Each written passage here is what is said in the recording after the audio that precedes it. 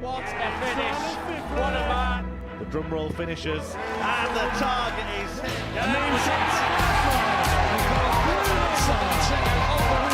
And it comes on finals night, and it's another Prayers, Dirty Harrison! Van Velzen!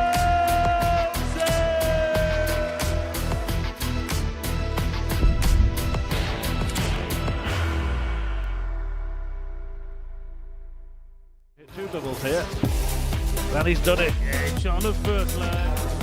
Top tier for Williams to double his advantage, and he finds it. Top. Oh, look at The this. second leg, Simon Wilkinson. Fine. The double five, and he does take it out. It's on the fifth leg, will be 6 for 20, and that is an excellent rescue there. Go 3-1 up in 7-12 and It's on the finishing fourth has been leg. exceptional. See the way it's standing up, but he found a way past it. Rescued it well for a start up top. It's on the sixth What leg, a Simon save Wilkinson. that. It's on the He goes second again. leg. Just to upset the top three, and that is what he's doing. He's like this. He loves it. 2-1 to Johnny Haynes. There's heat, there's flames, there's lava. Volcanic, what can we do? It gets manic. I know what got powers.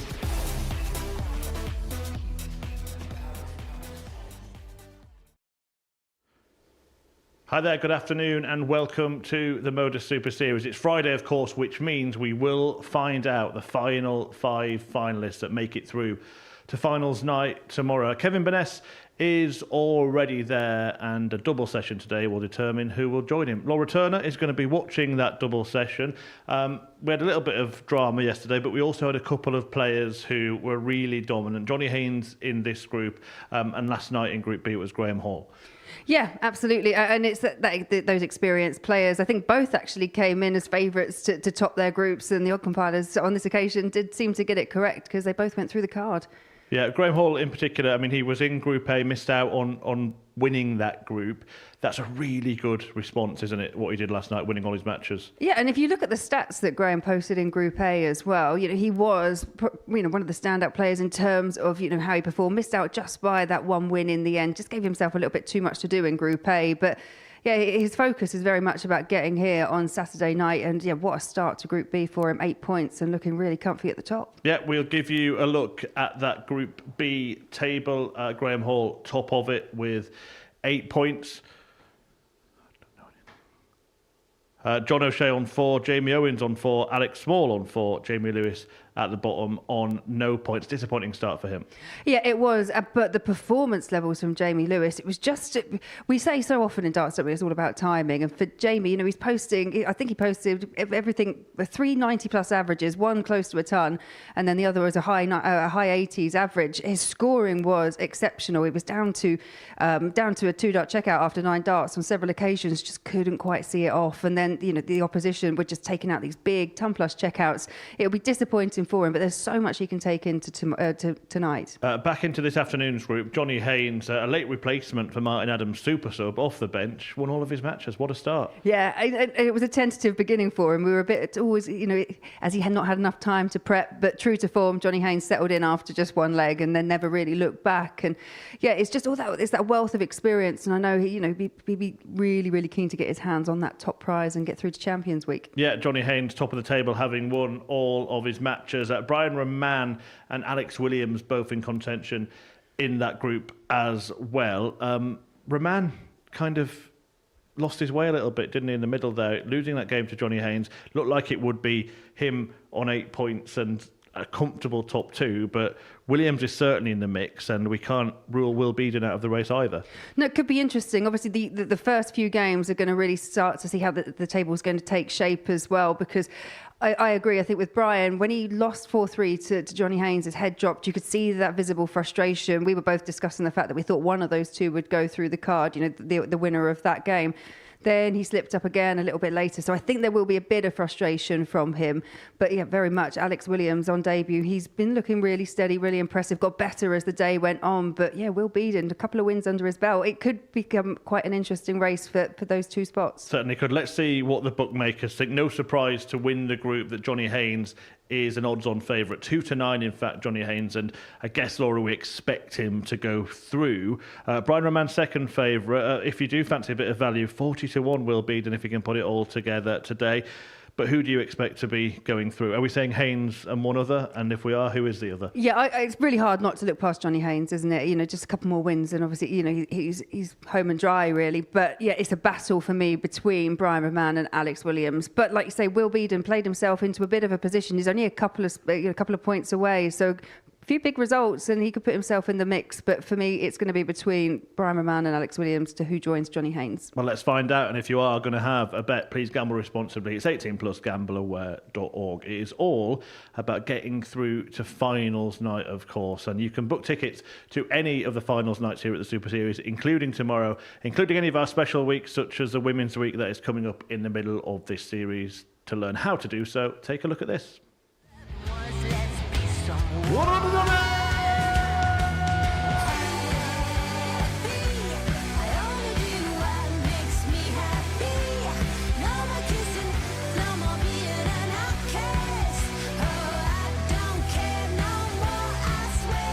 It's a great stage to play on. I love coming to the Super Series and playing, especially doing it in front of a crowd. Can't fault it. I've absolutely loved it, and it's been a great experience. Modus Super Series Women's Week champion! To become the first ever female player to hit a 10-5 nine-time finish! It's history for Paul Greaves!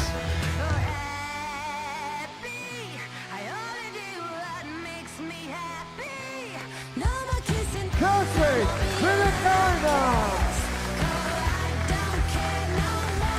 The Lancashire Road, Lisa Ashton.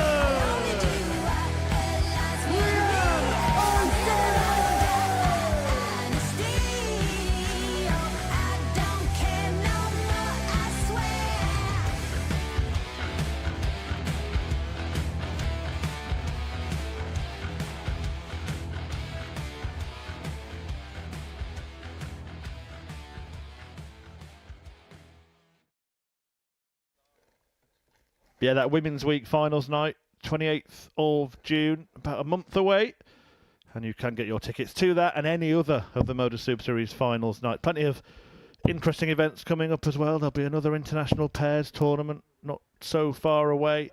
And of course, Champions Week available. Plus, watch out for our influencer events that happen here at the Live Lounge. But today, well, for these two, I think you would say they're the only two players that aren't really in the race and are playing for a little bit of pride, and they want to forget what was a little bit of a video nasty their game yesterday. It was the longest ever game we've had at the Modus Super Series, spanning over 37 minutes. The fixture between Pim van Binan and Simon Wilkinson. There were 50 darts missed at double. But the good news for the pair of them is they've got the chance to change a narrative in the very next game they play on that stage. Yeah, it was one of those games, wasn't it, yesterday? It was just very difficult. And you could see with both of them, the harder they were trying, then the more difficult the task became. But for Van Binan, obviously, we know the struggles that he's had up on the Oki. And he did put in a really strong performance in a win yesterday against Will Binan. Averaged just under 85, was 4 from 7 from the outer ring.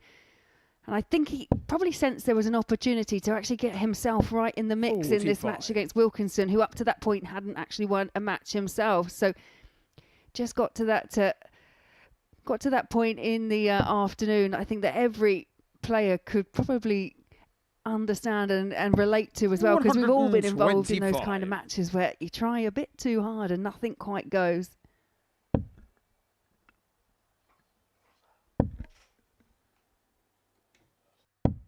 $45.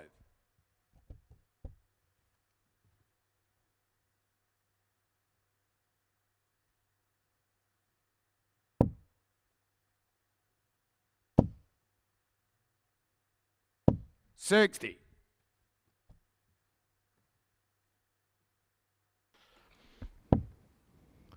Yeah, I don't think we'll learn anything, Laura, until we get down to the double in this opening leg. 48. I think the pair of them are That's the bit, wasn't it? It was the first leg that really set the tone for the match yesterday when they both missed. I think they missed more than 20 darts at double between them in that first leg. Yeah, as you're saying, it kind of just then set out the way that the rest of the match was going to go. 60. I mean, there were some high points. There was the 90 finish from Van Binan.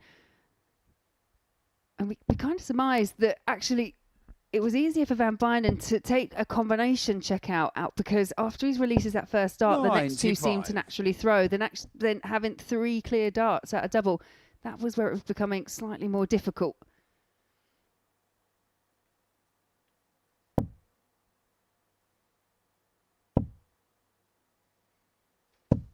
$140.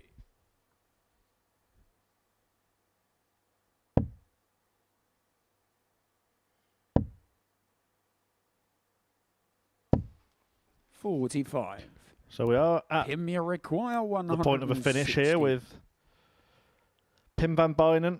If you haven't been watching all week, he has been struggling with a little bit of dartitis, although there was no sign of it on that occasion. 100. And this is kind of where he was hoping to kind of progress to, wasn't it? Using the experience here at the Modus Super Series just to learn a little bit more about his game, playing these amount of games. He's obviously come through Group 8, finds himself in Group C, and now finds himself in a really strong position in the opening leg. Can he throw in some freedom here? It is usually when he gets to the point of the doubles that the issue, but that's quite quick. This is encouraging for Pim on the start of Friday. Would be even more encouraging if this went in, which it does. The first leg, Pim Van Binan. Second leg, it's Pim to throw first. Well, that opening leg, Laura, can rather delightfully advise you has taken a quarter of the time that the first leg yesterday took. Yeah, it's a really positive start from the young Dutchman. 60.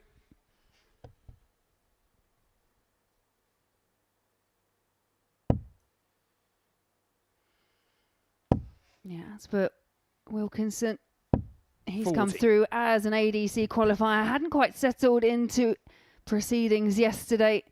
Obviously, we'll be hoping for a better day today, but it's not the start he would have wanted here.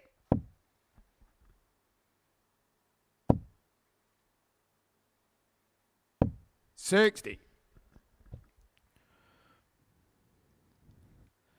Yeah, we're going to see a big match next. Alex Williams against Johnny Haynes. For me, if Haynes wins that match, then he's through. Maybe not mathematically, but there's just, he put 6 points between himself and third place by winning that game. But if Williams can win it, and then Raman beats Will Beeden, suddenly it's open between the three of them again.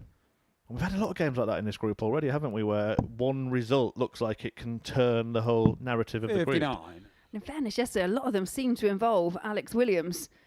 And then, as you say, the next one will involve him as well. And it could, again, change the course of the way the group pans out.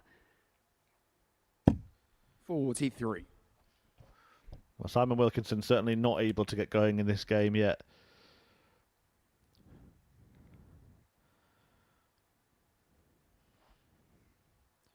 It's another thing that players do have to adapt to when they come to the Super Series quite often, especially when you're playing on the ADC. Those tournaments, those events are normally 60. done on an evening, whereas obviously Group 8, they start at 9:30 in the morning, and here we start 1 o'clock in the afternoon in Group C. And perhaps one thing to work on is just your routine and preparation when it is, when your start times are different.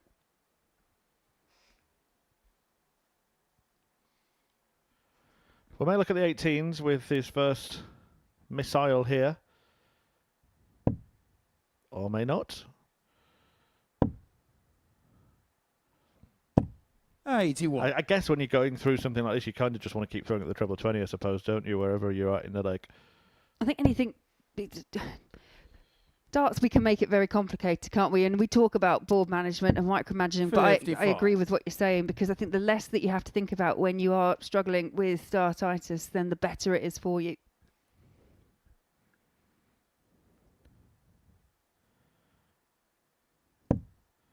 When I used to play badly, I'll say badly, in pub leagues, there's always been those infuriating opponents who just didn't even consider trying to counter all. They just consistently throw at the treble 20 until they run a double or anywhere near one.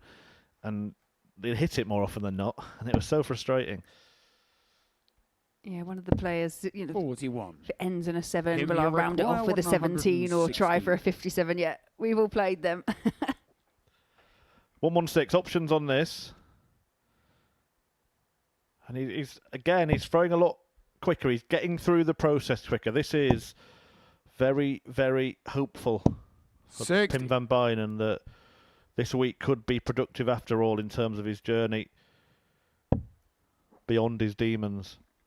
Well, he's been really positive, hasn't he, about the whole experience, and 45. just wants to see how Pim he's doing. required And I will say, 56. despite the clear frustrations he must be feeling with regards to the release of the dart, he doesn't seem to have been too kind of bothered by it. Hasn't really reacted in a way that some players would. So Topsy wants. That's not a bad dart. Can he use it? Well, he did hit it, didn't he? And it Simon diverted require dart 2 into the 5 segment, which does make his return a little bit tricky. And he will return because Wilkinson isn't going to pull out this particular rabbit. 45. Pim you require 35.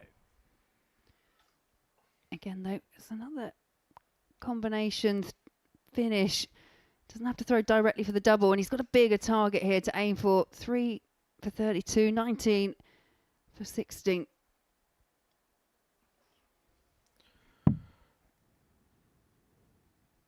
So D16 to sink the battleship. 19. Not badly thrown darts, but Simon doesn't want to end up in 122. a tangle like the web that was woven yesterday in a leg between this pair. Wilkinson's had real trouble finding the big 18, I think, over the course of his campaign. Seems to be a bit of a bogey target for him. 81. Pim you require Yeah, from that very 60. first match that we saw him yesterday afternoon.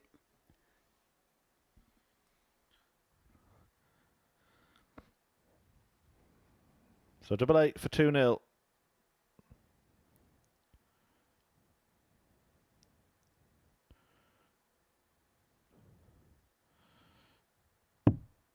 Again, the darts are well thrown at the doubles. One's going to go in sooner or later. I think it might be this one. No score. It wasn't far Simon away. require 41. But it's 9 missed and Wilkinson has a chance to level. That's double 16, the target, and that's Change a on the well second pinned leg. double 16. Simon Wilkinson. Simon's first shot at Third the leg, outer it's ring, Simon and to throw converted in one. first. Game on. Well, while we're in the opening match of the day, let me add my congratulations to Luke Humphries, the new Premier League champion. 45. I think it's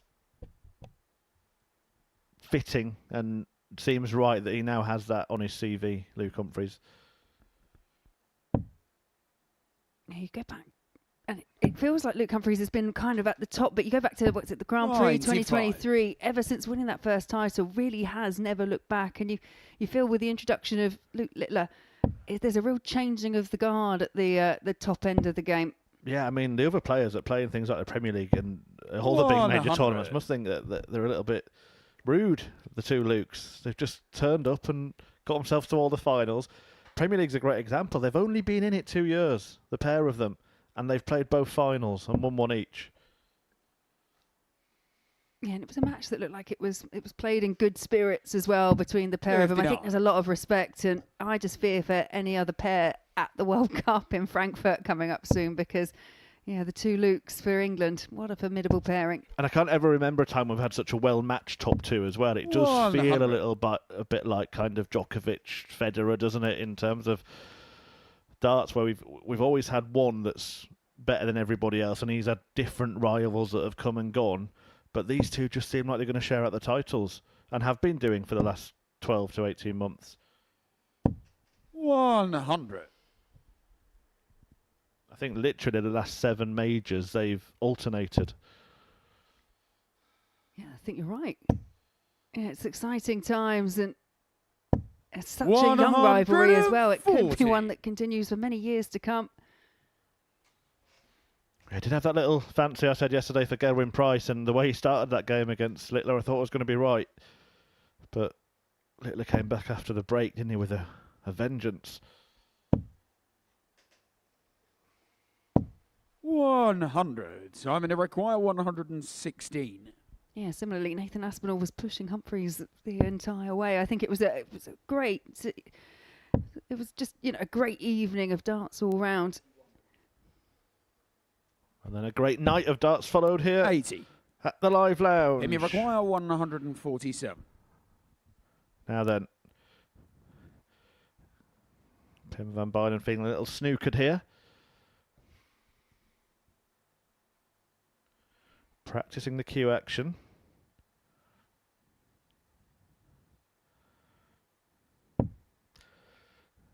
Misses the first red. 65. Simon, you require 36. Simon had no issue with double 16, the last leg. Double 18 is now the target. 18. Pim, you require 82.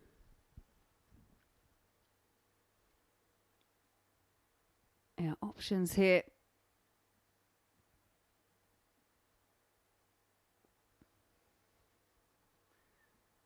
I think we could be looking at ball. Well, it's gone in the 19, so 63. Treble 13 leaves double 12. 58. Simon, you require 18. Options, straight four, it looks like the plan. Now can't afford to go inside. No so Van score. Bynen now with an opportunity to require pinch a leg 24. from his opponent.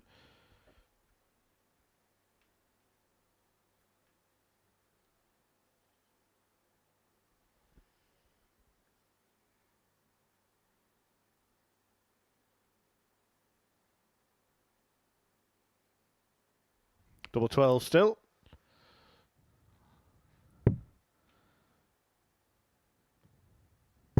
Yeah, Game well shown done. the third 2-1, leg. Pim van Bynen. Pim van Bynen. Fourth leg, it's Pim to throw first. Game on. So far, every leg going against the darts, and Pim van Bynen did have chances to actually be leading this match 3 legs to nil. 100. Well, shall we take a trip down memory lane, Laura? Why not? And we'll let everyone know what happened on this darting day, May the 30th. And the first one that's caught my 85. attention is a 9-dart finish by a player called Mick Brooks at the Welsh Open 1999. Andy Smith went on to win the tournament. Brooks hit the 9-dart leg against Gary Spedding.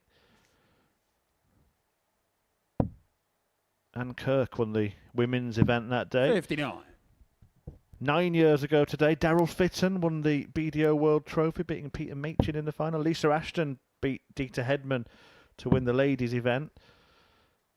11 years ago today, Michael van Gerwen got the better of Peter Wright in the Dutch Darts Masters.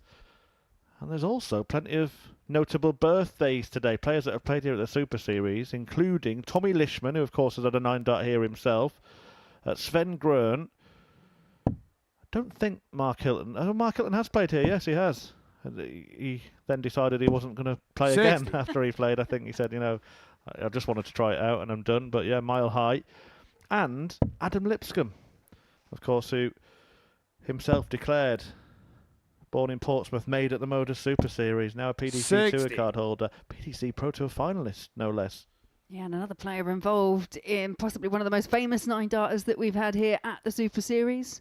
The one that was hit by Fallon Sherrock. It was Adam Lipscomb on the back end of that. But there is an important birthday that is not on that list. And that is that of my mother, who, if I don't say happy birthday to, 100. she will tell me off later. So happy birthday, Mum. Happy birthday, Laura's mum. Yeah, she's an avid watcher of the Super Series. 60. Well, bring her down tomorrow night, Laura. Have the birthday party at the Live Lounge. I will send her, or I'll extend her an invitation. Yeah, it's only a £5. I'll treat her. 40. Well, Van Bynen down to a finish first as he looks to open up a 3-1 lead, but Wilkinson Well, look to sort of half his score here, you would think. Not going to do that by switching. He 58. can't find a treble. Pim, you require 142. Yeah, absolutely nothing to split them in this leg. Both on 142, but it's Van Binan with the first opportunity.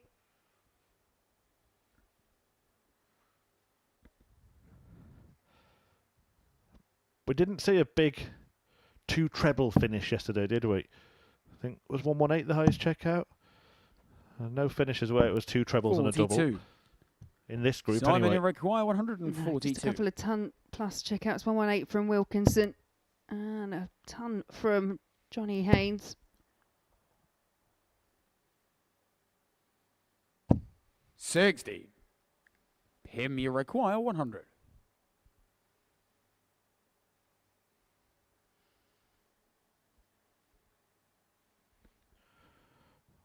Well, can PVB get himself a 3-figure finish here? 60 the first target. Now he's got options. Is it tops? No, he went for the treble. Don't bust it. 55. Simon, you require Going 82. Bryce bust 100 last night. I think he did. And I think that he said on his Instagram, he does like to go on Instagram immediately after a match, that was the moment really where he unravelled after that.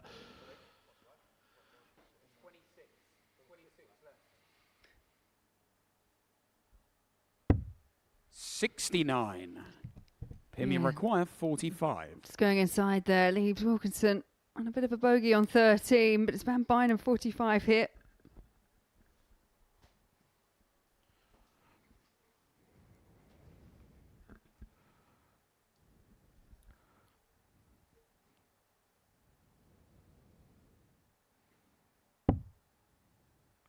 So double 16 for a 3-1 advantage. Overpitched it. 21. Simon, you require 13.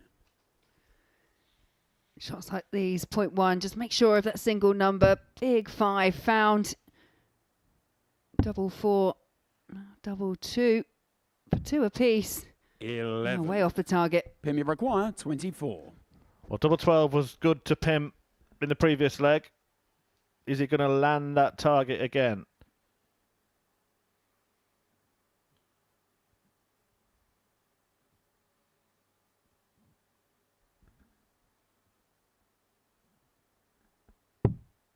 Game He shot does, on the 4th and he's leg. 1 away from the win. Pim Van Binan. And you know what? He might be ruining the missed opportunity to win this match Simon yesterday, to throw because had he first. won that, Game on. a win here would put him on 6 points. He'd be tied with Raman and Williams and in the race. Yeah, and we did wonder yesterday, didn't we, that it was that something on the back of his mind as well, knowing that there 26. was actually a way back into the tournament just because of the way that the other results had panned out. While we're on the subject of yesterday, another tribute needs to be paid because, of course, a certain referee by the name of George Noble refereed his last ever Premier League darts match. The news came through that he's 60. going to be hanging up his microphone at the end of the year after the World Championship. And for those who are unaware, he's actually a co-founder and managing director here at the Modus Super Series. 100. I've had inquiries about whether he's going to referee here, but he will have to audition, of course. It's only fair. I'd like to be a fly in the wall on that meeting if it ever came up.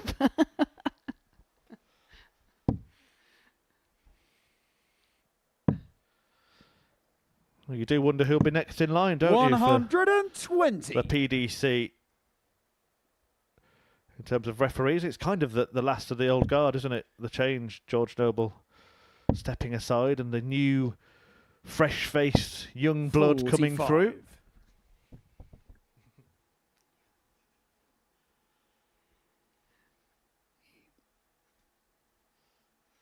Yeah, obviously, just a couple of years ago, obviously, the semi-retirement, I'd say, of Russ Bray away from those majors, still doing stuff over on the Asian tour. But yeah, now George Noble also stepping away. I agree. It's these new referees stepping up to the mark. 140. Yeah, Kurt Bevans, Charlie Corstefin, Hugh Ware, the mainstay team. Now we do, of course, have Paul Hinks as one of our regular referees here, as was part of that. Well, it was sort of a Hinks Noble 42. Bray trilogy for a while after Bruce Spenley retired a good few years before any of those.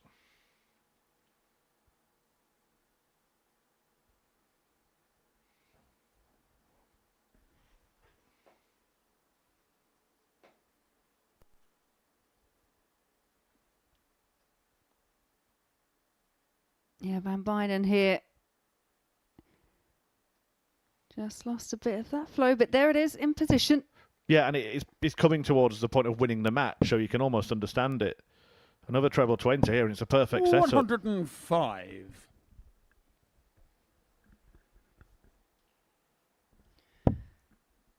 We just think if that positive start can feed its way into, deeper into a match, 60. and then hopefully it will It get to a point 76. where start banishing the dartitis completely. Can he get it won with a nice combination checkout? It'll be a meaningful victory for Pim Van Binan.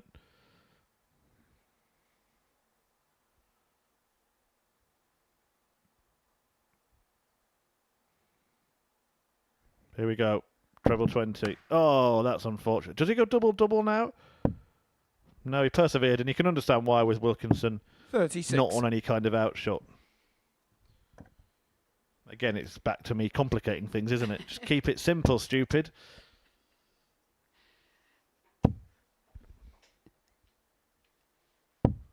I thought we could have had the first max of the match. It's a 1-2-5 in the end. Just taps on the 40. shoulder of Van Binan there.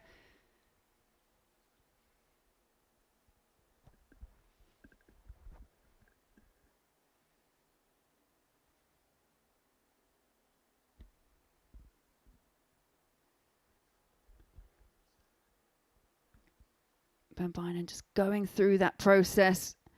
It's a big dart, isn't it?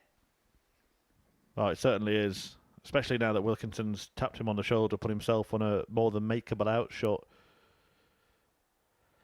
Double top for the match. Here he goes. In it goes! It's a win for Pim Van Binan, who bounces back from defeat in this game yesterday. There were much better signs in there for him, and he kicks off his day with a victory. A 4-1 success for Pim Van Binan, who limps off the stage, but he certainly didn't limp over the line. Comprehensive victory. After the break, Williams takes on Haynes.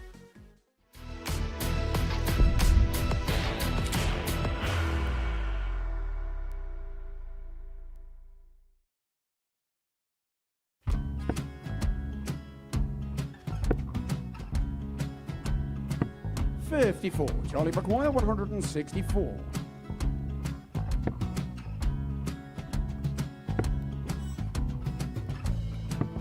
44.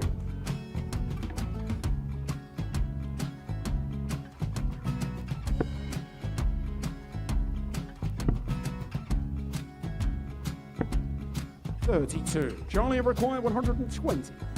Well, 120. He's got a fair, at least 2 handfuls at this. Just needs to stay 60. there. That's a good shot. Halves his score. Leaves himself on a 2-darter.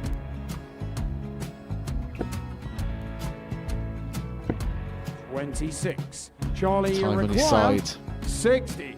to become back-to-back singles champion.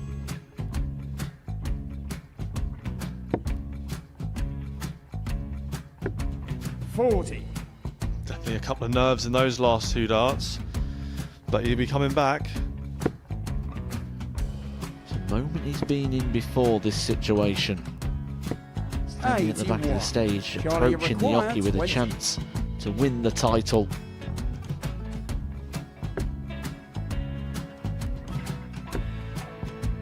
He did this to win the first title, if you remember. 11. I think he's gone. Georgia I think he's required gone to 180. bust it, maybe. The first title he won, he wanted 20. He went 6-7-7 to win it. He had a chance to replicate it again. Yeah, I get the feeling that was for a bust, and 39. on that situation there, George Gay wasn't even 9. able to take it out going to the 18s on that switch. Yeah, I think he just panicked a bit, but he's done well to get that big one. Sometimes can be the hardest part. Georgia requires This is it. 79. It's got to be 19s. It's got to be 19s for this shot. Big 20 and a double. He's got the first one. He's going to get a match dart here.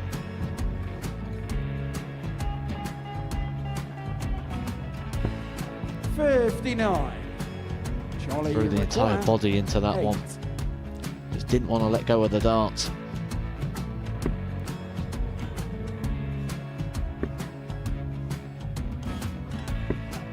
No score. He's given George a chance. Georgia require 20. I think George has been quite good on double 10 today. So many opportunities for Charlie Murphy. Got Couldn't get the job it. done. Got to end the match. And the Red Dragon George Modus Skate. Super Series Influencers Champion, George Skate.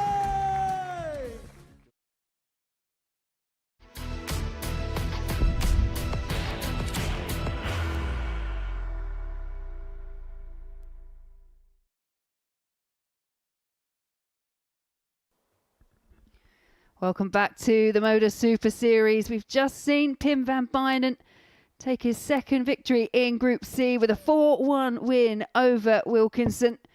And now we go to the top of the table in the battle for those 2 spots through to finals night tomorrow. Got Johnny Haynes, who went through the card yesterday, didn't drop a single match, and playing this man here, Alex Williams, 27 from Holyhead, making his debut here at the Super Series and made a really positive start as well.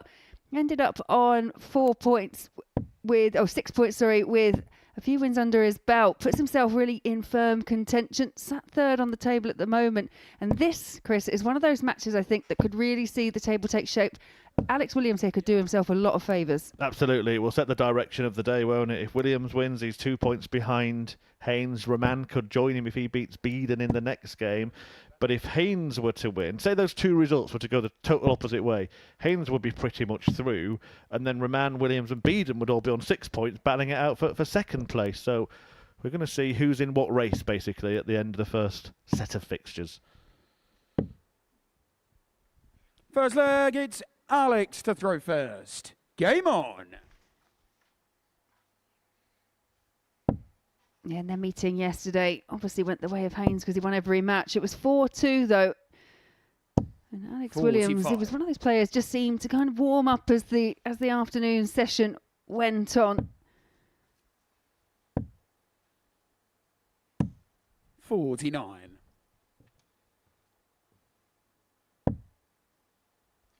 Perfectly pitched first start. Almost expect to see a player at least find one more in there when he land a dart at that angle in that target, and he did.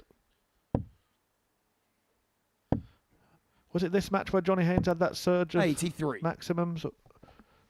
Yeah, I think, did he end up with 5? He had 2 legs where he went 180, 180, and then was actually on for the 141. Then the next leg after had a score and then backed it up with another couple of 180s. 45. It was, quite some feat. It was 4 180s in 5 scoring visits, wasn't it? And then he added another one for good measure later in the game. He's a player that's got some pedigree. 140. Did have a PDC Tour card from 2012 to 2017. Did lose it in the end of 2014, but got it straight back at Q School in the following January. But just never really made it to the big events, did he? 99. And it's difficult, isn't it? Especially when you do pick up that tour card. We spoke about it yesterday. Just so difficult to make that initial progress to get yourself in those big tournaments to then really start adding prize money to the rankings. Yeah, just 1 appearance at the PDC World Championship. That was 2013. 58. Alex, you require 2022 went on to then make his first appearance and only appearance at the WDF World Championship. Has played at the UK Open 11 times. 94. Johnny requires 72.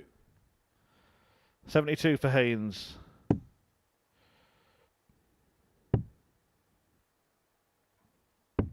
$60. And misses Alex, the you double require 6, so 50. Williams comes back to try and clean up the 50. 18 is the choice for double 16.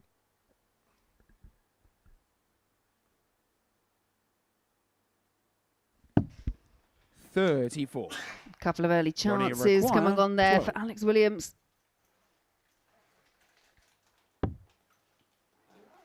Ooh, a double three. Game shot on the first leg. Absolutely no problem Johnny though for Johnny Haynes. Haynes. Second leg, it's Johnny to throw first. Game on. Yeah, we were going through yesterday, weren't we? The sort of darting degrees of separation, and another sort of 140. tentative link here, because Wes Newton played last week at the Super Series, and he was the person who beat Johnny Haynes in that only PDC World Championship appearance. 96. And the person that beat Johnny Haynes, wasn't it, at the WDF World Championship, is actually in this group as well. It's Brian Raman. 100. Strange quirks of fate. Best run in the UK Open was 2017 by Johnny Haynes. Lost out to 100. certain Rob Cross on that occasion. He certainly won't be playing here anytime soon. 60. He is one of those really dangerous players at this level that just seems to be unable to take that next step up. 95. So he's one of those prolific players. Just if there's a competition on, you tend to find, around the Swindon area, even when we've run tournaments over in the Surrey area, Johnny Haynes in an open tournament will turn up.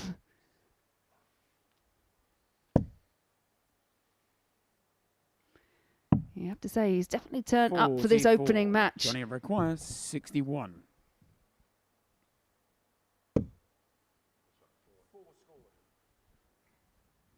$17 would leave him on tops. 21.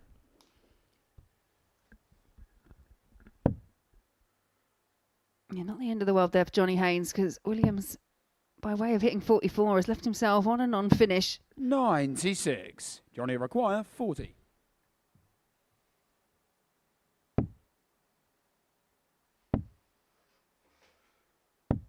$20. Alex, you Okay, just a require little 70. bit of light here for Williams. Can he capitalise?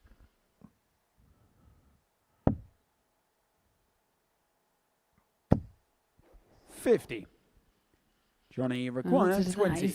No, he can't.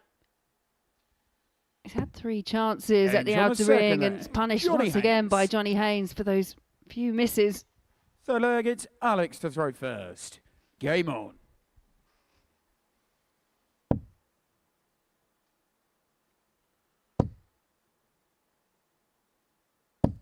$140.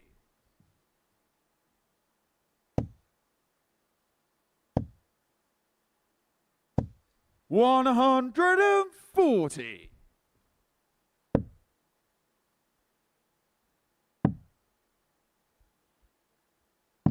$58. And it's just those few little slips from Williams just allowing Johnny Haynes to just wrestle away the advantage once again. 99. In a group like Group C, where it has the potential here to get quite clustered at the top of the table, the one thing you don't want to suffer is a big defeat. It's important, if Alex Williams here still does 57. go down to Johnny Haynes, that he gets a couple of legs on the board. Yeah, absolutely. Particularly with Brian Raman already having a better leg difference and playing in 42. the next game. Williams will face Raman. He could find himself falling adrift quite quickly. It's the way we noticed it yesterday, wasn't it, with regards to the fixtures that Williams had. He had 77. those 2 favourites for the group at the end, but today now obviously kicking off with the 2 favourites, and it can really, it sometimes feels so important when you're in that chasing pack to 140. get a good start, and it's hard when you're facing the guy that's at the top of the table.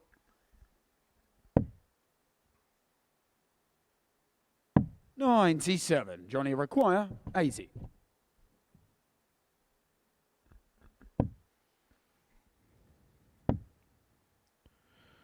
Double top. 40. Alex requires 72. Again, another one of these type chances for Williams. This time it's double 12 for target. Just inside, and 60. double 6 was troublesome Johnny, for him you yesterday, require to be fair. 40. Yeah, it doesn't seem to be happening for him in terms of finishing off legs in this one.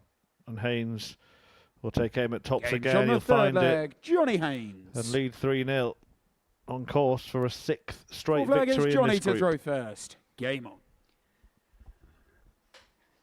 Yeah, and I think Williams will be frustrated. He's had darts in every single leg at a double. Hasn't been able to convert. Okay, they haven't been 3 in hand, but they have been kind of those pop type finishes, but not been able to find it. 58.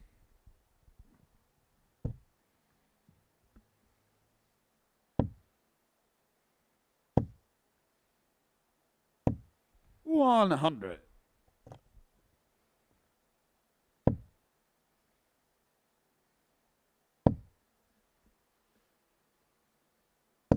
$60. Yeah, and I think 2 visits there from Williams, not being able to find a treble against Johnny Haynes, who just seems to be absolutely free-flowing at the moment. You feel that this is just one of those matches that's really got away from him. 100. Yeah, really will have to target victory in the game against Raman. And before that, Brian will take on Will Binan and Haynes will face Simon Wilkinson, 60. who himself could be a little bruised after that 4-1 defeat to Pim van Binan in the opener.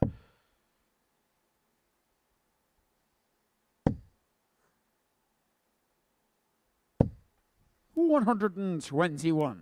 Johnny, Rick, 120. Yeah, he's still battling away, Williams, but it's a chance here for Haynes to wrap this up. 4 legs to 0. Tops. 100. Right in the corner, but just underneath the intended double. No finish, though, for Williams. So Haynes will return for a trusty double 10, 56. which he has been quite efficient on over the last couple of days. 20. For a thumping 4-0 win. Not bad for Game starters. shot out Johnny the Haynes match. off to Johnny a Friday Haynes. flyer here at the Super Series. He defeats one of his rivals, Alex Williams, and effectively, you'd have to say, puts himself through. Not there yet mathematically, but as good as. Haynes carries on his march. 6 straight wins now. Coming up next, Brian Raman takes on Will Binan.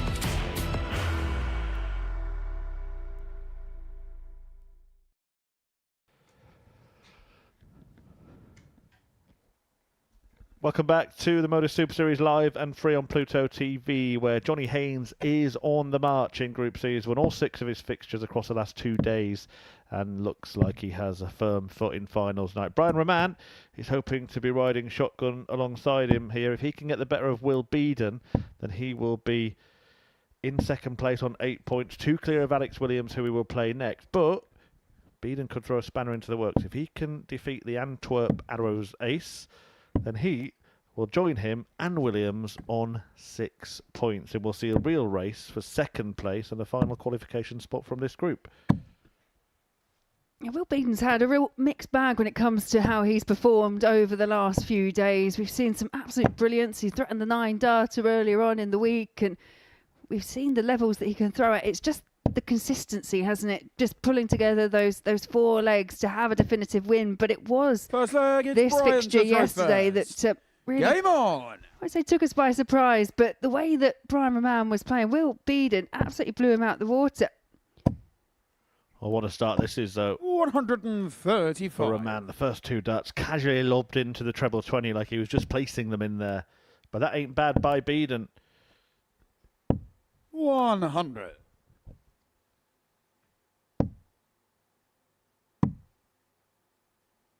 I wonder how much inspiration Brian Raman will take from watching probably his closest rival in terms of this group in Alex Williams going down 4 legs to 0. It's improved that leg difference between the pair of them, and he's now got it in his hands to actually force himself up into in a better position in number 2 on the table. Seen plenty of Brian Raman recently at the Live Lounge, of course. Took part in the international pairs extravaganza. What a week that was. I think that was probably, for me, the most enjoyable week that we've had here at the Live Lounge for some time. It was a nice mix, wasn't it? Because it was a pairs tournament, so we had more players on the stage than we ever had, especially when it came to the 9 dart shootout, which was another fabulous element to the finals night as well. But it was played in such a way that, yes, there was lots of serious darts, but there was a lot of fun as well had by all the players involved. 46. Yep, partnered Santi Vandenberg. 124. Familiar name in darts, brother of Dimitri, who will be at the World Cup that's taking place in a couple of weeks. 84. Rhino requires 66. Double 16.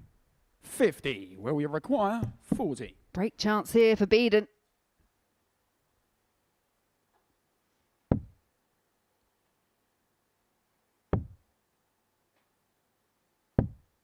Break chance passed up 60. by Will Bidan, and now Brian Raman can restore order on double 8. Game shot on the first leg to lead 1-0. Brian Raman. I just a thought on that World Cup as well. It was mentioned last night, wasn't it, after the Second Premier League leg, final? it's Will Those to two are going to first. be Team England. Game on. Luke Humphries and Luke Littler. Good luck, everybody else. Yeah, I know that there is no one that's invincible, but when you just look at the titles that they've picked up between the pair of them over the course of the last 18 months. 56. And also consider that the way they play against each other, it's played in such a friendly manner. They seem to get on as well. And in pairs, we talked about it at International Pairs Week. Having 140. that dynamic with your partner where you know that you can trust them, you get on with them, that's massive. Yeah, I think they'll actually both really relish 95. it. Looking forward to it. They know they can trust their partners. It seems, I mean, the only sort of comparison I can make is, say, Michael van Gerwen was English or Phil Taylor was Dutch, and they were together sort of 11 or 12 years ago. 121. Where we were 161. Then again, I'm not sure they have the same level of camaraderie, to be honest. Well, yes. 137. Yeah, I think the only other pairing, just because of how they play together, is probably the likes of Clayton Gerwin Price, where they've got the pride of playing for Wales and they've got the experience of picking up the trophy as well.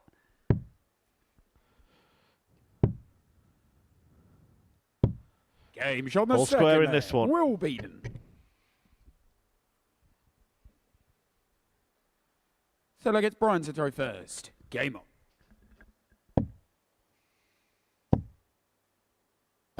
60.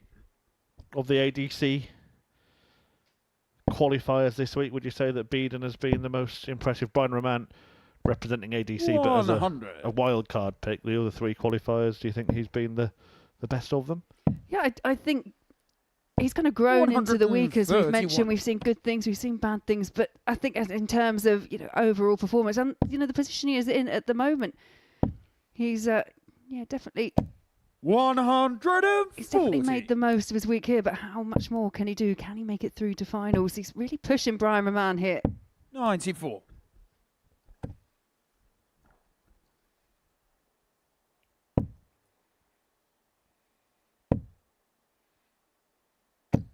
$45.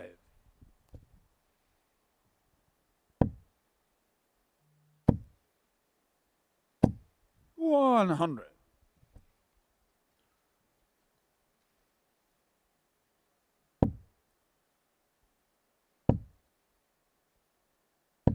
85. Big calm start, just trying to hang on to the coattails of Brian Raman. 100. Well, we reckon 131. Let's go for the treble 17 to leave 80 there. But it's double 8 that Raman Brian requires 60. will take aim at here. Game on the third leg. Brian Raman to lead 2-1.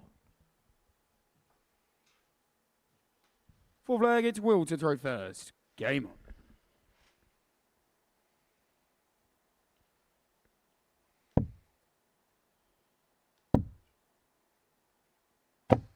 $61.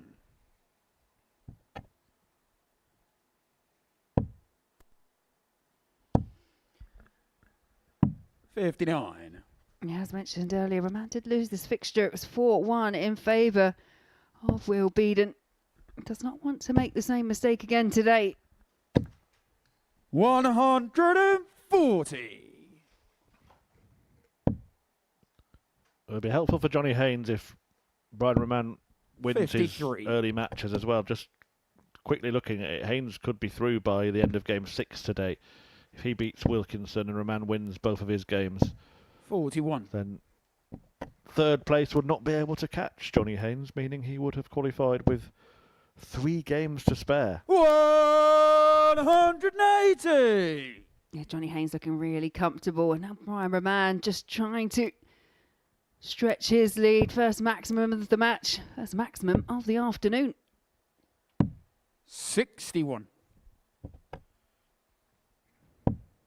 If he gets a break here, he looks like he's on an easy street in this game. 85. It's a little wayward one there, offering some optimism to his opponent.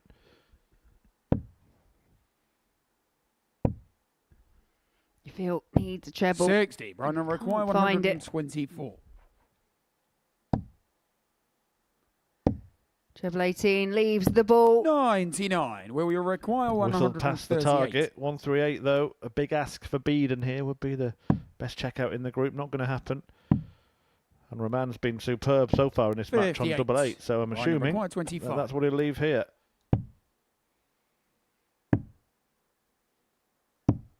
$17. Will we require 80? Double 8 letting him down on this occasion, and Binan now stepping up 80 points between him and 2 apiece. 40. Brian require 8. Game shot on the fourth flag. Double Brian 4 Raman comes to his aid. Raman now 1 away. Fifth leg, it's Brian to throw first. Game on. From reversing that result from yesterday. Yeah, Raman just breathing a little sigh of relief. He was under threat there, but finds the break. And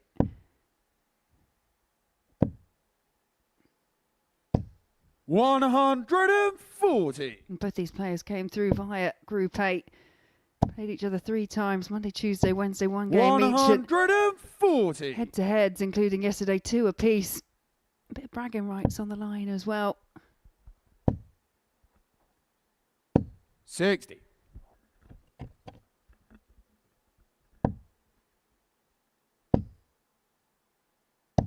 $100.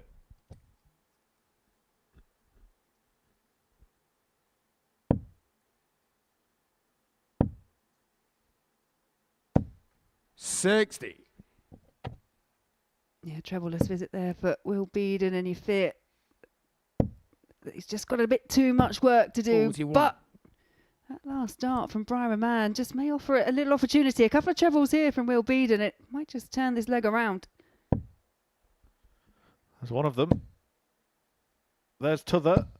140. Brian, 139. Just does put himself in a good position to strike here. Minor argument that he could have thrown the last start 91. at the bullseye. Require 101.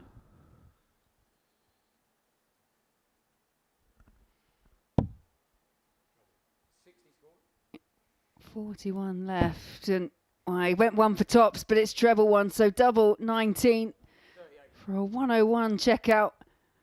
More importantly, to keep him in the match, 82. and it just goes high. Brian, require 48. Tops end. Game And shot Raman and runs the right in match. that one. A Brian 4-1 Raman. success for the Belgian, reversing the scoreline in this fixture at the end of yesterday, and putting himself on 8 points, probably ruling Will Beeden out of the running in this group. Johnny Haynes, well, he is marching towards winning the group, and he's going to take on Simon Wilkinson next.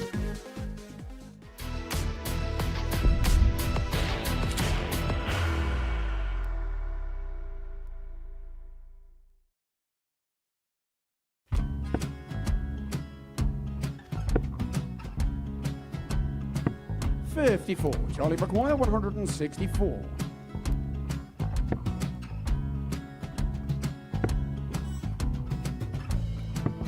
.44.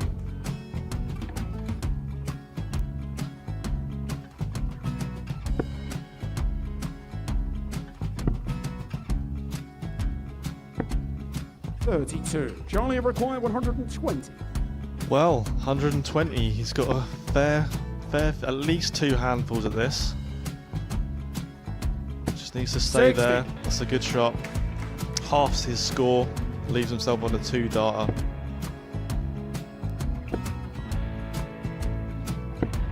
.26. Charlie Time on his require side 60. to become back-to-back singles champion.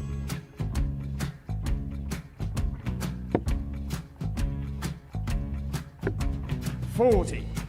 Definitely a couple of nerves in those last 2 darts. But he'll be coming back. It's a moment he's been in before this situation.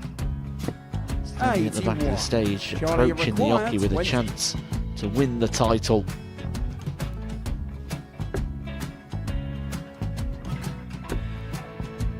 He did this to win the first title, if you remember. 11. I think he's gone. Georgia I think require he's gone to 118. bust it, maybe.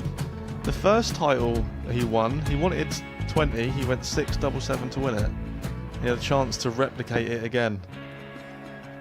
Yeah, I get the feeling that was for a bust, and 39. on that situation there, George require Gay wasn't even 9. able to take it out going to the 18s on that switch. Yeah, I think he just panicked a bit, but he's done well to get that big one. Sometimes can be the hardest part. Georgia requires This is it. 79. It's got to be 19s. It's got to be 19s for this shot. Big 20 and a double. He's got the first one. He's going to get a match dart here.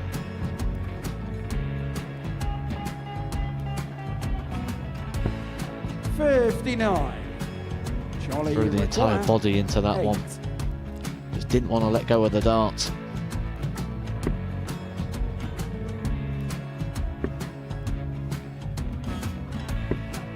No score. He's given George a chance. Georgia require 20. I think George has been quite good on double 10 today.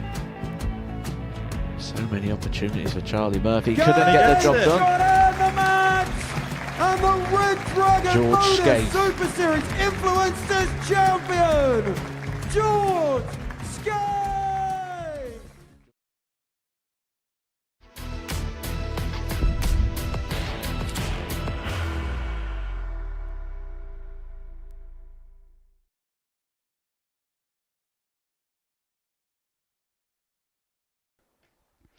Welcome back to the Modus Super Series. We've just finished our first round of 3, which saw Johnny Haynes take a 4-0 victory over Alex Williams. He's back up on the oche, taking on Simon Wilkinson. Simon Wilkinson started off proceedings, went down 4-1 to Pim van Binan, and then that last match, Brian Raman puts himself in a good position for qualification with a 4-1 win over Will Binan.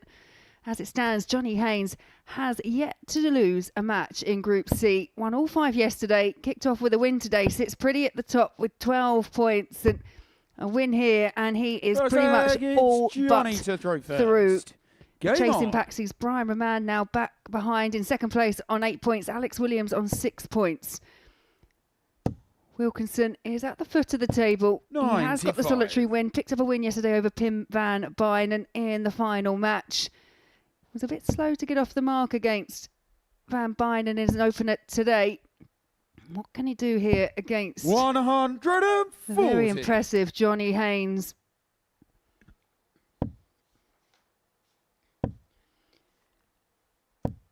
Yesterday in this match, Wilkinson actually raced into a 2-0 lead. There was no panic from Haynes. Haynes then ran away with the next 4 legs, but it was the best in performance that we saw from Simon Wilkinson from throughout the day, included a 118 checkout. Little fumble there, Johnny Haynes, but doesn't seem to have put him off his stride at all. 78.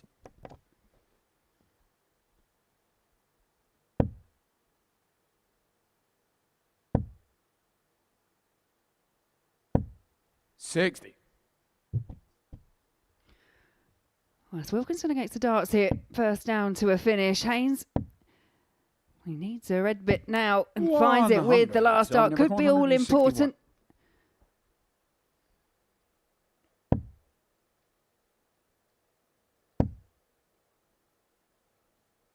65. Johnny require 145. Yeah, good use. Bringing in the 25 there to make sure he's on a 2-dot checkout. If he gets the chance to come back. Oh, shake of the head there because that looked like it was in, and that most certainly is in. Simon require 96.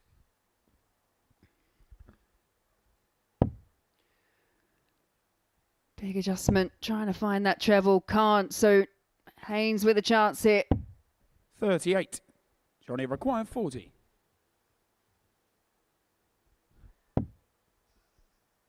Low on tops and over to trusty double 10 and goes inside. So Wilkinson, 58. 3 darts in hand, 58. He has had trouble pinning the 18. Well, no trouble this time. So 2 for tops. 38. Johnny require 10.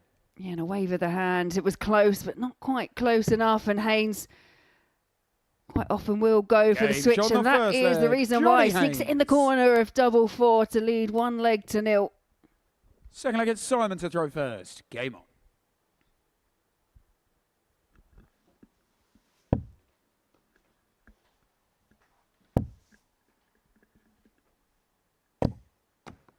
$25.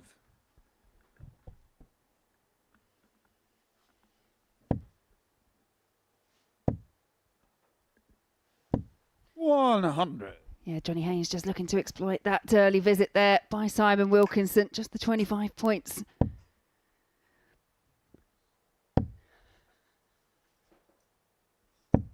$100.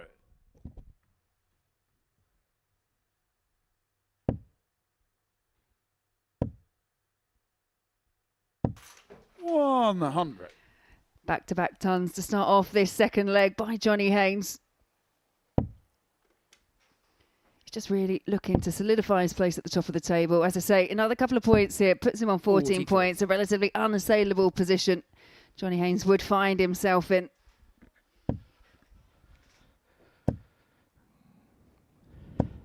$140. Yeah, I don't think you'd get many returns for backing him to go through at this point.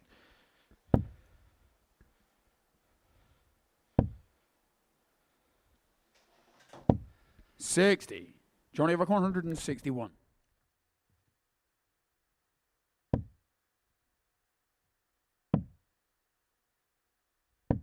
$97. So 64 when he returns. And there is every indication that he may be even more dominant today than he was yesterday, because not only is he on course to win his first 2 matches, so far he hasn't lost a leg. 60. Johnny requires 64. Yeah, can that trend continue? It's chops for 2-0 for Johnny Haynes. 44. Yeah, although he's not quite finishing as efficiently as what he'd like, his scoring has been on point. 100. Johnny required 20.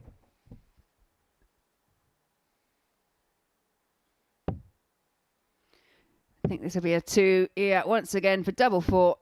12. Simon, you require 113. Well, Wilkinson got his highest finish against Johnny Haynes yesterday. Finished the 118. Looking at now, it's 93. Now, double 18 for a 113. And not far away. Johnny, you require 8. Double 4 for Haynes to double his lead. Yes, James on the 2-0. second leg. Johnny Haynes. Yeah, Wilkinson Third has leg is had a Johnny couple of to throw chances in first. both Game legs.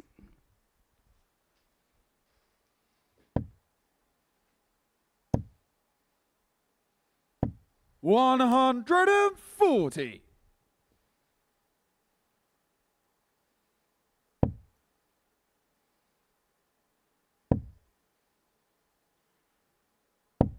$45.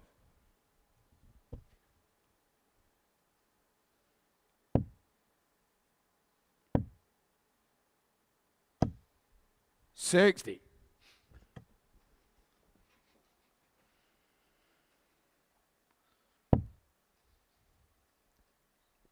Wilkinson, as mentioned before, did have his best match 60. against Johnny Haynes yesterday, but just what he did so well, especially in the earlier legs, was he was polishing off those bigger finishes. He's had chances, just hasn't been able to find them. And now you feel Johnny Haynes really has got that bit between the leg. He's down to 161 for a second consecutive leg after 9 darts.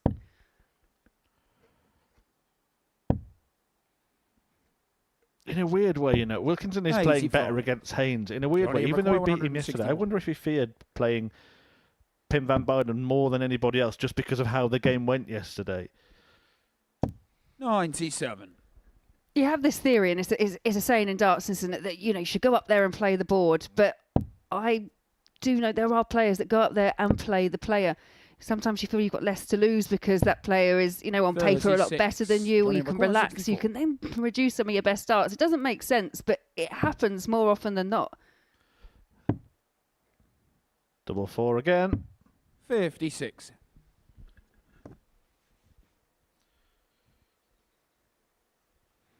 Yeah, there are certain players as well who employ a few mind games. Many of them are deployed in the practice room before they get onto the stage.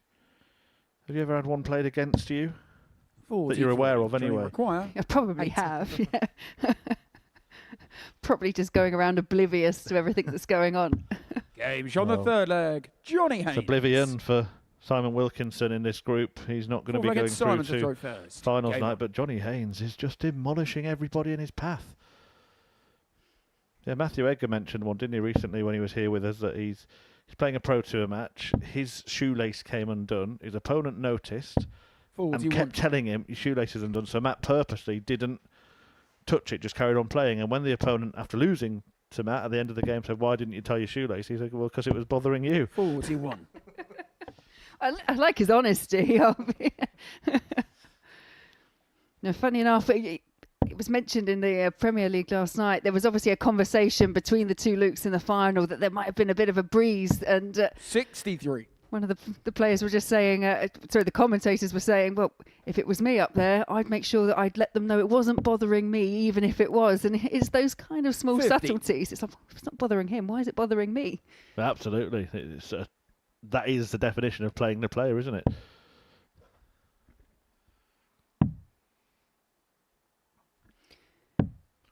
$30. Yeah, I've heard tales of Phil Taylor, possibly one of the best at doing that, along with the late, great Eric Bristow.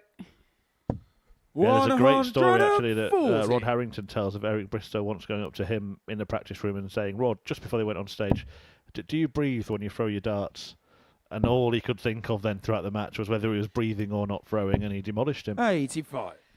And I do recall one time that I was totally played, and that was in an exhibition match against Peter Manley. Went up there, had the first leg absolutely cruising, and in the back room, Pete was just winding me up the whole time. And yeah, it really got to me. So yeah, just going to keep myself away from the opposition before I play on going forward. 45. Well, Johnny Haynes here could add the polish to the performances that he has had this week. He's not going to reel in the big one here.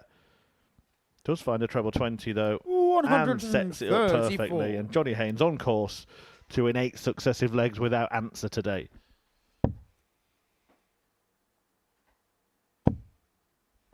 How often have we seen this from Wilkinson right at the 100. end of a match, Johnny just requires pulling out a 36. bigger score. Splitting for double 4. 28. Simon Everett 137. Well, Wilkinson now finds himself on a finish courtesy of that ton that he's just pinned. Not going to convert the 137 though. It's one of those awkward 3-dart checkouts. 93. If I remember rightly, Laura, as well, Johnny Johnny Haynes was require 2-0 down against Alex 8. Williams yesterday, wasn't he, in his last game? So he won 4 legs on the spin at the end of yesterday. This would be for 12 straight legs. And it is Game shot a delightful dozen for Johnny Johnny Haynes, who wins both of his matches today without losing a leg. He won his last 4 legs of yesterday as well. That is 12 legs on the spin and 7 wins on the spin. And Johnny Haynes, as good as confirms his spot at finals night. It can be confirmed by the end of this round of fixtures, the next of which is Pim van Binan against Will Binan.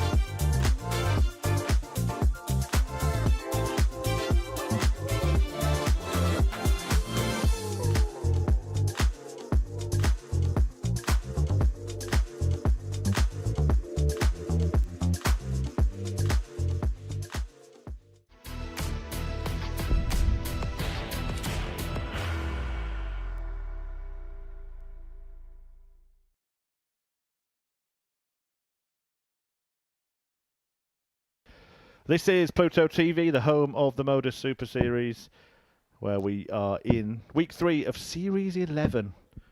Live coverage, 6 days a week and 24-hour darts content for you to devour. And right now, we're tucking into Group C, where Johnny Haynes is racing away at the top of the table like Max Verstappen after a Formula 1 First start. leg, it's Pim to throw first. And everybody else is Game playing on. catch-up and pretty much fighting for second place. That analogy might have worked better last year, but Van Bynen and Binan here. And you have to give full credit to Pim Van Bynen because he won his first match 4-1. 80. And he's thrown a lot faster. He's managed to not shake off the dartitis, but work through it quicker so far today. 41. Yeah, compared to what we saw, especially in that last match yesterday against Wilkinson, it was much improved today.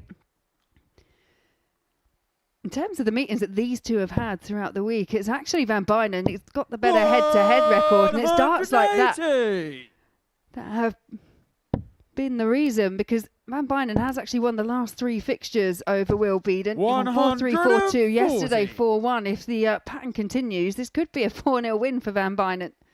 And it's a really solid start.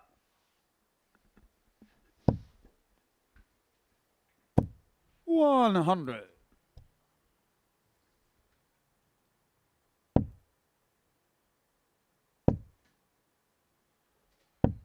$60. Pim, you require 141. I'd love to see him just slamming a big check out. Maybe it happens here. Maybe it happens now. Maybe it happens on double 18. 106.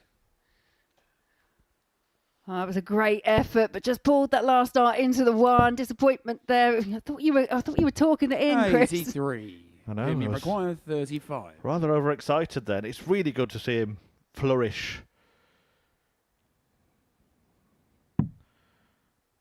Just think that one result at the end of the day might have just cost him the opportunity to be more competitive 3. in terms of trying to qualify, but full credit to him. Yesterday it was a struggle to watch, and I assume a struggle for him to play in, but 32. with total empathy and respect for what he put himself through. Today he's been a pleasure to watch. Well, in terms of stats, his best match came in this fixture yesterday. Averaged just under 60. 85. Well, you require 77. But it's Binan here with this opportunity. 77 required. Now, double 10, and that's Shot on the cleanly first taken there leg. by Will Binan. Second leg, it's Will to throw first. Game on.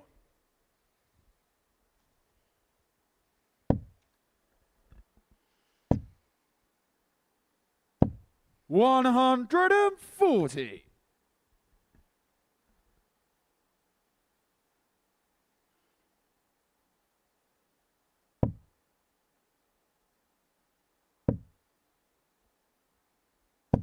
$100. Yeah, Van Bynen there. I think we'll be disappointed didn't come away with winning that first leg. Had 6 darts at the outer ring. 100. Missed the double 18 for a 1-4-1 checkout, and then ended up just chasing it round the board slightly.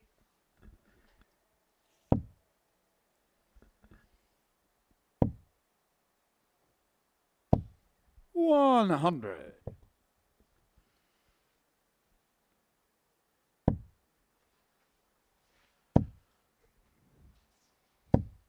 $140. Well, these two seem to be bringing out the best in one another. Yeah, Binan up in 3 figures in his average.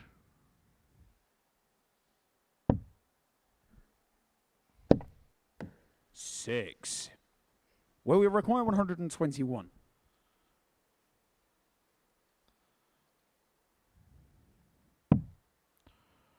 Do you like the different tone of voice that darts referees use for certain numbers? I was thinking, if it was lower than 6, could Owen get his voice 23. any lower?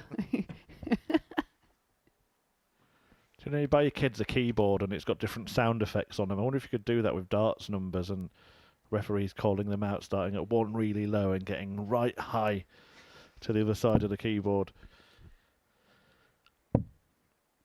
Maybe that's the future, the AI referee. 55. Will you require 98? Certainly be less trouble.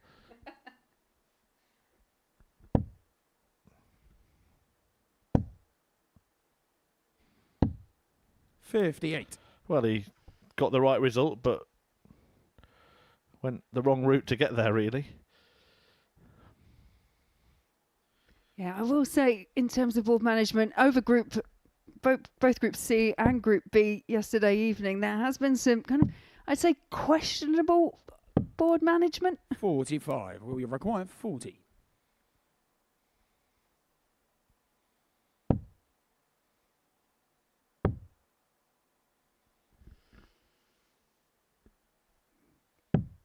$32. Well, that's probably sensible board management on this occasion, with Van Bynen not on a finish.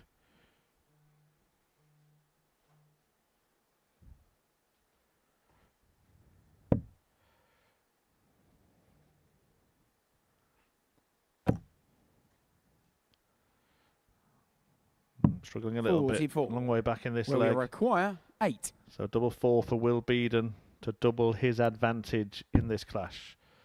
Becomes double 2. Becomes double 1. Game shot on the 2-0. second leg. Will Beeden. Third leg, it's Pim to throw first. Game on.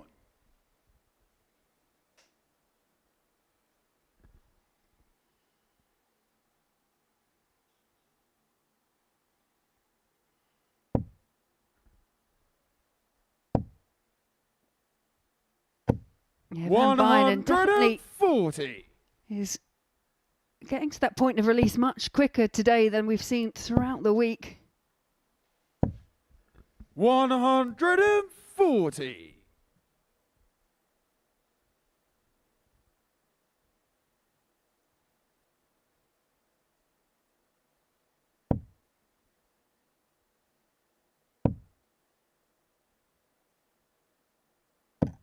$100.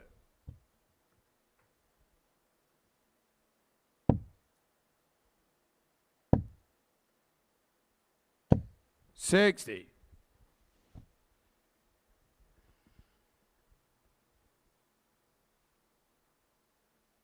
Again, just going through that process, but straight up into position.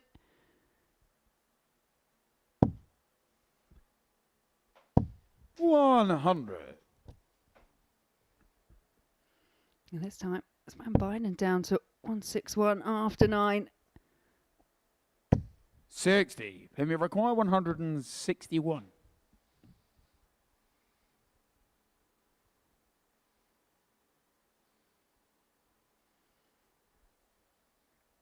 It looks like he's going to the bottom of the board. Yeah, treble 19 was the target, staying there.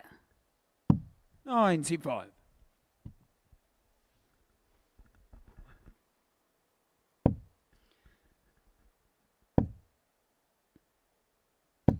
$140. Yeah, but Pim, solid you visit require from Will 66. Beeden, just tapping on the shoulder here again of Van Bynen.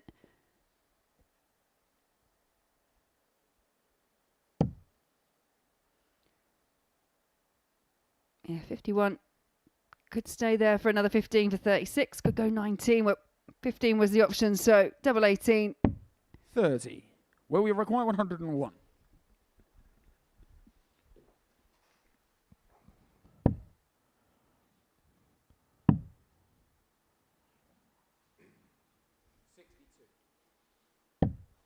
$49. Pim, you require 36.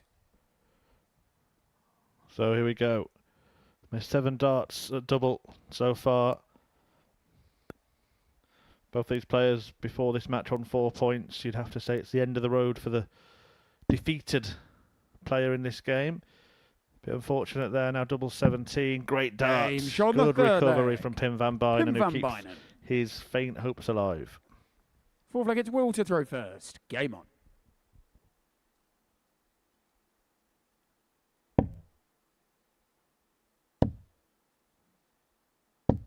100.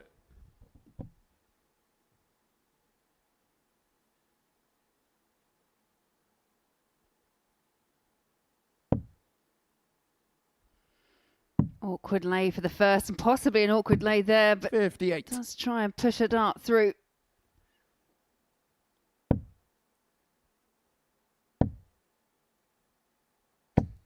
$140. Yeah, although Will Binan, he's dropped off. He was, as we mentioned before, averaging over the ton mark, but still around the 86 for this match so far. We're into leg 4. 100. As I say, it's been a solid performance from both these players so far.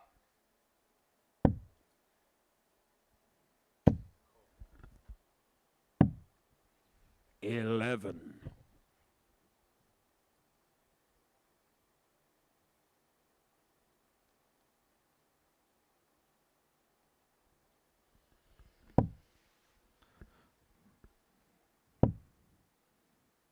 Just a little reaction to that flyer, because 50. even when you put a dart in the treble 5 like that, you think you can kind of use it to get into the treble 20. Yeah, and I think sometimes it comes back down to that rocking motion where he's lifting that back leg 100. up. You'll find with Van Binan, he seems to be able to find, for the majority, keep them quite straight. But what he can't do is find the right level. And I'm sure now I've said that, he'll proceed to hit a 180.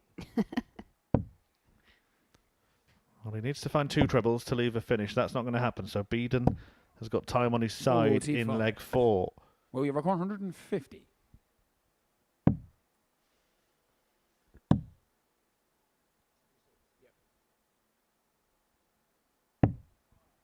$87. Yeah, perhaps just rushed that last dart a little bit. Had to check what was left.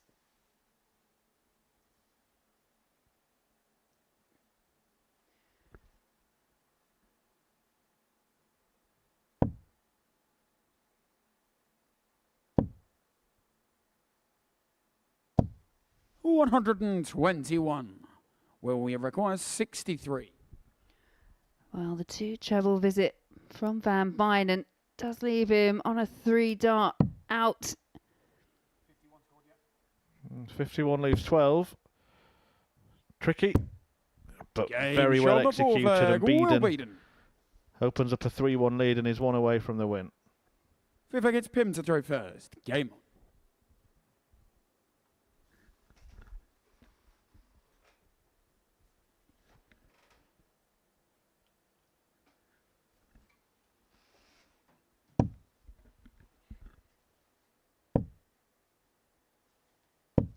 $100.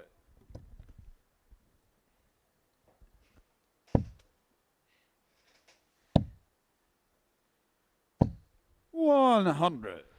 Following this, a big game. Brian Raman against Alex Williams. Raman has 8 points. Williams has 6 in third place. If Raman wins that, then Johnny Haynes is through. 81. And if Raman wins it, you'd find it hard for anyone to catch him as well. So Alex Williams once again in a really key contest. 41. Yeah, you feel it is a big game coming up next for Alex Williams, because I agree. I think it would be quite hard to find a way back for anyone else if Brian Raman wins the next.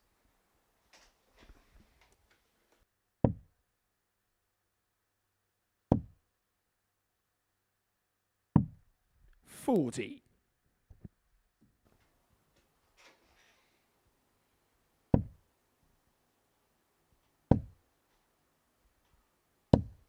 $140. Yeah, 7th 140 of the match for Will Binan. Again, just gives him that little bit of an edge in what could be the last leg of this contest.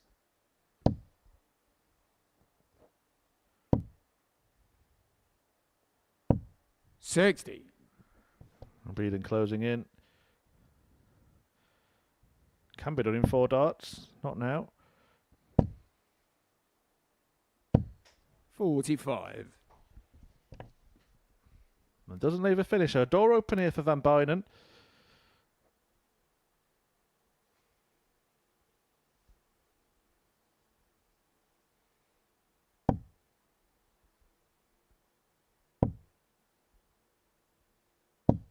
41. Troublous visits for both players from 220 means they're both not on a finish, but it will be Will Beaton coming back on something quite 94. handy.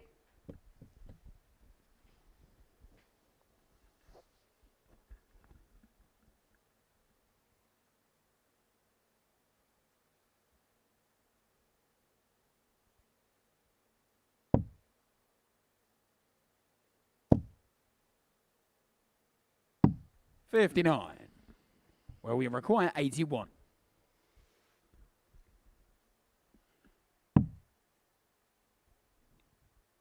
He's just taking a look at his opponent's score. Yeah, this is the sensible route ball for a 4-1 win, and that is just the width of a wire away. We require 120. It's a lifeline here for Van Binan, but it would be the biggest finish that we've seen from him. Well, we saw him miss the 141, didn't we?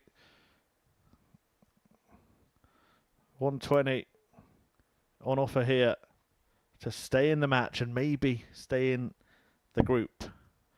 Isn't going to go. In fact, it all goes 24. wrong for Pim Van Binan. Well, we and Will require Beaton 25. steps forward. This will move him on to 6 points, level with Alex Williams, and keep him hoping. Double 4. 17. Not there yet. Then we require 96. From 120, Pim would have hoped that he would have been a bit further towards the double, but it's 96. It's still a 2-dart checkout if he can find that first treble.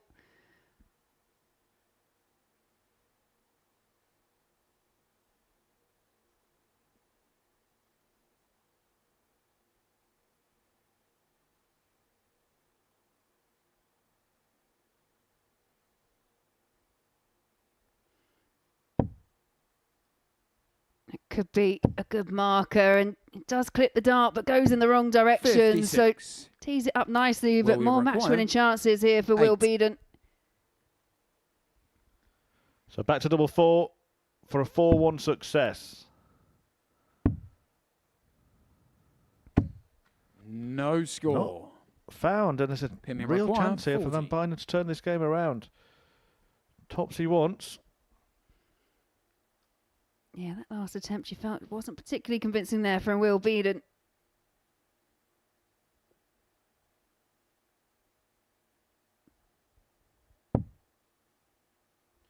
Two tens. In it Game's on goes. the The game fifth goes leg. on. Pim Van And Van Binan. Binan still in contention. Sixth leg, it's Will to throw first. Game on. Yeah, will be disappointing for Will Beaton. 59. That was a fistful of match-winning opportunities there, come and gone.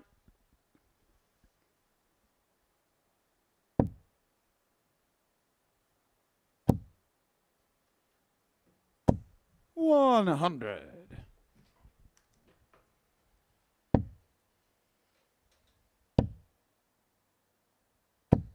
$41.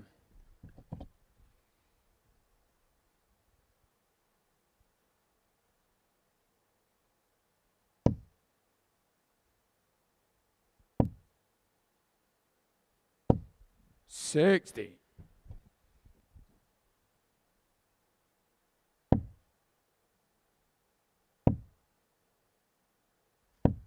$45. Will Beaton just lost a little bit of that form. As I say, he's actually hit more 2 treble visits than he has that kind of ton plus checkout. You look at the stats pack. He's had 7 140s, but just 5 ton pluses, whereas Pim Van Binan 55. not necessarily able to find those bigger visits, those 2 treble visits, but 10 100 pluses. 60. This has actually been the closest game so far, hasn't it? Every other fixture 4-1 or 4-0.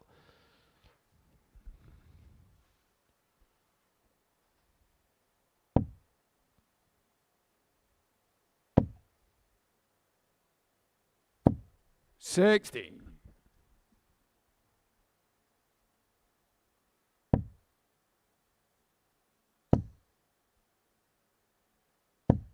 100. Still in with a good shout here, Van Bynen, to force a decider.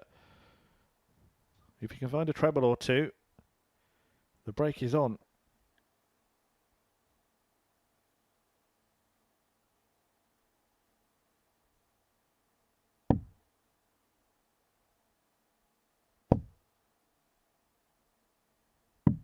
$59. I couldn't find a treble, but is first to a finish.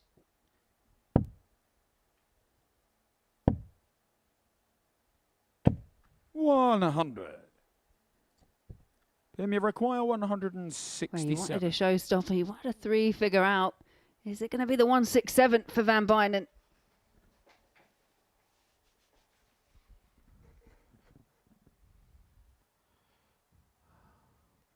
Well, this would be some way to take it to a last leg. Not going to happen, but how handy can he leave it? 93. Will you require 96? Yeah, again, right in the mix, Van Bynen, but it's beaten here, 96. Struggled to get himself over the line in the last leg, and he's not going to do it on this visit either. 56. Pay requires 74. As long as he stays straight here, Van Bynen is guaranteed a dart double.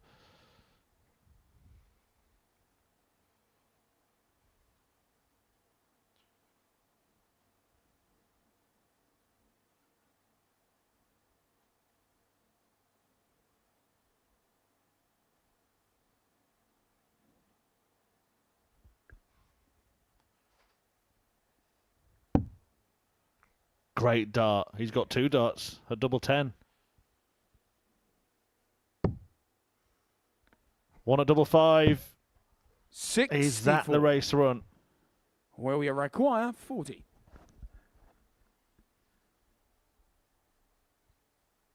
Match darts have already come and gone for Will Binan.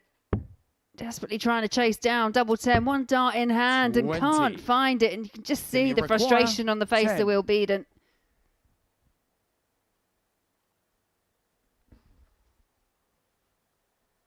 Yeah, just can't seem to cross the line. Chance after chance presented to Van Bynen.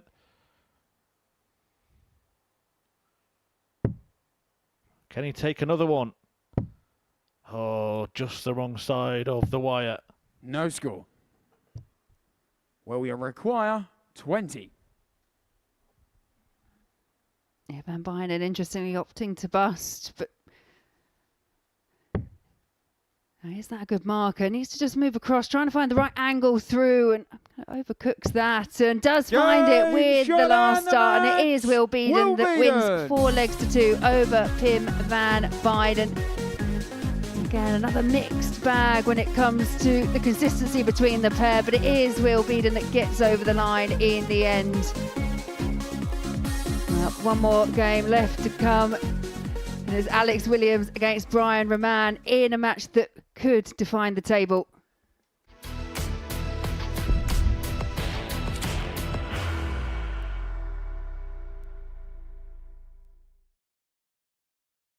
Are you ready to lift that trophy, Darius? Yes. Let's do it then. Ladies and gentlemen, your Modus Super Series 9 champion is Lucky D, Darius Labanowski!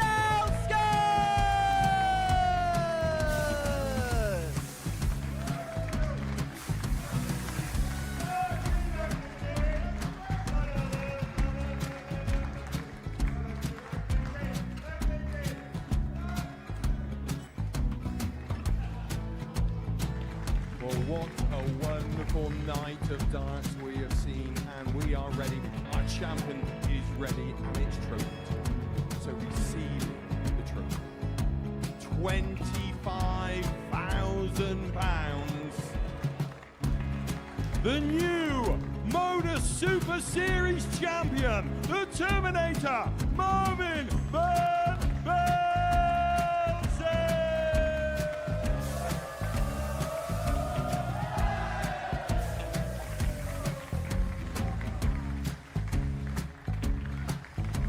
And one more time, the 8th Modus Super Series champion, the Terminator, Marvin Van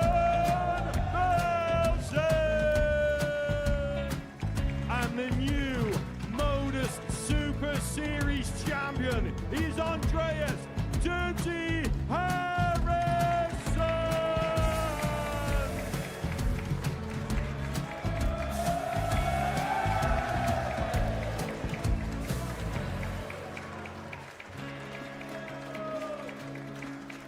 And one more time, the 7th Modus Super Series champion. Give it up for Andreas Dirty Harrison. The moment we've all been waiting for. Would you please show your appreciation for your Series 6 Modus Super Series champion, Scott Taylor.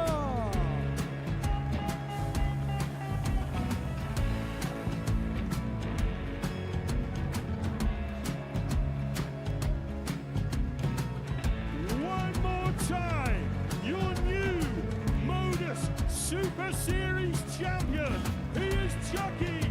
He is Jim McEwen.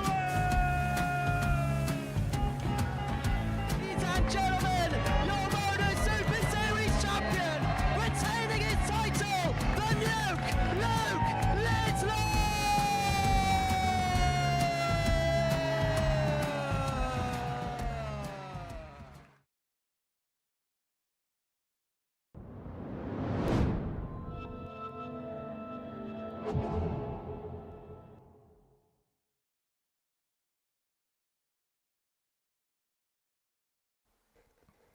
Welcome back. Big match coming up between the two players on the stage right now, Brian Raman and Alex Williams. The winner of this is going to be in a much better position than they are right now. Williams really needing to win.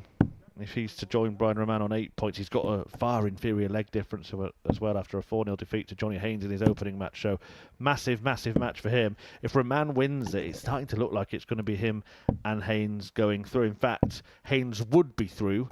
First leg, it's Raman Alex to throw first. Does get the victory in Game this on. match.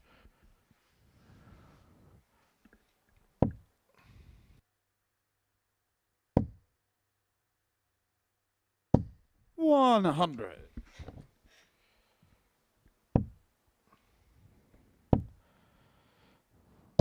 60.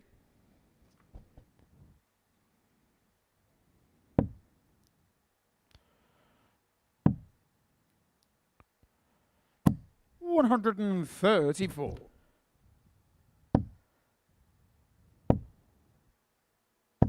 43.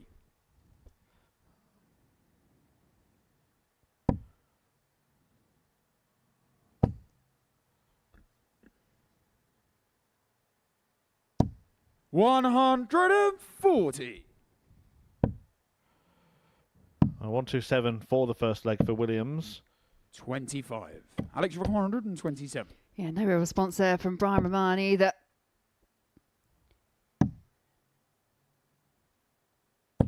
I wouldn't go as far as to say this is must-win territory for Alex Williams. I think he's playing like he feels it is.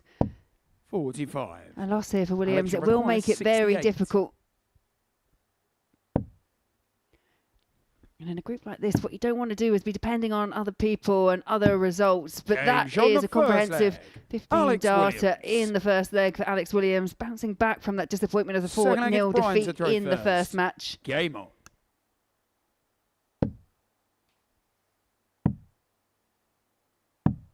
$39.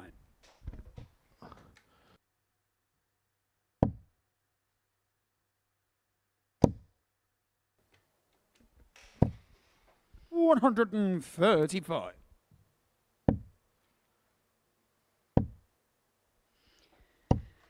Now, when the two of these, when they met yesterday, it was Brian Raman that came out and won 4 legs to 1. It was quite a comprehensive victory in the end. And for Williams, it was a case 90. of having the opportunities at the outer ring, but not able to find them. He was 1 from 10 when it came to the doubling stats, just 10%. And Brian Raman was able to expose that, but much improved so far. I know we're only in the second leg, but 1 for 1 for Alex Williams.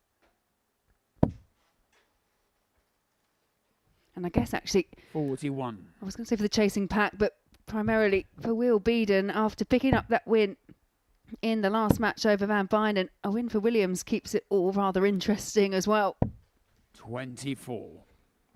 Yeah, so Haynes on 14 points. Raman before this game on 8. Williams and Binan on 6. After Binan got the better of Van Binan there, as mentioned. So if Raman were to win, then obviously third place would be on 6 points with just 6 to play for, meaning Haynes' position would be confirmed at finals night, joining Kevin Benessu in Group A. But if Williams was to win, as Laura just alluded to there, he and Raman could still catch Haynes. But more importantly, those two would be level, and there'd be a real race to the finish between 59. Alex, you require 157. And, of course, Williams has got his match against Haynes out of the way. Raman still has to play him. 96. Yeah, there's a real steely focus on the face of Alex Williams. As Brian Raman tries to seek out the treble 20, can't. So an opportunity for a break here 61. for Williams to double his lead.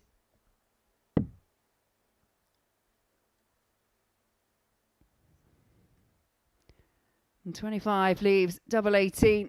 And double 18 is found. Alex Williams. Really efficient finishing from the Welshman. Third leg, it's Alex to throw first. Game on.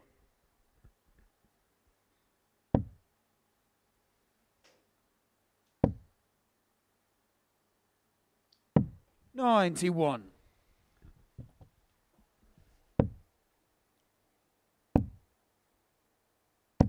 $56.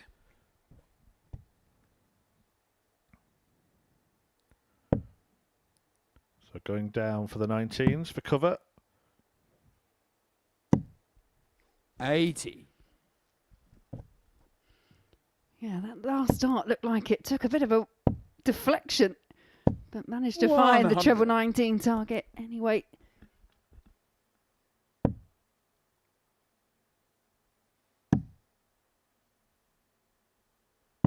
$58.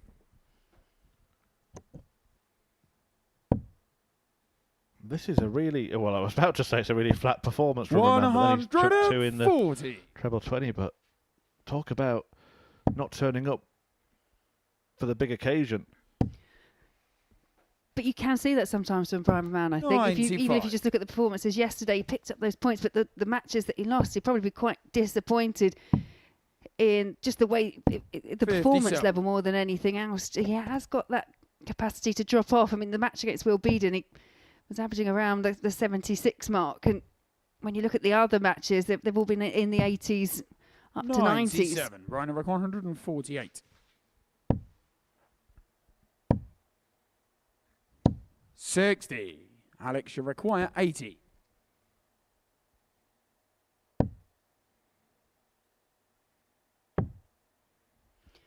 First start, Williams has missed a double, but rectifies it with the last. And Alex Williams. Now one leg away from a comprehensive 4-0 win. Not only will that do him wonders in terms of the points, but also for his leg difference. 96.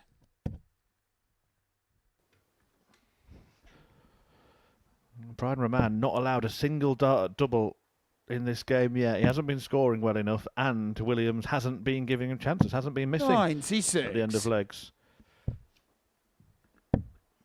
Yeah, there hasn't been a player in Group C as yet that has been denied an opportunity, a chance at the outer ring throughout an entire match.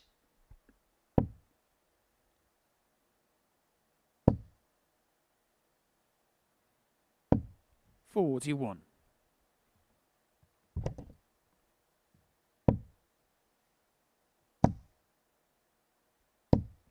$135.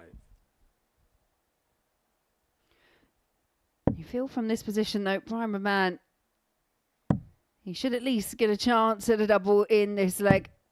77. Yeah, if he doesn't, he would be bitterly disappointed from this position. 58. But still no guarantee. If Williams can go out from 6 here and Raman doesn't hit a treble on his next visit, that seems very unlikely now. 85. Brian Evercore, 160. Indeed impossible. Trying to find a route through to the treble, and yeah, it was always going to be awkward. And you can see Brian there just shuffling up and down the oche, trying to find a route, and ultimately couldn't.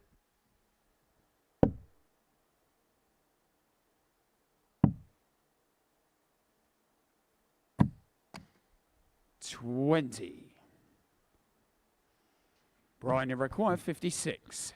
Even if it hadn't dropped out, he'd still be on a bogey. Double four. Raman throws at double. 52. Raman can't hit double. But Williams can't do a thing about it.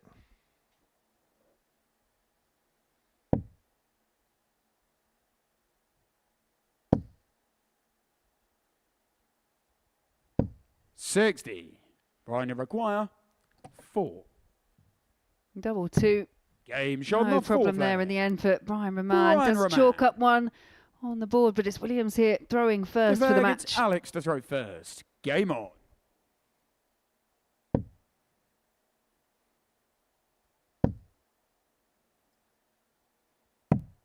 $97.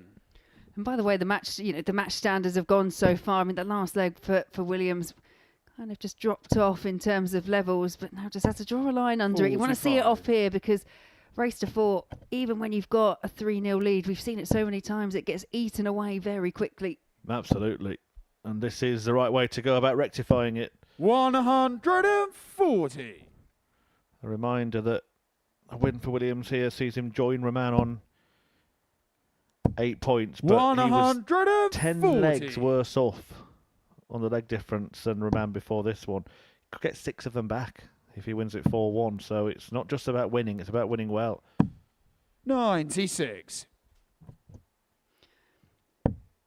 Yeah, and I think these players, even on debut, they would have watched the Modus Super Series. They're going to know 41. how important leg difference can play. And yeah, a moment there from Brian Raman. Obviously the frustration visible.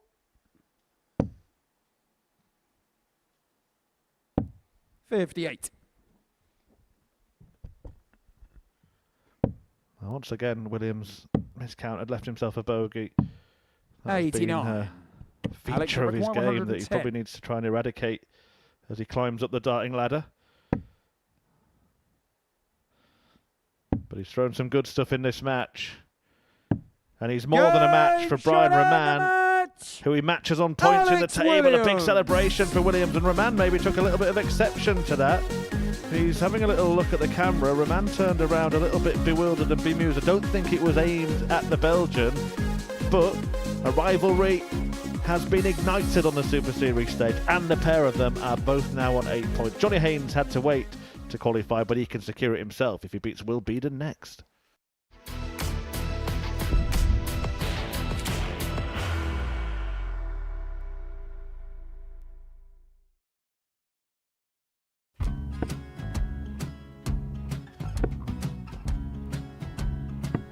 $54. Charlie McGuire, 164.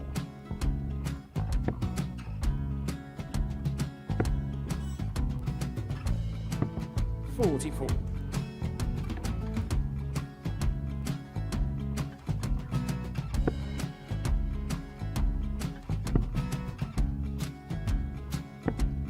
$32. Charlie required 120. Well, 120. He's got a fair, at least 2 handfuls at this. Just needs to stay 60. there. That's a good shot. Halves his score, leaves himself on a 2-darter.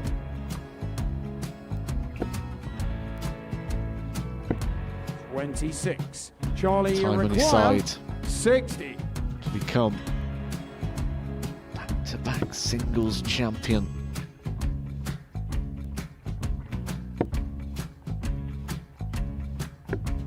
$40. Definitely a couple of nerves in those last 2 darts, but he'll be coming back. It's a moment he's been in before this situation. Standing at the back of the stage, Charlie approaching the required oche with 20. a chance to win the title.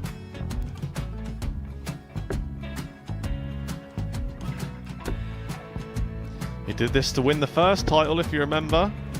11. I think he's gone I think he's gone to bust it, maybe? The first title he won, he wanted 20, he went 6-7-7 to win it. He had a chance to replicate it again. Yeah, I get the feeling that was for a bust, and 39. on that situation there, George Scaife wasn't even able to take it out going to the 18s on that switch. Yeah, I think he just panicked a bit, but he's done well to get that big one. Sometimes can be the hardest part. Georgia requires 79. This is it. It's got to be 19s. It's got to be 19s for this shot. Big 20 and a double. He's got the first one. He's going to get a match dart here.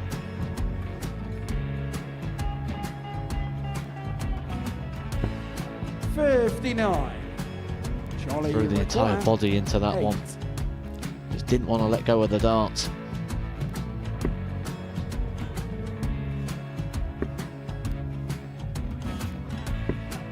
No score. He's given George a chance. Georgia require 20. I think George has been quite good on double 10 today.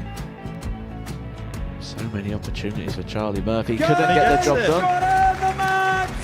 And the Red Dragon George Modus Scaife. Super Series Influencers Champion, George Scaife!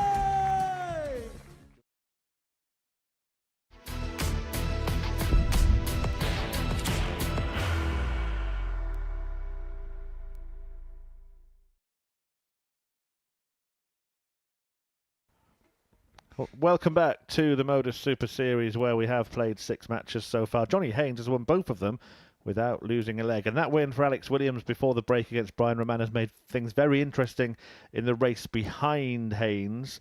Johnny, top of the table on 14 points, and he will confirm his qualification if he wins the match he's about to play. But look at that, Raman and Williams deadlocked on 8 apiece, and Will Binan still on their shoulder as well. It could get very, very interesting in the race for second place, but if Haynes beats Binan here, then he will confirm the inevitable, that he will join Kevin Binan on the stage on Saturday. Yeah, as we get to the end of Group C, these matches, they're feeling more and more important, and this one none more so than for that man there, Will Binan. Still very much in control of his own fate, and we'll say he's one of those ones. In terms of actually how the table is looking, it is pretty much in line with how they kind of were stacked up going into Group C. They're all playing to type, they're all playing to form. And now Binan finds himself in, doesn't he, in a big match. If he can be the first to beat Haynes, he's on 8 points. 140. Really in that race. You'd expect Williams to beat Wilkinson. You would expect Raman to beat Van Binan. So I think for Binan, this is win or bust. But let's not forget, over the course of the last 2 days, Johnny Haynes has won 12 unanswered legs. Yes, last minute replacements go. Johnny Haynes has been right up there with one of the best. It was only asked earlier this week when Martin Adams informed the Super Series he wouldn't be able to travel to Portsmouth. I wonder if Martin's going to give him a text and ask him for half the money. I can imagine the answer 60. From Johnny anyway. Hey, it's worth a try. 136.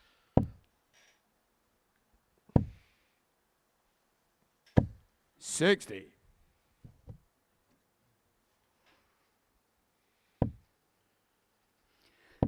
Well, Will Binan in this opening leg has got Johnny Haynes on the back foot. That time does leave him on a finish, but this is a much more doable finish for Binan. Well, at least it was. One dart in hand. Ball is the target.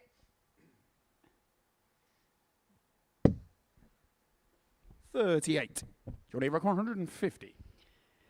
I'm not sure how much that hesitation perhaps cost him. I think he was contemplating maybe setting up with Johnny back on 150. 60. In hindsight, could have been a good option. Will, you required 38. I'm still of that kind of ilk that if someone's on a finish, don't give them a shot at it at all.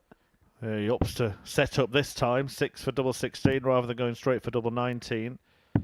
Game show on the and first. He is the first Will Binan in 13 legs to take one off Haynes. Second leg, it's Johnny to throw first. Game on.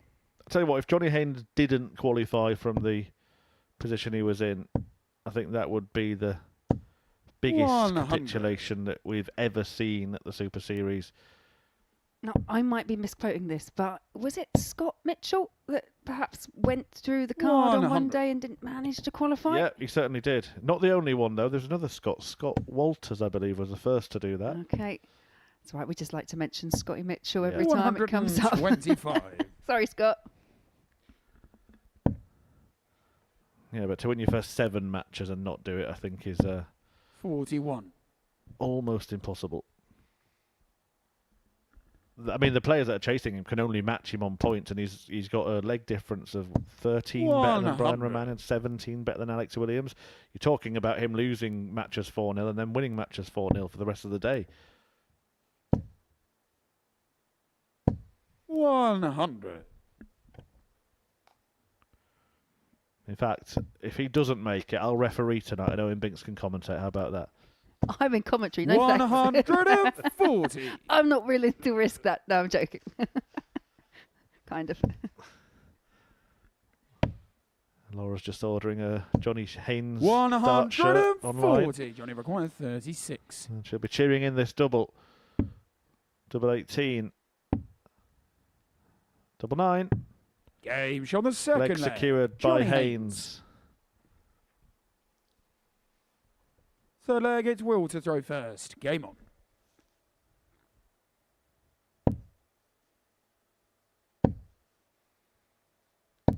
$100. In terms of the performances from Johnny Haynes, obviously we mentioned yesterday didn't drop a match, but it was all kind of in and around that 60. kind of low to high 80s mark average-wise. For the day, average around 85.5. And although we haven't seen anything particularly emphatic from him, it's just been a really kind of efficient business. Like he's taken his chances when they've been given to him. Again, his Super Series career is a little bit reflective of his professional career, isn't it? 100. Where he always seems to make it to the Saturday, but then doesn't make it on the Saturday. It would be lovely to see Johnny Haynes have that moment. 60.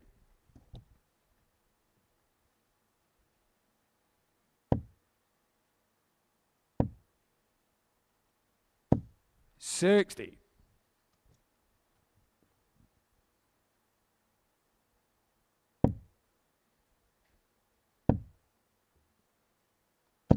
60.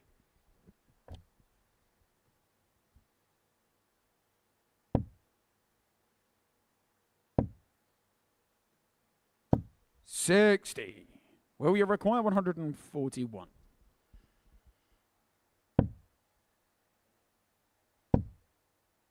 It was the 141 that Van Binan missed in the match 70. against Binan, and Binan can't find anything there either. But again, in a comfortable position, Haynes back on 2-2-1. 60. Will you require 71? Options on this: treble 13, treble 17.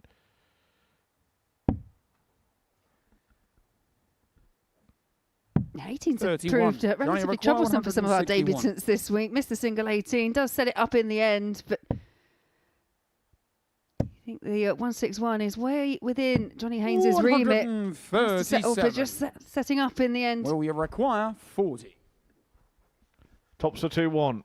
Johnny Haynes in a game here. Hasn't been in a game all day.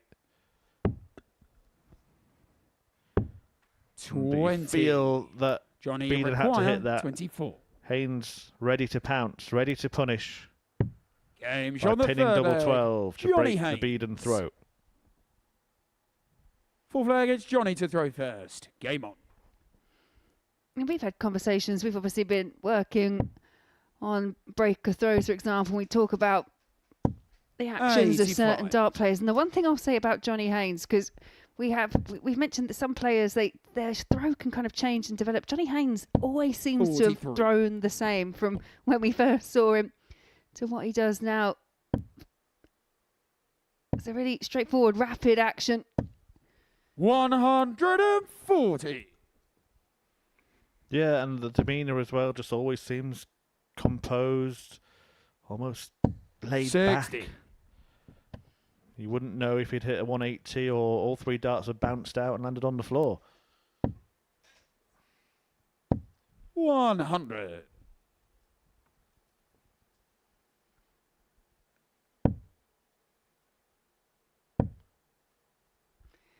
Yeah, Will Binan here, still 100. battling away.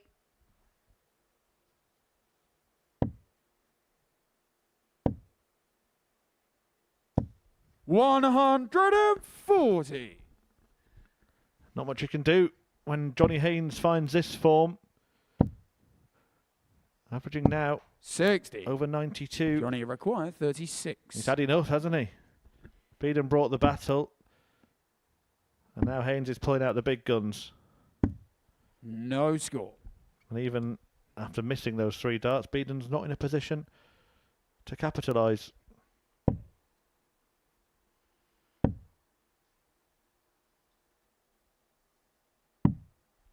$80.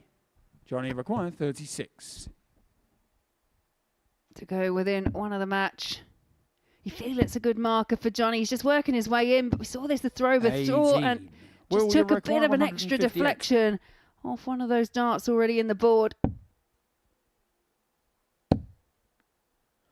Well, that was an unorthodox route. He was going 54 bull. 75. Johnny require 18.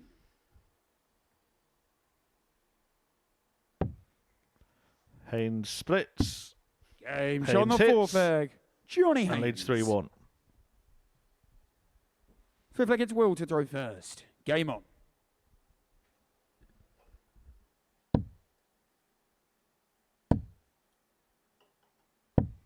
$68. Binan would have hoped to have got more out of that. It was a really inviting first start in the treble 20, as is that for Johnny Haynes. 81.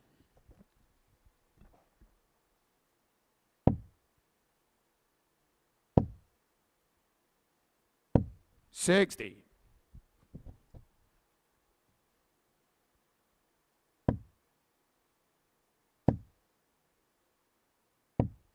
$125.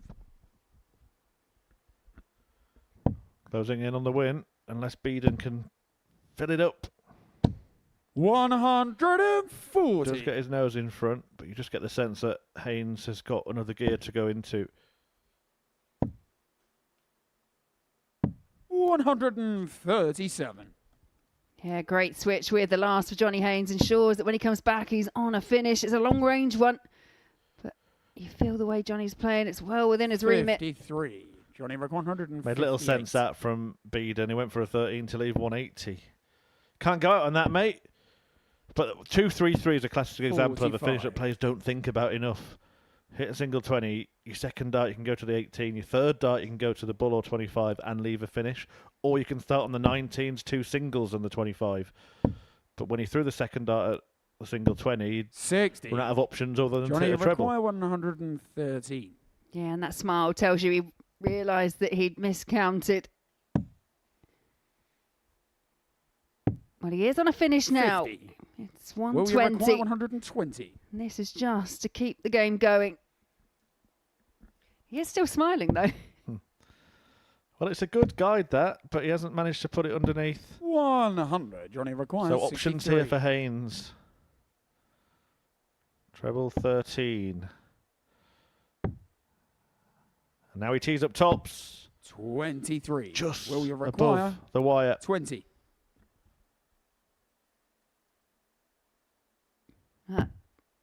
Double 10. Feels like it's awkward, shot but the it gets fifth leg. round it, no Will problem. Binan. And since that miscalculation, I think you can't take the smile off Will Six leg is Bidan's Johnny face. to I think throw he first. knew what Game he'd on. done. Yeah, in a strange way, might have relaxed him a little bit.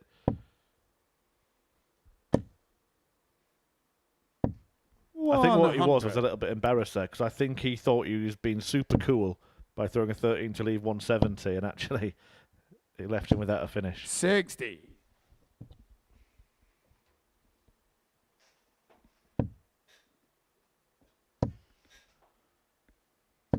$60. Yeah, I think as dart players, we can all empathise. We've all made those kind of mistakes. I actually managed to play a game. It was quite recent at the ADC Vault. 85. If you throw first, you're in the first column. If you throw second, you're in the second column. I changed from one match to the other. I'd actually started playing on someone else's score. So when I went for a finish, I was going for their finish. 85. It was, confusing to say the least. Did you get it? No, but I think when I came back, I realised I'd left myself. I was like 15. I was like, oh no. 60. Just remind myself to concentrate just that bit more. Haynes on the home 81. run now, but that last start denies him a checkout chance and just gives Binan a little bit more cause for optimism. Although he's not going to be too 32. optimistic now. Yeah, not after that visit. Haynes with at least 6 from here, and you feel it could be 99. more if required.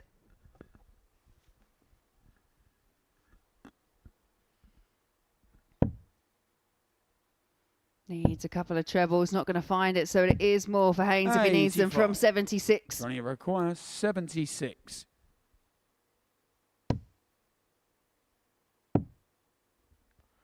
Tops to win it.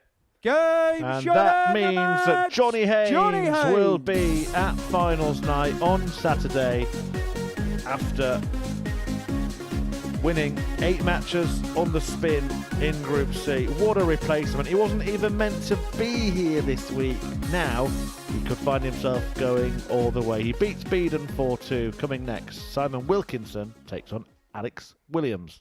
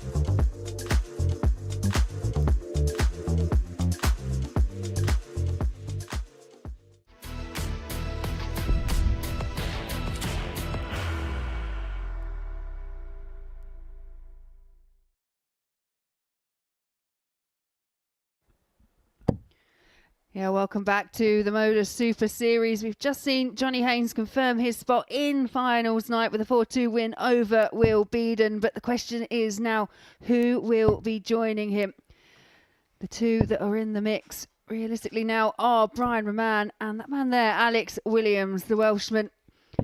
He, with a win here over Simon Wilkinson, would jump himself back into second spot on the table. And if he can find a comprehensive win, it will do something for his points, his legs difference as well, because there is quite a big difference between himself and Brian Raman.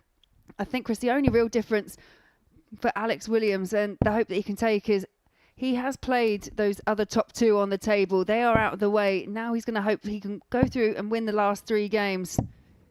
Yeah, and that Raman still has to play Johnny Haynes. Simon to throw first. And he won't have the throw against Game him on. either. And yeah, you say there's a big gap between them, but he did reduce it somewhat, didn't he, in the previous game? But I think he will be thinking now about winning big because, look, it's 4 legs. 60. He could get rid of that leg difference, but then Raman takes on Pim van Beiden and can restore it again. So I do think that he 96. is probably in that mindset that you've just explained, that he's not just thinking about winning, he's thinking about winning by big score lines. He 100. managed to find a good win against Wilkinson yesterday, beating 4 legs to 1. How he'd like to replicate that once again here. 100.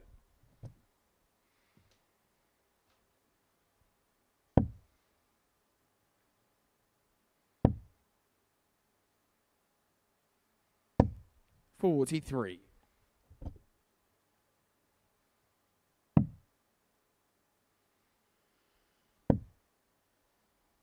Yeah, good adjustment there for 123. Williams after that first one. Just slipped into the 3.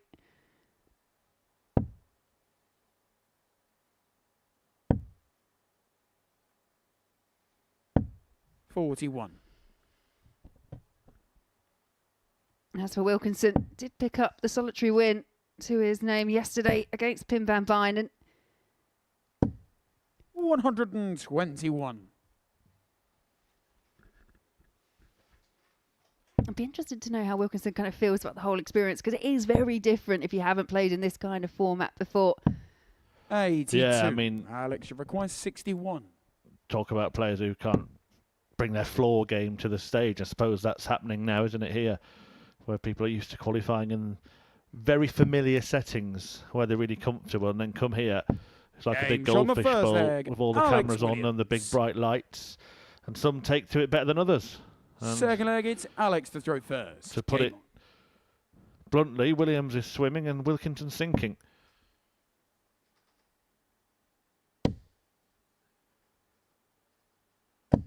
$60.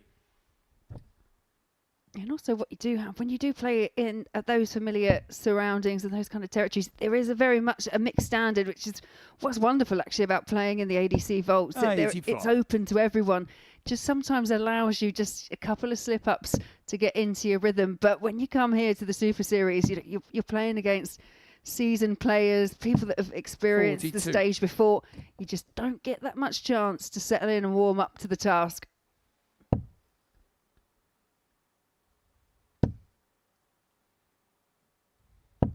$95.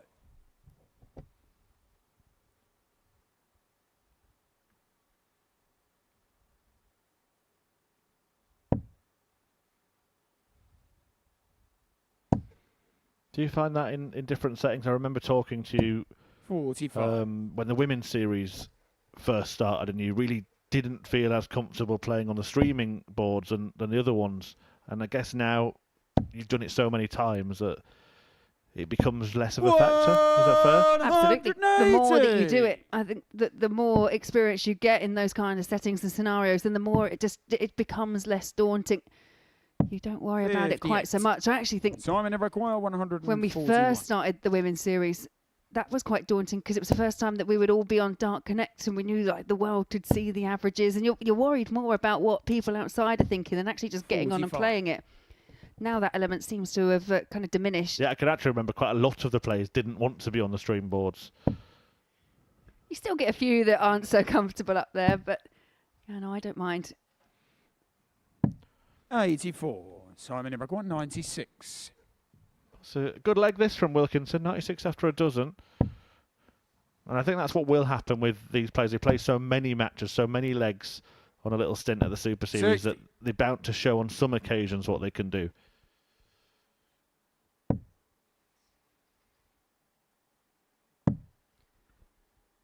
Yeah, and although they may not be able to qualify through now to Sunday's finals, there is still an important job that they can play for the rest of the field, and that is to act as a bit of a spoiler. Oh, that's unfortunate. Almost walked on it. Must have felt good. Just clipped the wire and went the wrong side. So ends up busting in the end. But once again, Alex Williams has found himself on a checkout that not a checkout. 169 left after that last throw.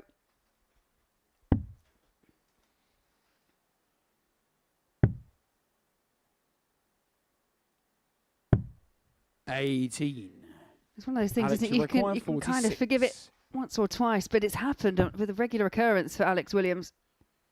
Oh, that's a glorious guide. 6. Couldn't quite utilise it. 18.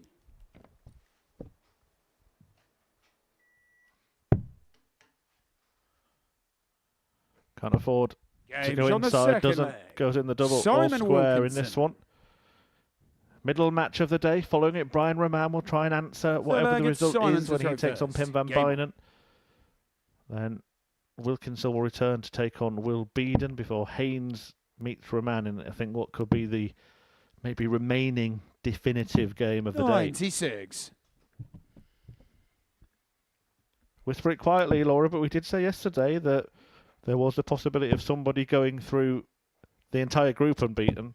Johnny Haynes is now 2 wins away from doing that. Yeah, and he doesn't look like he's going to relent either. He's been very efficient, very consistent, and I think that is the key to these kind of round-robin group stages. 59. Just consistency at that kind of mid-80s range. If you can get a bit higher, even better.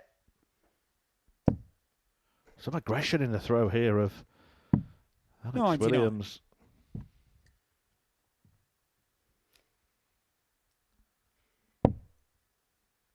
What are the odds here, Laura, that he leaves 162? 82. Yeah, it wouldn't surprise me. It depends on where these first 2 darts go. Well, He actually might leave a finish now. 64. Not to beat. And there's advanced thinking now between some of the top pros where they'll never even end up leaving 262, for example. They're thinking much further out in legs 45. To ensure that when they come in that range, they don't have to start moving around the board to leave checkouts. Well, one player in particular that has completely embraced social media, Stephen Bunting, he actually put something out recently that said players are thinking about it after kind of just 1 or 2 darts into the match. They want to be leaving those scores that, if you hit 140, you're going to leave yourself on a 170. If you hit a 180, they're just trying to plan it from dart Alex, 1. require 138. Yeah, there's a favourable switch to 17s rather than 19s in the first visit that players talk of. Sure, Owen Binks with his darts maths segment will 62. be able to provide Pluto TV viewers with in-depth analysis 86. on that. 159. Well, I can certainly tell you can't take that out. Yeah, and did have an option 59. to switch to Alex, have made require sure he was on a 52. finish, but it's Williams now looking to go 2-1 ahead. 36. Simon, you require 100. Well, this for Wilkinson to lead now. We've been talking about important matches, almost pre-filling in the results against the players towards the foot of the table, but there could be someone 60. that throws a spanner Alex, in the require works somewhere. 16.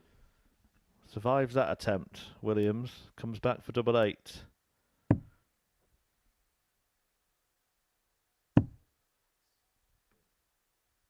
He's desperate to hit this. You can see him just giving himself the little G up And he has hit on the it. third leg.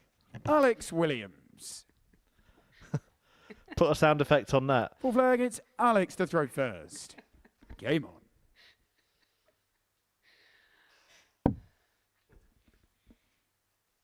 Yeah, but he recognises just exactly how important this match could be, how important the scoreline could be in the context of the entire table. But yeah, almost comical response at the end, just to say, right, where have you been? 93.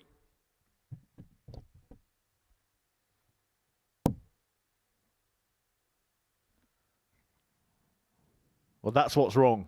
You see, that's why we got the reaction. Because he'd hit what he went for, but he totally blocked himself from hitting it again.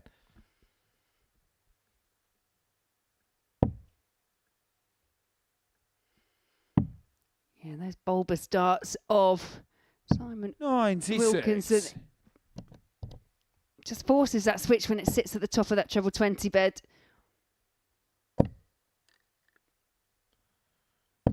$125. Doing a face that makes me think that he's going to throw one through the board at one point. Yeah, you wouldn't want to do that thing, you know, where you put your hand on the board and they try and throw a dart between your fingers. You wouldn't want to do that with him, would you? You wouldn't want to look anyway, would you? 100. Don't try that at home, by the way. These are skilled professionals.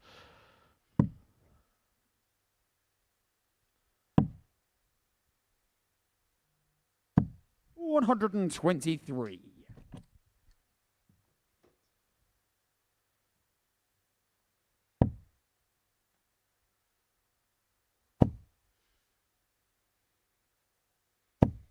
$60. Alex should require 80.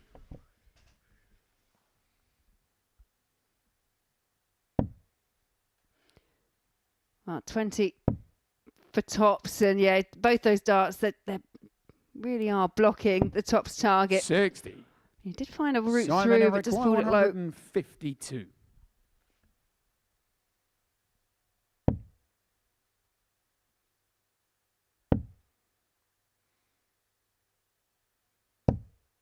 $58. Alex, you require 20. Double 10 for 3-1. Deciding not to go for double 5. Yeah, step back, because that was only just in the 2. 16. Simon, you require 94. The frustration coming from Alex Williams, it's starting to boil over, and I think it will completely explode if Wilkinson could have found that top. Alex, you require 4.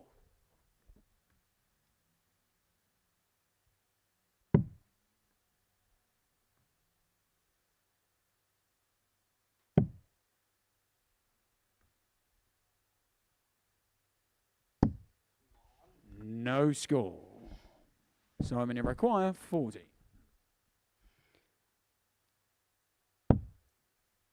Double 10 for 2 apiece. Chasing it round. Double 5. Game double shot 5 is found. And Simon Wilkinson. You have to say, for Alex Williams, fifth leg, absolutely Simon threw that leg away. And the outer ring now just been Game a bit on. of double trouble. 2 from 14.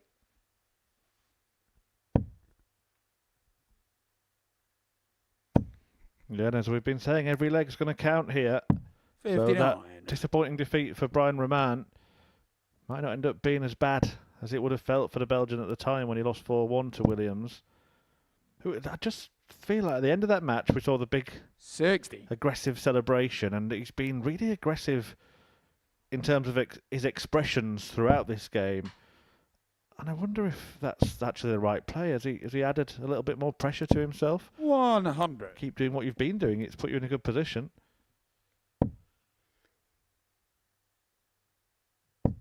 Yeah, I think so. I think one of those things is as not just the finish line in the match grows near, but as the actual finish line in the group is getting closer and closer, it's almost like that sense of urgency, that panic starts to set in, which then can actually change the way that you're approaching the match. 59. And for Williams, you can just see, as you say, just that slightly more aggressive, direct throw, and the reactions are much bigger than they have been. 42. I'm not sure it's helping him.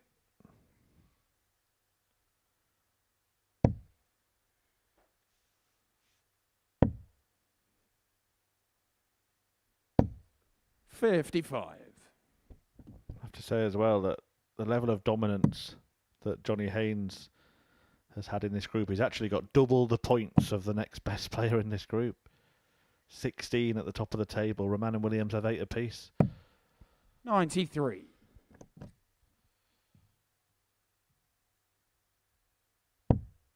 Yeah, the last minute call up for Johnny Haynes. It's played right into his hands this week. And 180. second max of the match, and both have gone the way of Wilkinson.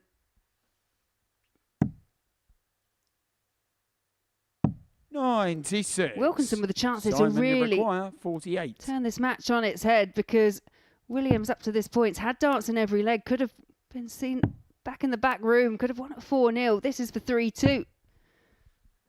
32. Alex, you require One bed, 150 150 here, big ask. Not going. Wilkinson could be the spoiler of Group C. At the foot of the table, 60. only one win to his name Simon yesterday in that 16. grueling clash against Pim van Binan at the end of the session. Is he going to dent the chances of one of the qualification hopefuls?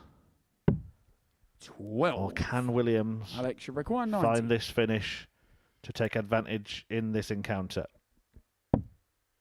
It's not given, but it's the sensible play. One dart, double 5. 85.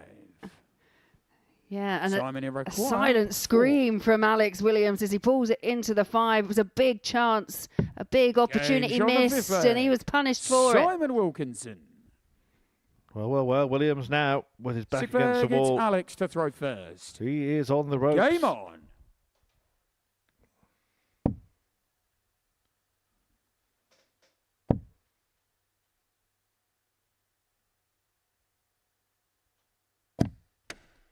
$40. Yeah, a bounce out there for Alex Williams, but the response tells me that, he's in that position up there on the oche that just thinks that everything, the darting gods, as we were talking about yesterday, conspiring against him, because it was a very 41. untimely bounce out. Has to win both legs just to get a couple of points, and it won't be doing much for his leg difference, even if he does win. 58.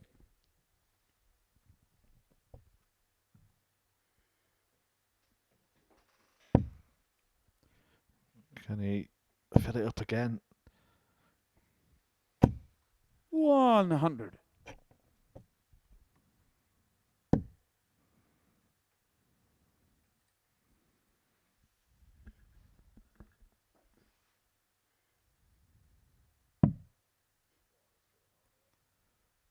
Yeah, and it just feels that the more Alex Williams here is trying, then 41. the harder the game is becoming for him. That's the problem with darts, isn't it? You need the ultimate blend of total relaxation and total concentration at the exact same time. Yeah, sprinkle of adrenaline, but not too 41. much. Yeah, if you could bottle that feeling, and every dart player would have had it, where everything just clicks and it just feels perfect, even if it's just for a leg. If you could bottle that, you'd make a fortune. 60. I'd buy some. Yeah, I'd like to invest.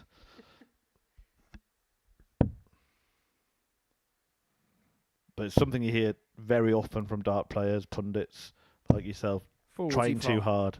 Just felt I tried too hard in that one. Yeah, and I don't necessarily know if it's the kind of right expression, because is there a way of trying too hard? I think what you're trying to get across is the fact that, 39. you're over focused. You're not you're not too relaxed. You're tensed up. You want it too much. They all sound like cliches, but it's a combination of things that just means that you, as a dart player, you're not playing in that kind of normal, 96. relaxed state that you would be. You need to replicate what you do in the practice room up on the oche, and I know that's not always easy, and that's, I think, where the key difference comes. I think there's a famous sporting quote, isn't there? That's 83. practice like it means everything, but then play like it means nothing. And that's kind of the balance you need.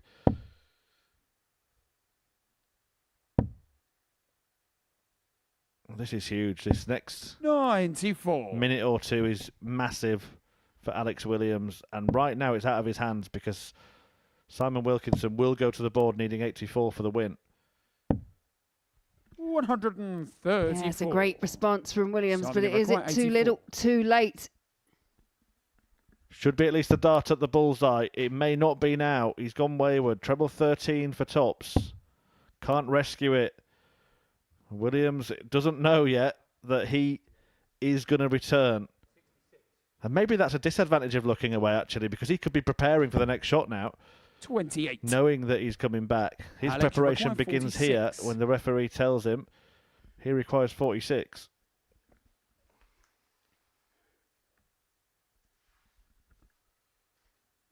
Big moments here. And expect a big response if they can find double 10. 26. Is this the Simon moment require 56. that everything starts to slip away from Alex Williams' grasp? Brian Raman will be willing this in for Wilkinson. Oh, 16. could not be much closer. Alex, you require 20. A chance, a real chance here for Alex Williams to level it up at 3 apiece, and one that perhaps he shouldn't have been afforded these last couple of legs, but it's here. Can he make the most of it? One dart left in hand, double 5. Game shot. And that was a big dart. Alex Williams. He's very much full of expression today. Yeah, he's 7 from final end leg. this match like he's run a marathon, isn't he? Game on. 3-3. Still has to go and get it won, and he's going to have to do that against the darts here. Has a look over the shoulder of his opponent, and will be glad to have seen the first dart drift 44. wayward into the 5 segment. The door is already ajar for Alex Williams. And you have to say, for Simon Wilkinson, he was cut adrift realistically in the first few legs, but has really brought the game to Alex Williams in the last couple. Alex has had to survive a couple of match darts, and I mean, that's an inviting dart once again. We've seen a couple of maximums from Simon Wilkinson in the match. 125.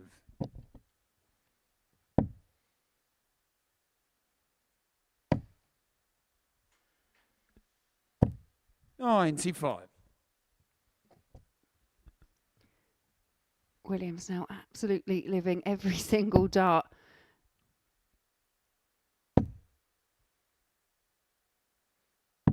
$59.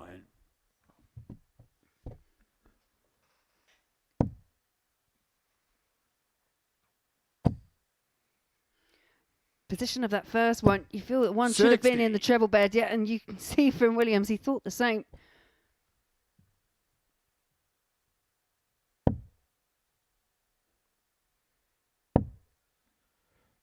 And every time he thinks he might be shaking 140. Wilkinson off, he comes back, doesn't he, biting.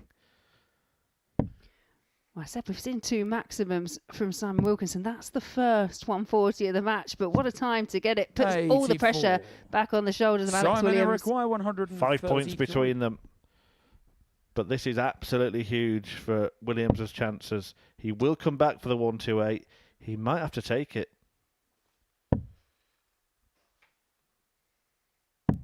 59. Alex, you So require treble 18 will 128. be the first target. Now he needs another, or he could go away for the 14s. And maybe it would have been wise with that dart leaning across the treble. He didn't have much room to manoeuvre. 88. Simon requires 74. So again, Wilkinson here, if he can keep straight, which he can't, but 63 left, so 13 ball, treble 13, double 12. They're the options on the table, and can't find the single number again, and it's a huge chance come and gone there for Simon Wilkinson. Well, when it's come to the crunch, he just has not been able 34. to close it out, and Alex Williams has been through the mill in this match. Alex, you require but he does have the chance 40. here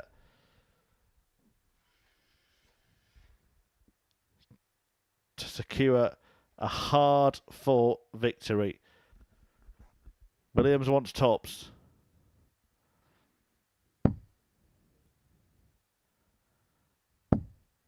No score. Well, I've got to say I didn't see that coming. Simon require 40. A chance here. Wilkinson's missed a couple already for the match.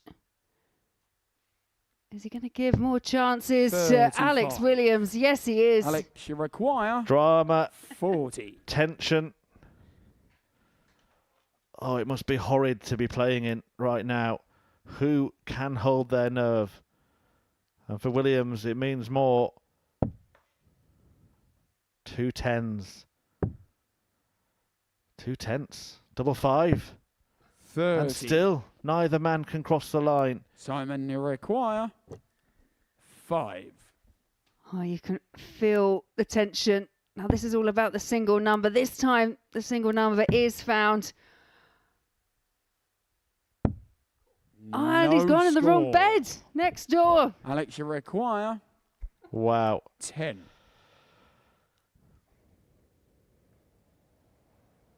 Deciding to split, has to be careful to make sure he gets the big number. It wobbled its way in.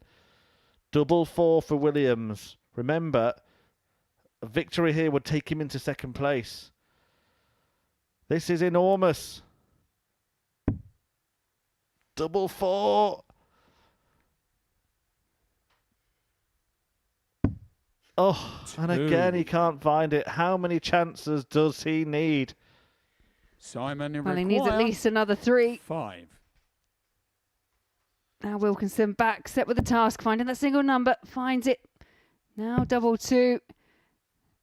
Last time he hit tops, this time he's trying to pin double 1, and Alex, you require becoming 8. very difficult for both these guys.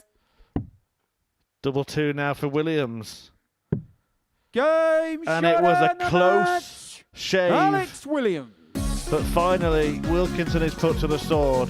He apologises, Alex Williams. OMG was the expression at the end of the game. But it doesn't matter how you win it, what the average was, how many darts you missed at double. You still get 2 points. And they are 2 points that put the Welshman Williams into second place in the table. Brian Raman looking to respond after the break when he takes on Pim van Binan.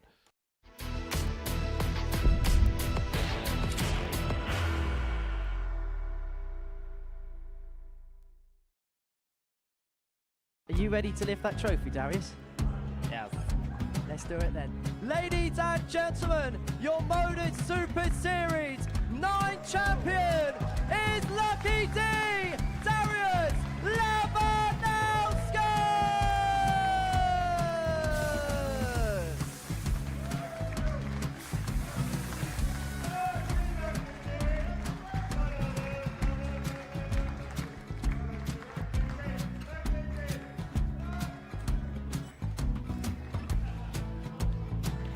Well, what a wonderful night of darts we have seen, and we are ready.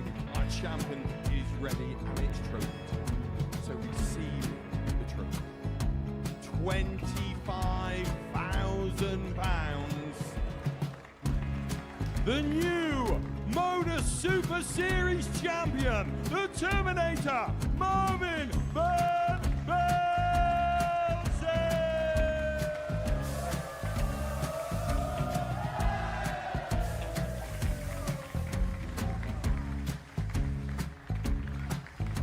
And one more time, the 8th Modus Super Series champion, the Terminator, Marvin Van Velzen. And the new Modus Super Series champion is Andreas Dirty Harrison.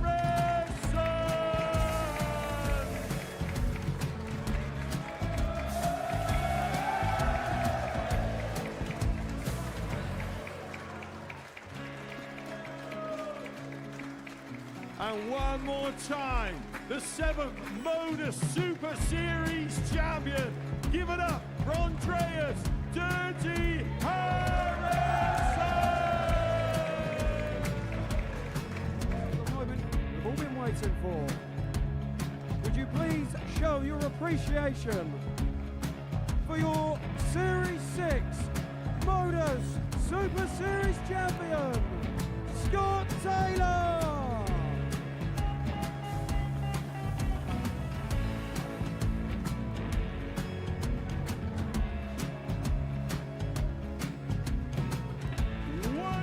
time, your new Modus Super Series champion. He is Chucky. He is Jim McEwen. Ladies and gentlemen, your Modus Super Series champion, retaining his title, the Nuke, Luke Littler!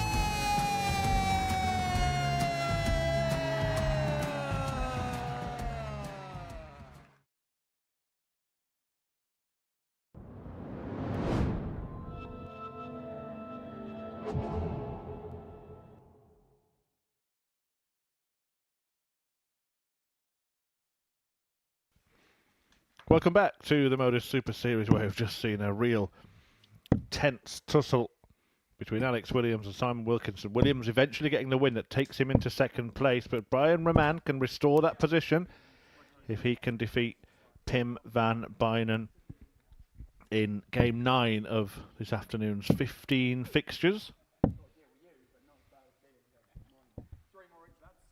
And Raman, you feel he has to win because his game after that is going to be against Johnny Haynes, the unbeaten Johnny Haynes. But I just wonder if that match, the worst match that Williams has played, without doubt, this week, First leg, it's the pivotal Brian to one. throw first. It feels like that at the moment. Game on. As you say, now it's over to Raman just to restore his position back in second place. 58.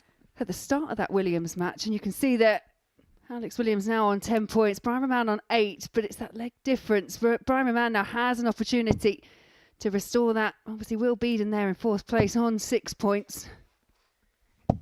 100. Yeah, and Pim van Binan and Simon Wilkinson on the bottom 2, missing enough opportunities to double his points tally in that last match. Wilkinson, I have to say, Raman was really off, wasn't he, in his defeat to Williams last time he was on the stage, so he'll be pleased to be firing at the start of this one.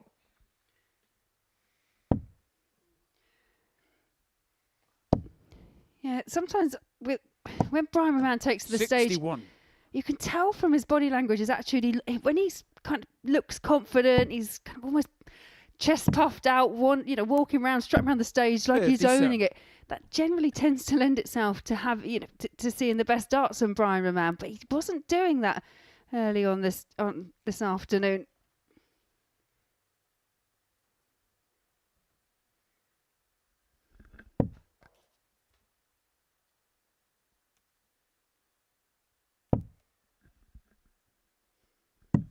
$59. But Raman again finds himself in the position where he's playing after Alex Williams, so he's seen what's happened before him. We saw this in the first round of 3, where Williams lost 4-0 to Johnny Haynes, then Raman went on to beat Will Binan 4-1. And I just wonder if I don't know if it gives you an advantage, but you know that you have to win. You know you need to get back on par with the points. Now you know what your opponent's done. 85. Is that Brian, a little bit of an advantage? 66. Can you really bounce off that? Game shot on the first leg. Wow, 15 dart opener for Brian Raman. Second leg, it's Pim to throw first. Game on.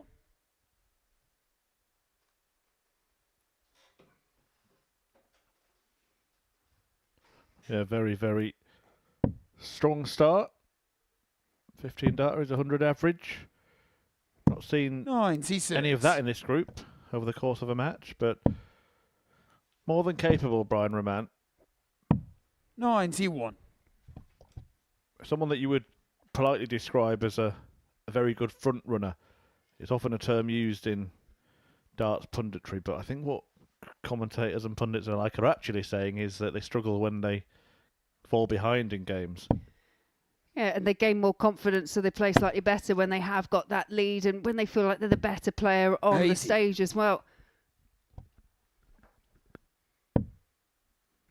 Well, the very best players don't care whether they're in front, behind or level, do they? We saw that from Luke Littler last night.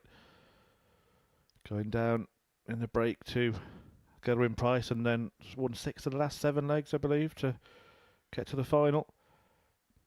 Seen some amazing comebacks from some amazing players over the years. think one of the best I've seen. It was only a 4-leg burst, but Michael van Gerwen, I think, was 10-7 down in a European Championship final to Gary Anderson, and one of the last 4 legs was something like 12-14, 12-11 or something in that range. But to do that when your opponent's 1 leg away from winning a title.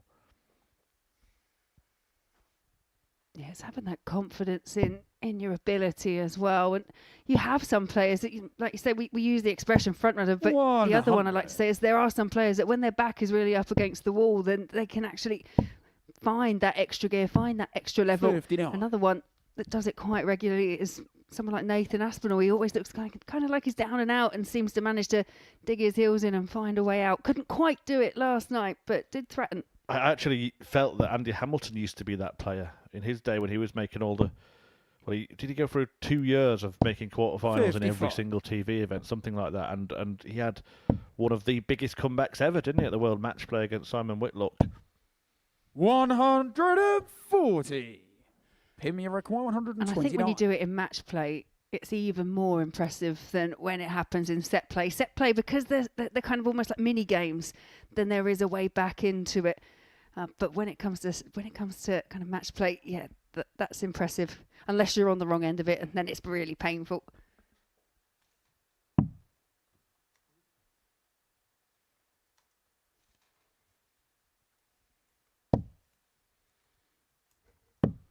$89. Brian Emmerich, 192. There were 9 successive legs on that occasion, Andy Hamilton, to beat Simon Whitlock 17-15. 52. Pim, you require 40. 15-8 down, and it was first to 16. You had to win by 2 clear legs at that point, so Whitlock was 1 away in all that time. That is remarkable.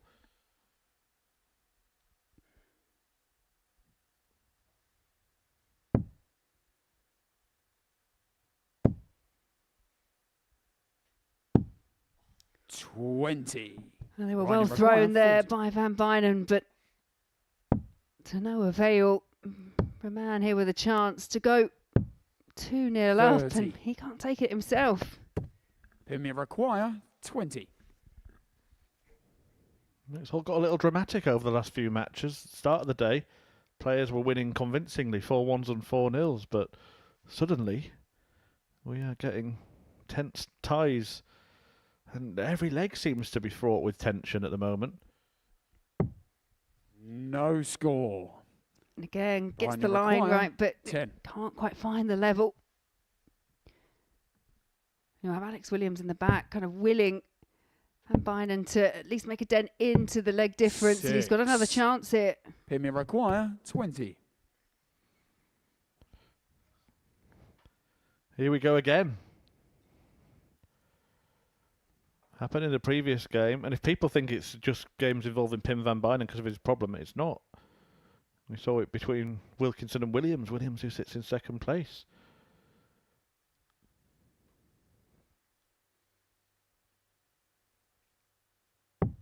Game shown the No second trouble this leg. time as PVB Pim Van levels Binan. up. Delegates Brian to throw first. Game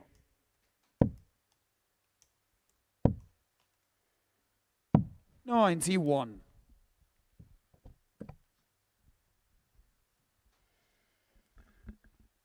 I was just having a quick look, actually, because as a couple, when you mention people that have kind of made epic comebacks, there's always a couple that I happen to just be kind of present at, and they both involved Chris Dobie, who was pegged back on both occasions, once at the match play and more recently at the World Championships by Rob Cross from what was the seemingly unassailable position. I think Dobie was 4-1 up at the World Championships. 4-0, I think. Was it 4-0? I think it had never happened before. No one had ever recovered a 4-0 deficit. 55. Yeah, and as you say, a World Championship quarter-final. But I just think it's a really good lesson for especially players that are new to the sport. It's just to understand that, even at the top level, the game is, even though it feels like, there may not be any way back, the game is never over until the line is crossed. Yeah, and also, there's also another tournament, because almost as impressive as the comeback itself was the fact that Dobie the next year made it to the semi-finals.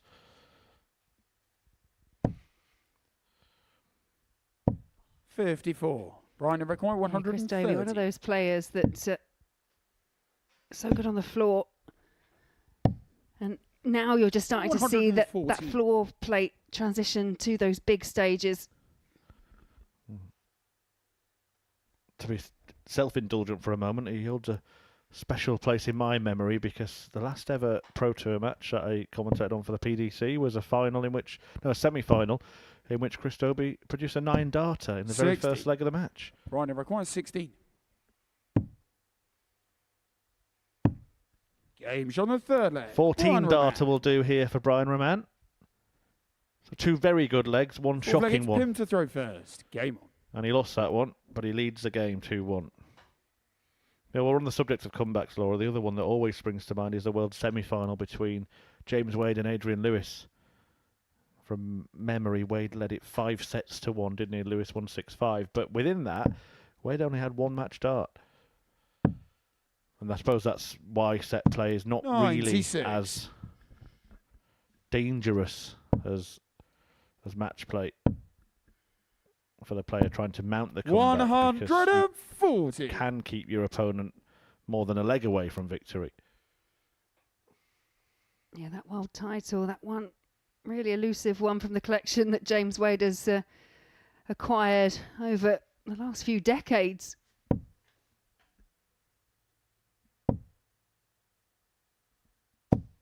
$60.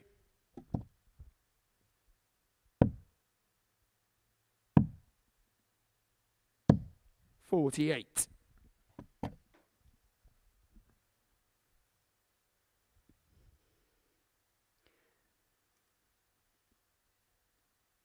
Yeah, well, not much between them. Van Binan just going through that process.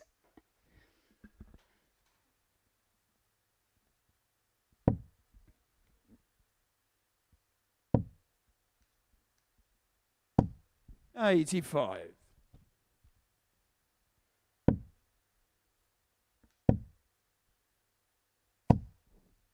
$60.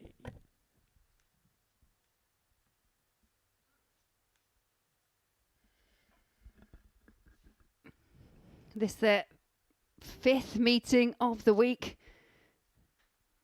Brian Raman has won all 4 of their previous ones. A couple of them did run close towards the tail end of the Group A action. 2 of them went 4-3, but the other 2 quite comprehensive wins, including that one yesterday in Group C. Brian Raman beating Van Binan 4 legs to 0. 135.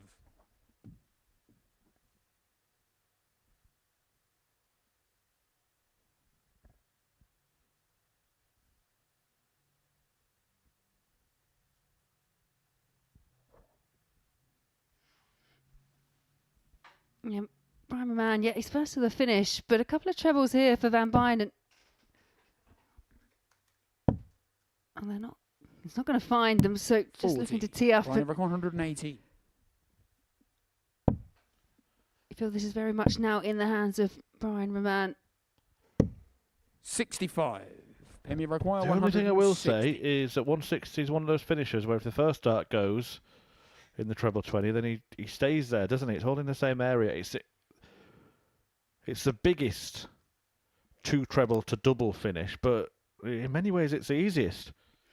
Yeah, I think you will find players will probably prefer a 160, even though it's a bigger score, than those kind of more awkward ones like the 133s, the 137s, where you're chasing around trebles and doubles all around the board. Yeah, which is what used to baffle me when people used to give out highest checkout prizes in tournaments, because just because it's bigger doesn't mean it's more difficult. Rhino require 53. Double 18 is what Raman opts for, and he can't find it. Nor double 9. This match has got a real pattern, hasn't it? Raman, very good on throw, but they're missing opportunities against the darts.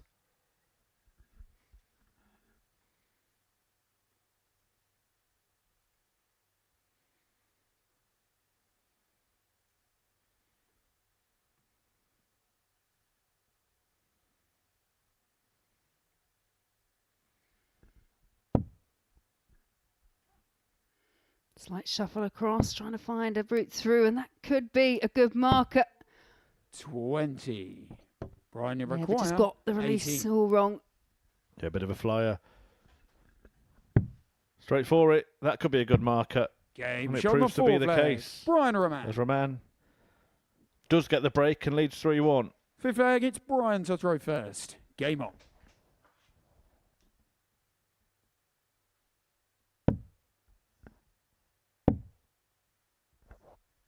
$57.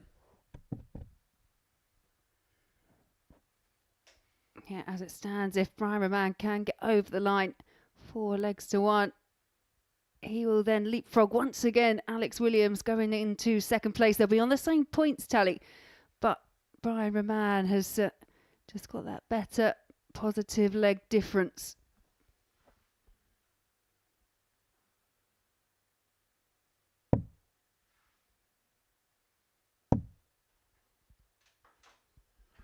Match that follows this will be 45. Simon Wilkinson against Will Binan. And then Haynes taking on Raman. 60. Which is why Raman needs to win this game. Yeah, that's the big one, isn't it? Because that has the potential to go absolutely any direction, that game between Brian Raman and Johnny Haynes. One of those matches that actually pushed Johnny Haynes the whole way.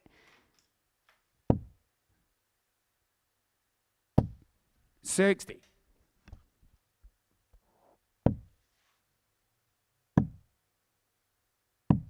$58.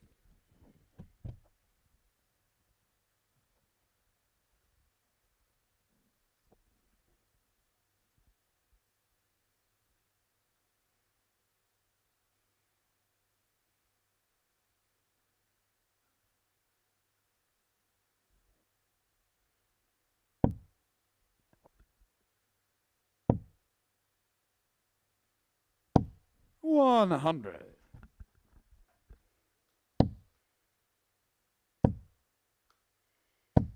$140. Raman just chipping away, making his way towards the finish line.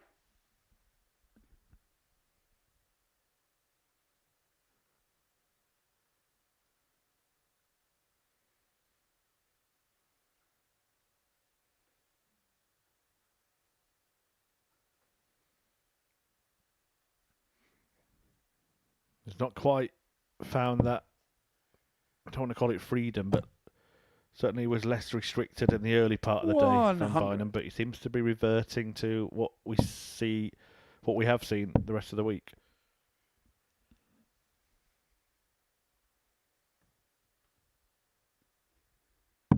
$97. You know, I think that was the right option. I think Brian Raman was trying to see if he could find a way through to the treble 20. It wouldn't have left him on a double anyway, so it's a good switch, a good option.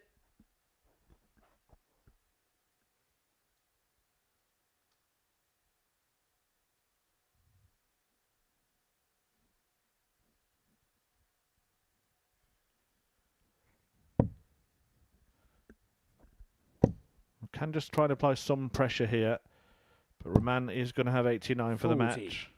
And Brian, probably you now require thinks he's 89. got 2 visits to clean it up. It'll be interesting to see whether he goes for the 20 and bull. He does, Game shot and he and pins the match. it. Brian Raman gets the Brian job done. Raman. A 4-1 win that sees him move back to second in the table, albeit tied on 10 points with Alex Williams. Coming next, Simon Wilkinson takes on Will Binan.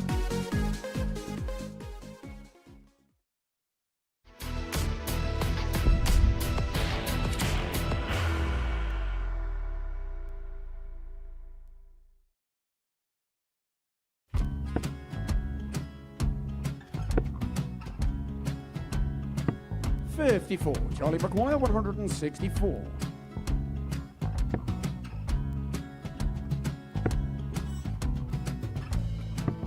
$44.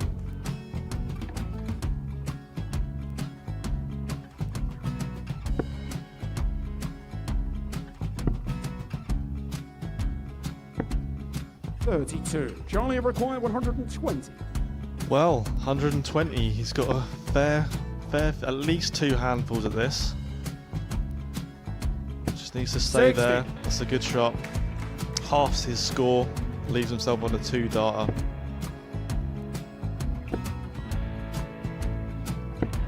26. Charlie Time on his require side 60. to become back-to-back singles champion.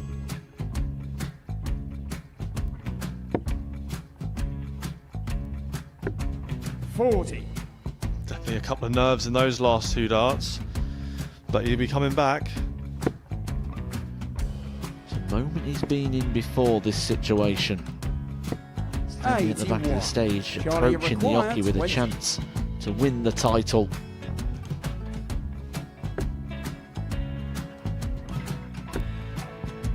He did this to win the first title, if you remember. 11. I think he's gone. Georgia I think he's gone to 180. bust it, maybe. The first title he wanted 20. He went 6-7-7 to win it. He had a chance to replicate it again. Yeah, I get the feeling that was for a bust, and 39. on that situation there, George Gave wasn't even 9. able to take it out going to the 18s on that switch. Yeah, I think he just panicked a bit, but he's done well to get that big one. Sometimes can be the hardest part. Georgia requires This is it. 79. It's got to be 19s. It's got to be 19s for this shot. Big 20 and a double. He's got the first one. He's going to get a match dart here.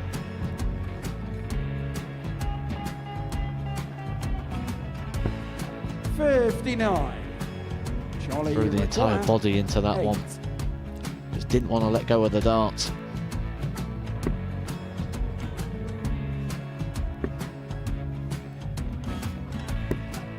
No score. He's given George a chance. Georgia require 20. I think George has been quite good on double 10 today.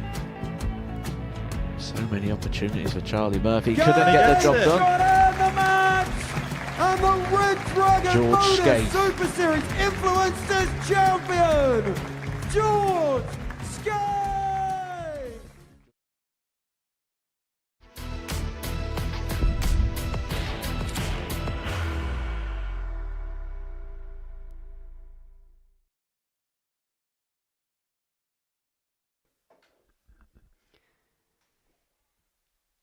Yeah, welcome back to the Modus Super Series. And there you can see the last round of 3. Will Binan was beaten 4-2 by Johnny Haynes. Johnny Haynes' unbeaten record continues. And it was Alex Williams in a real battle with Simon Wilkinson. Just edged him out 4 legs to 3, surviving match darts. And then a more comprehensive win for Brian Raman over Pim van Binan, 4 legs to 1. We have 6 games left to go, and this is the table as it stands. Johnny Haynes, top of the table, hasn't dropped a match, 16 points. You've got Brian Raman and Alex Williams both on 10 points. Will Binan just behind in 6. Pim van Binan, 2 wins to his name, 4 points. And Simon Wilkinson at the bottom of the table with just the 2 points. And you feel now the race is really on between Brian Raman and Alex Williams. But this is between Simon Wilkinson and Will Binan. Yeah, and I think the significant fixture we just saw was the one between Haynes and Raman. Because if Haynes can carry on his pursuit for a perfect group by beating Raman, that means that Alex Williams will just have to win his own matches, won't have to worry about anything else then. But if Raman can get the better of Haynes, then he remains in pole position to take that qualification spot. So that game that's going to follow this one, I think might well be the decisive one. First leg, it's Simon to throw first. Still an outside chance for Will Binan, but would need to win both of his remaining games convincingly and hope that Raman and Williams completely capitulated, and I can't see that happening. 21. In fact, he's 15 legs behind Raman, so he would actually need 4-0 all round. Yeah, it's a tough task for Will Binan. Will Bidan's last game is against Alex Williams. Alex Williams has got 2 more fixtures left, the other being against Van Binan. But you could argue that the way that Alex Williams played in his previous match against Simon Wilkinson, it did show signs of being rather edgy, rather tense, and not able to perform at the levels that we've seen from him so far. So 100. there is always hope. Where there is a way, even if you're dependent on other results, it can happen. Yeah, I think he just needs to calm down a little bit, Alex Williams, if truth be told, as they say in Wales. 26.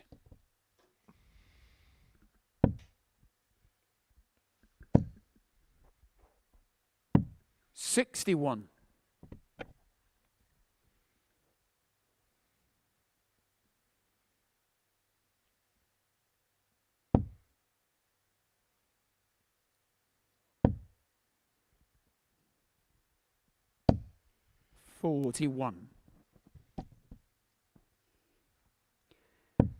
Yeah, Wilkinson, perhaps to reflect on this experience, he did have an 60. opportunity to pick up another couple of wins, but as I said before, just the one win from yesterday to his name so far. A couple of games left still to go.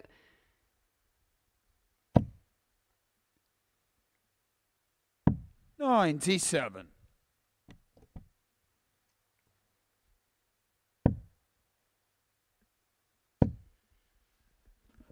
A reminder as well that this 47. evening we will see the conclusion of Group B. Graham Hall leading the way, having won all 4 of his matches. 8 points to his name, looking for an unbeaten campaign, which is exactly what Johnny Haynes is trying to do in this group. Then John O'Shea, Jamie Owens and Alex Small all have 4 points in that group. Jamie Lewis didn't get off the mark last night. 138. Yeah, good set-up play there, and Wilkinson left himself with the inability to finish off. 58. Will we require 40? Tops for Binan for an early break. Double 10. Found. On the first leg. Will Binan. And that's the perfect start for Will. Second leg, it's Will to throw first. Game on. Yeah, these two had a real nipped-up battle yesterday as well. It was 4-3 in favour of Will Binan in the end. For Binan, it was just a case of missing far too many. Did get across the line, as I say, eventually. But Wilkinson seems to be one of those 59. players that quite often when he's afforded the opportunity, he has been able to take some big finishes at the right time. We've seen the 118 from him. 140. Other news in the world of darts, European Tour. The European Darts Open, the afternoon session has come to an end. Wins for Daryl Pilgrim, Richie Edhouse, Mickey Mansell, Lucas Veinig, Matt Campbell, Jermaine Watermainer, Andrew Gilding 60. and Wessel Nyman. Brendan Dolan beaten by Nyman in the final match of that session. 100. Yeah, Daryl Pilgrim, one of those players well known to us here at the Modus Super Series, still holds the record for the highest average. Yeah, remarkable. Stunning. 122.69. Also, Super Series enthusiasts might want to keep an eye on Andres Harrison tonight, who's going to take on Raymond van Barneveld over in 100. Leverkusen. That's an interesting tie, isn't it? Harrison, as we know, is prolific here at the Super Series, taking on the legend that is RVB. 60. Will we require 101? 101 for Binan to double his advantage. Doesn't matter which way around you do it, mate. 69. Yeah, but that's a good last.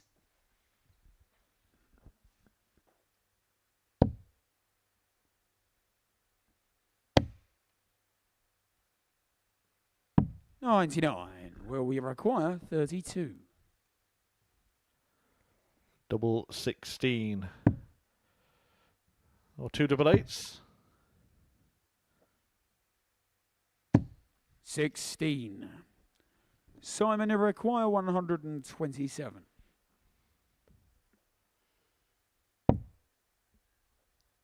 Treble 19. 87. Well, sets up well in the end, but Will Bidan's just found this target, albeit he wanted double 16 at the time. Game's on the second. No problem. 2-0 to the good. And you mentioned if he's got any chance, he's going to have to start winning 4 legs to nil. It's a good start here for Will Binan. Game on.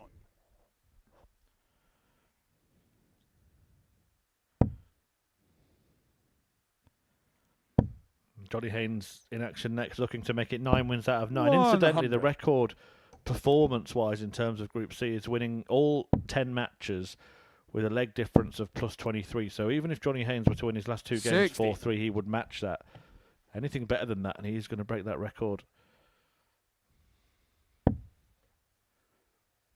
Brian Raman, he's his opponent, and he's got his own 81. focus. That's holding on to second place and keeping Alex Williams at bay.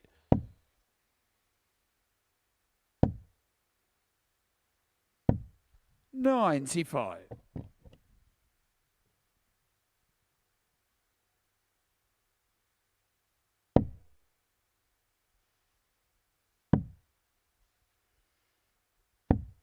$93.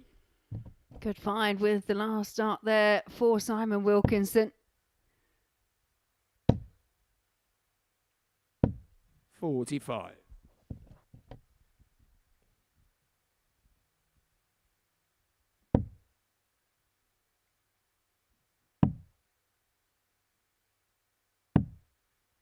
$60.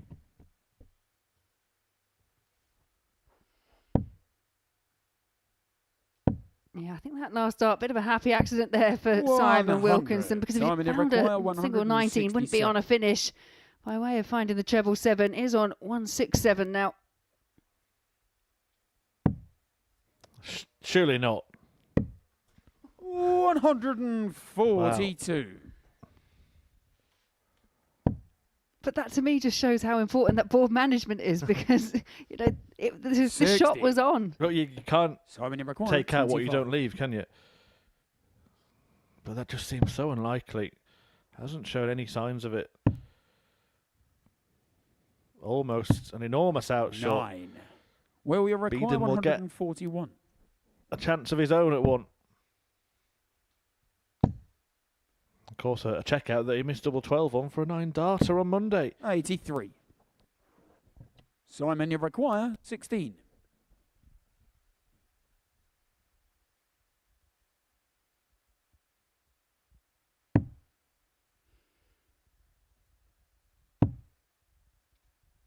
Over adjusted, but now over to the other side of the board and just pulled it you low. Require 58.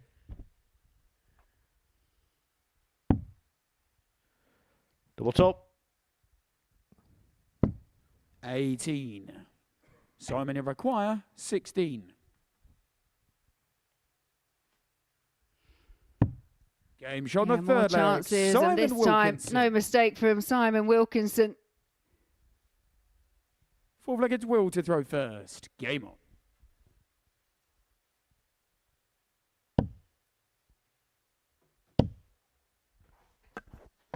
$60.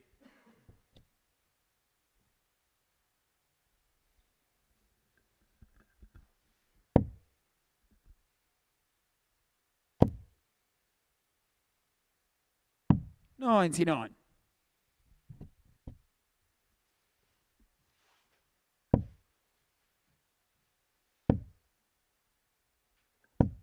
$41.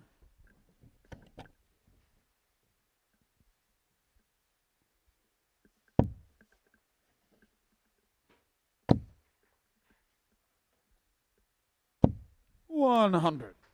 Yeah, I think he was considering switching there, but decided to stay at the top of the board in the end. 140. Binan there threatening his first max of the day.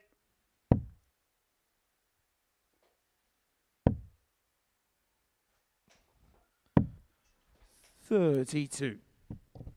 I do get the sense that he's still very much holding all the aces in this game. He is the premier performer in the match. 180. Forget hunting it down. He's found it. Nice little passage of play there. 140 backed up by the 180 and down to it. Potential to figure 82. out Well, after you just require 12. 80.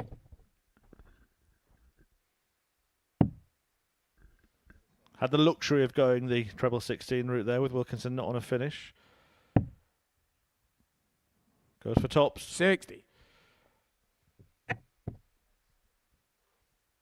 Couple of luxurious lobs there, really, because in most realities you wouldn't go treble 16 on 18, you wouldn't go treble 11 on 73.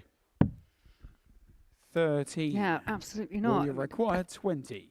think the kind of go-to route anyway for 73 would normally be treble 19 to leave double 8, but as you say, wasn't forced into it, and not forced into that either, because that visit with just 13 points in Wilkinson still means he's not on a finish. I don't think it is for this reason, but also psychologically to your opponent to watch 41. the player in front of you just do whatever they like because you're not on a finish must kind of highlight that point. Game shot, especially when they can pick out, you know, exactly what they want to pick out, and that's what Will Binan had the luxury of doing then. Game on. So Binan leads 3-1. Wilkinson with the throw. This game 10 of 15 this afternoon. 10 more to come tonight, and then it will be finals night from 7:30 live here on the Modus Super Series Darts channel on Pluto TV on Saturday night. Kevin Burnett is already there. 100. Johnny Haynes has joined him, who will be the final four.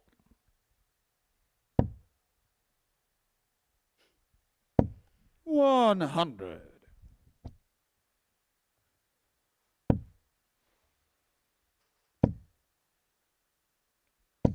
$100.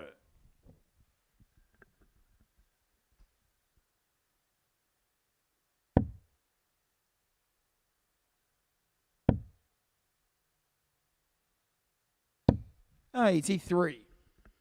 Yeah, good find by Wilkinson with the last.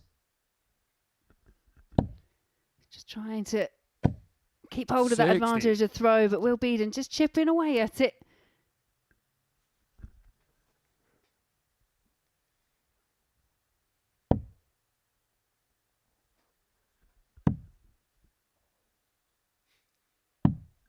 $58.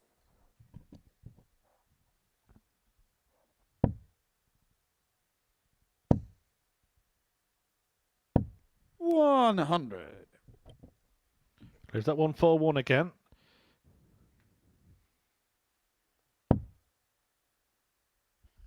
Yeah, question is, can Wilkinson put any kind of pressure on it? 59.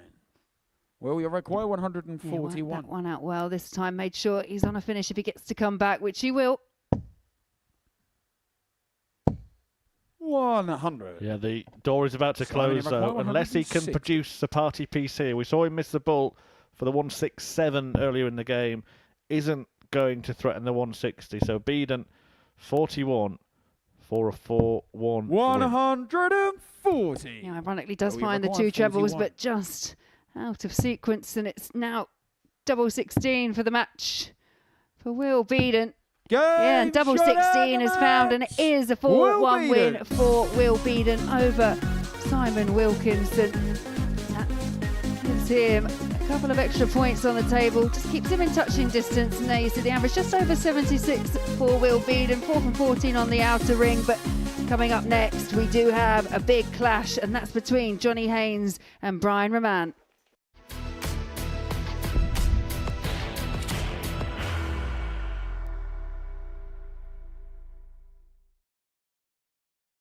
Are you ready to lift that trophy, Darius? Yes. Let's do it then. Ladies and gentlemen, your Modus Super Series 9 champion is Lucky D, Darius Labanowski!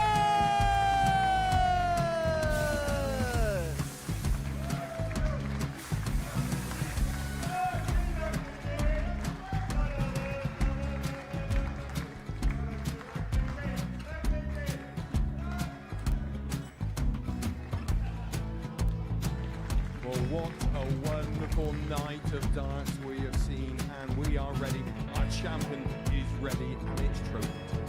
So receive the trophy. £25,000. The new Modus Super Series champion, the Terminator, Marvin Van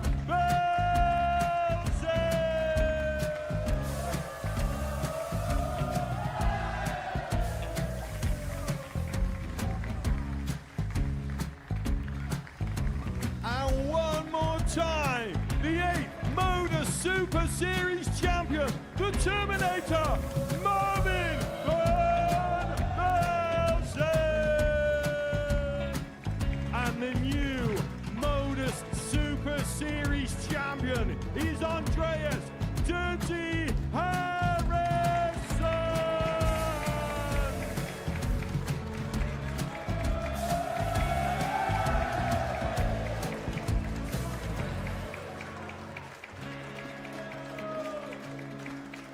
And one more time, the 7th Modus Super Series champion. Give it up for Andreas Dirty Harrison. The moment we've all been waiting for. Would you please show your appreciation for your Series 6 Modus Super Series champion, Scott Taylor.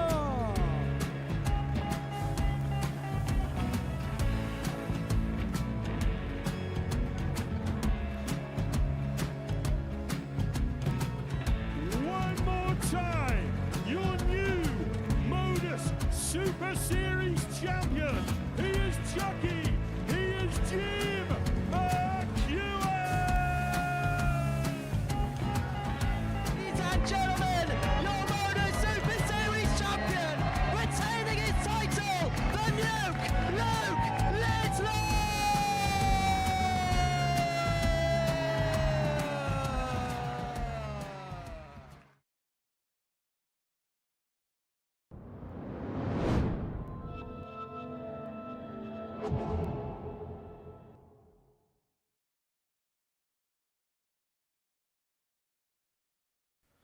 Welcome back. A big bout about to take place on the Super Series stage in Group C as the group winner, Johnny Haynes, takes on currently second place Brian Raman, who's tied on 10 points with Alex Williams in third. But Williams is taking on Pim van Binan next. His final game will be against Will Bede, and Raman expected to beat Simon First Wilkinson leg, it's Johnny to throw in his last game. Game on. But may need to win both of his games, and nobody has beaten Johnny Haynes in this group. If Raman's going to go through, he might have to. 32. Therefore, this could be the key game that's remaining today. Also for Johnny Haynes, I mean, he won't be aware of records. I don't think he'd care about records, but he's on course to have produced the best performance in a Super Series week in Group C.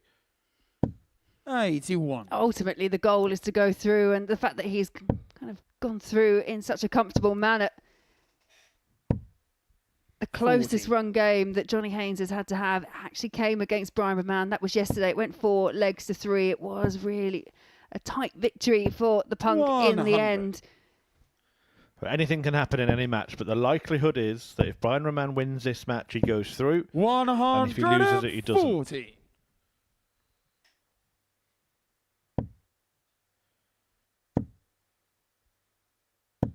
140. True to form, Johnny Haynes not going to make it easy for the Belgian ace. 43. Johnny require 148. And he's got 2 visits to take out 148 in the opening leg. We'll use them. 41. What could have been better placed than that? Had a little look at the fingers. Might be rubbing the chalk onto his darts in a moment. 120. Johnny require 107. Disastrous first start, recovers well, but it's going to have to hope now that Raman can't convert 100. this ton. Top stops. 52. Well, he thought of a Johnny different require way. 40.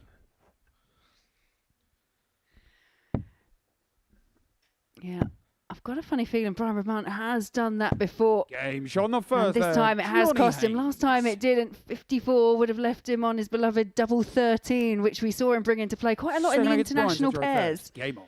I'm glad you could work it out. I was still counting. I might be wrong, to be fair. 100. Yeah, I'm pretty sure he actually took out a ton that route last time, because I remember him saying, I don't think anyone's ever seen it before. And I kind of had to say, I think there's probably a reason why. Oh, absolutely. Particularly in a spot like that where he's got 2 darts in hand, Johnny Haynes waiting to pounce as he did when he came back. 134. Surely tops is a shot. Bigger surface area than any treble on the board. I think there's a time and a place for showmanship. 100.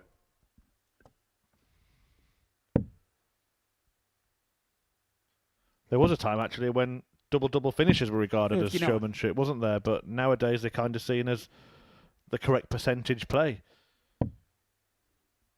Well, yeah, and it does make sense. It really does. I guess 100. I guess the idea with a double finish, is the fact that if you do go outside, then you are scoring nothing. But they are brought into play more 48. times than Johnny Rock 161. more times than not now.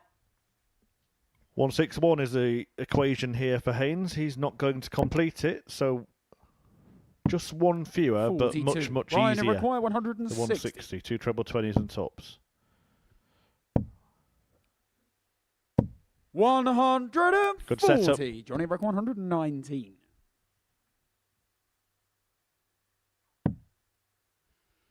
Treble 20 would have left him on tops. 99. Brian required 20. To level up at 1 apiece. Double 10. Has to hit, surely. 10. And it could be getting away Johnny from required Raman here. 20. He has a 6-leg advantage over Alex Williams. That's what separates them in the Games table. on the second But that's leg. quickly Johnny become 4, and Haynes. it might only be 2 by the end of the match. Third leg, it's Johnny to throw And first. Game obviously, on. to make matters worse, Williams would have a game in hand, so it might not even matter about leg difference because Williams could overtake him on points alone. 100.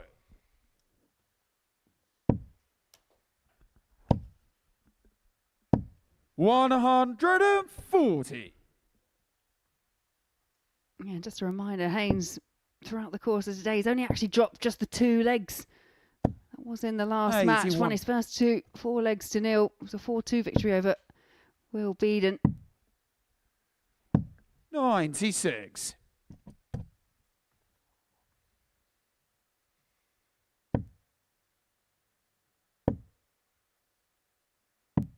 $40.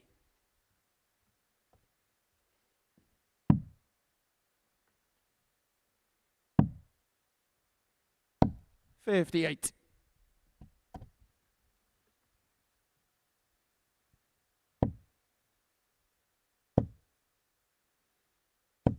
$100. Yeah, wave of the hand. Needed another treble just to make sure he was coming back on a finish. 60.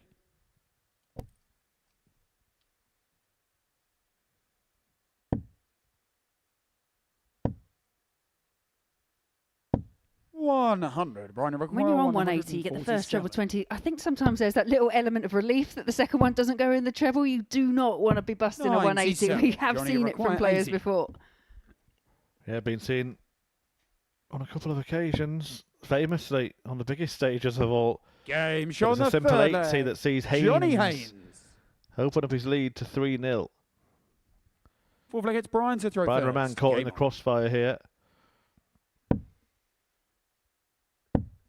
And again, you just 44. get the sense that it becomes a little bit of a struggle for Raman. It was can't get my words out.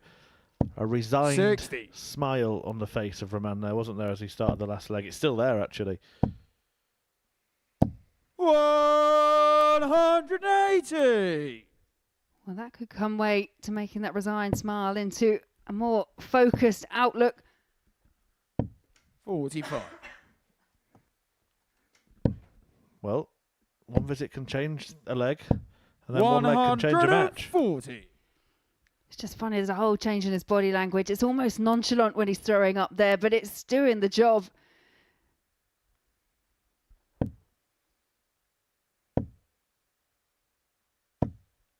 $100. Brian over 137. This is brilliant. This spell is superb. Missed the 105. initial target on the treble 15, but teed up double 16 nicely for a 13-dart leg. A leg that he started with 44 56. as well. Brian over 132. Game shot on the fourth leg. He's Brian found a Raman. zone here. If he can stay in it for another 3 legs, Fifth leg is Johnny to throw first. Game on. then he can still win this match. Yeah, riddle me this, because as soon as that expression on his face changed, so did his darts. Maybe he needs to play with a little bit more joviality going forward. Yeah, a real picture of focus now suddenly. 100. But he's going to have to find a way to turn this leg around, because Haynes has started brilliantly with a 140. He's going to back it up with something similar here. 140. Raman needs a 180 just to stay with him. 140. Clings to the coattails. Remember, this could be the decisive duel. If Raman loses, it's out of his hands. Yeah, and these two playing at some 85. rapid pace as well. It feels like it's sped up towards the tail end of the match. Haynes leaves the finish. Brian needs a treble 58. to do it Johnny himself. 136. Fury as he fails to find one. Loose start there from Johnny 40. Haynes, not making the most of it. Could that be just a little invitation here for Brian Raman? 58. Well, it wasn't one that he Johnny accepted. 96.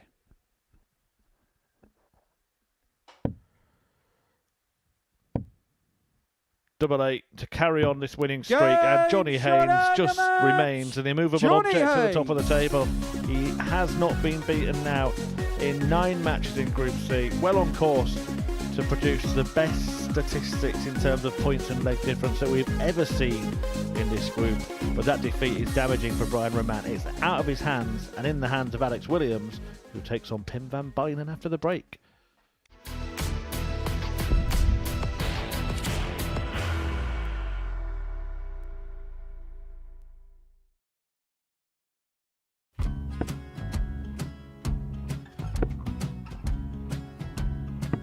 .54. Charlie McGuire 164.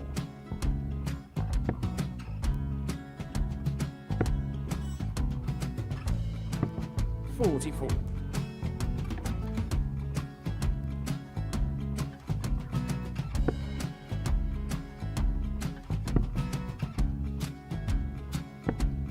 .32. Charlie McGuire 120. Well, 120. He's got a fair, at least 2 handfuls at this. Just needs to stay 60. there. That's a good shot. Halves his score, leaves himself on a 2-darter.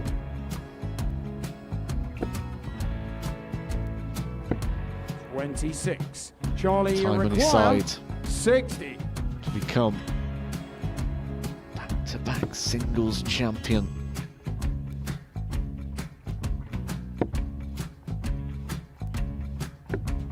.40.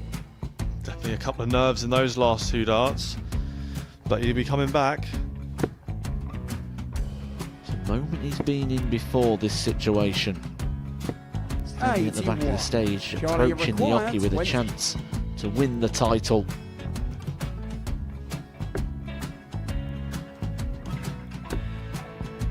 He did this to win the first title, if you remember. 11. I think he's gone. I think he's gone to bust it, maybe. The first title he wanted 20. He went 6-7-7 to win it. He had a chance to replicate it again.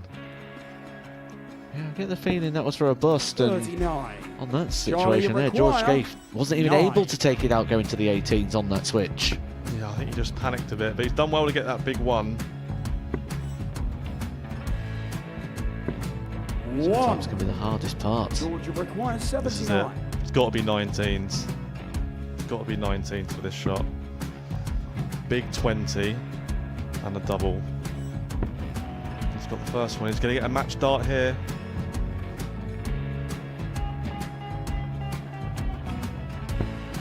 .59.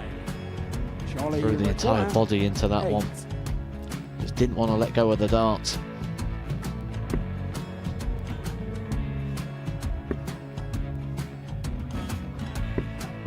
No score. He's given George a chance. Georgia require 20. I think George has been quite good on double 10 today. So many opportunities for Charlie Murphy. Couldn't get the job done. Got in the match!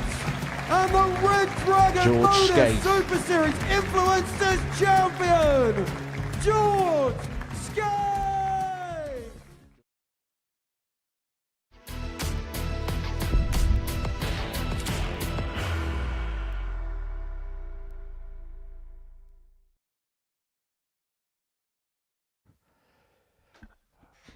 Welcome back to the Theatre of Darting Dreams, aka the Live Lounge in Portsmouth, the home of the Modus Super Series, which is brought to you live and free on Pluto TV. And this game, well, it could be a bit of theatre, couldn't it? Because Alex Williams has been getting rather worked up as he continues his pursuit to qualify for finals night on his debut.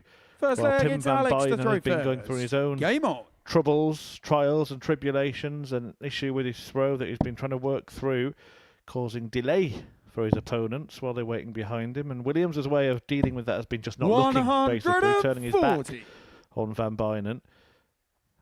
But I think now with the stakes raised, we could see Williams having to work hard just to keep it all in. I do agree, because that last 60. match, it was very tense. It was very tight between himself and Wilkinson. Managed to edge Wilkinson out 4 legs to 3, but as you say, it became very, very tense 73. towards the end. And for Williams, he would have just seen that Raman, he's just lost 4-1 to Johnny Haynes, and fate's actually now really in his own hands.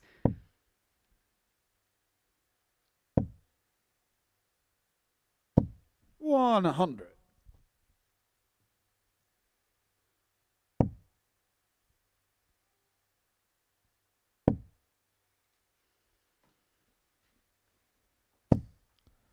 $70. He really did fall over the line in that grueling game with Wilkinson. But then it went his way when Haynes beat Raman convincingly.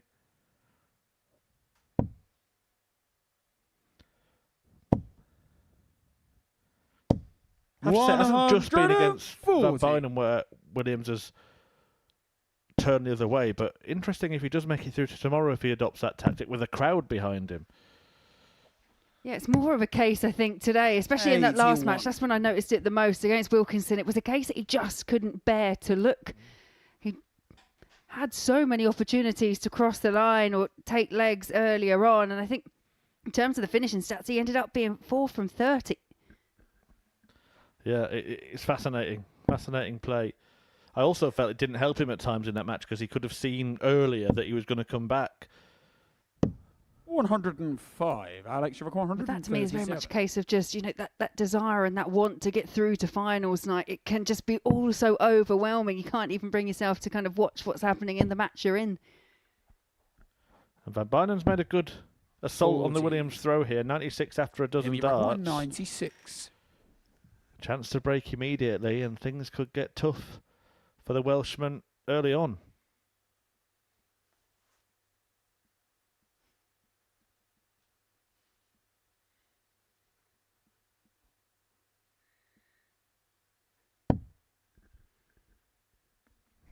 Deciding what to do. The fact that he's moved suggests he's going to stay there, which is what he tried, and he wasn't far off. 56. Alex, you require 97.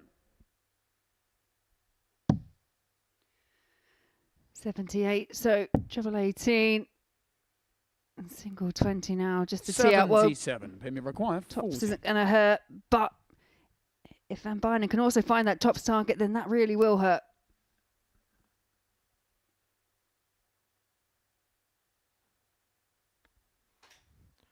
It comes to the end of his campaign. You have to say 5 days he's put himself through this. It's taken a great amount of courage, plenty of heart, guts, determination, and a real desire to be playing the game. 20. Why should he let it beat him? Alex, you require 20. No, we really have seen some good stuff as well. Game shot on the first leg. Yeah, Alex that will Williams. be relief there for Alex Williams. It's a holder throw, Second but I leg, think it's Pim the to way throw that the leg first. went, Game it would have felt like a break.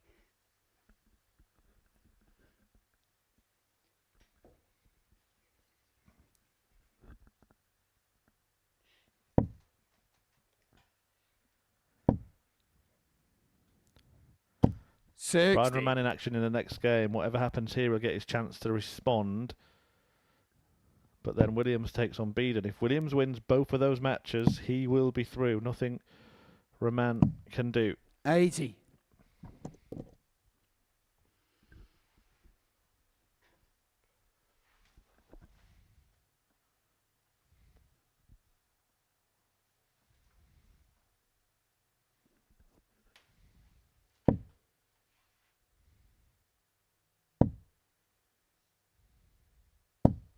60.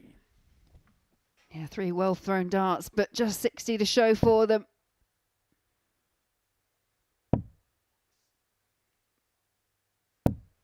$85.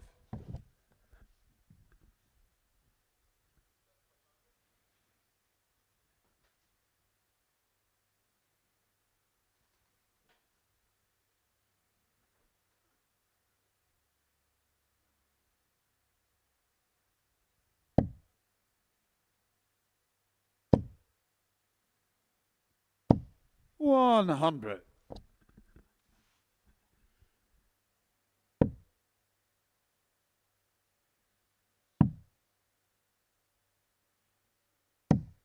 $56.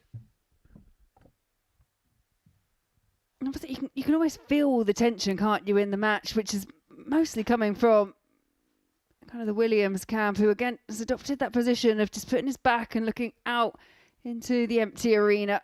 Well, he's looking up then, and this place did used to be a church.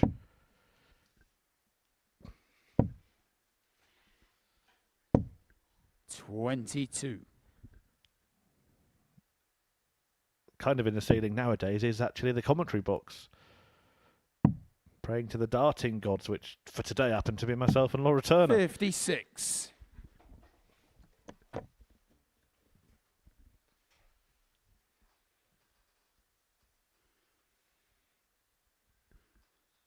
It really is going to be a unique building to play darts in, to be fair. And again, just looking out, and he's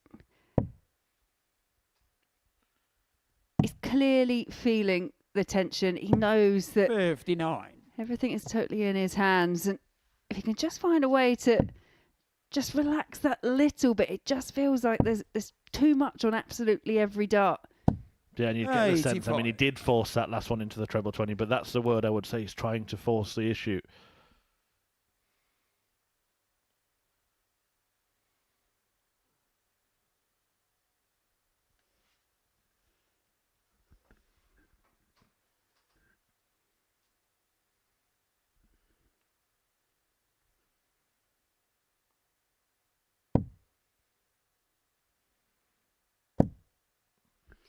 Yeah, 2 in for Van Binan. 140. Alex, you're 139. Treble 19, his first port of call. 82 remaining. Big decision here. Bullseye's the smallest target on the board, so I would advise treble 14. He took my advice. 71. And then... Pin require 60. Surely he didn't think that he'd hit it, did he? Did he think he'd hit the treble?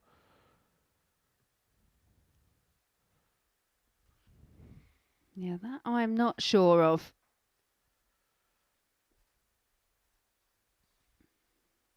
Either that or he was trying to avoid... I don't know, actually, because he would have been going for the treble 20, wouldn't he? So, bizarre dart. Game shot the Doesn't matter anyway. leg. Lost the leg. Yeah, all academic in the end, but as I say, there's been some... So like it's Alex to stroke first. Confusing, to say the least, decision making when it's come to the back end of certain legs. 3 games to go after this 121. one. Raman versus Wilkinson, Williams, Binan and Van Binan ends with Johnny Haynes, who's looking to complete the card after a really special Group C campaign. It's felt like every game's had tension apart from the games involving Johnny Haynes. And they've had none at all. No, Johnny Haynes, true to form, just absolutely chilled and relaxed up on the stage.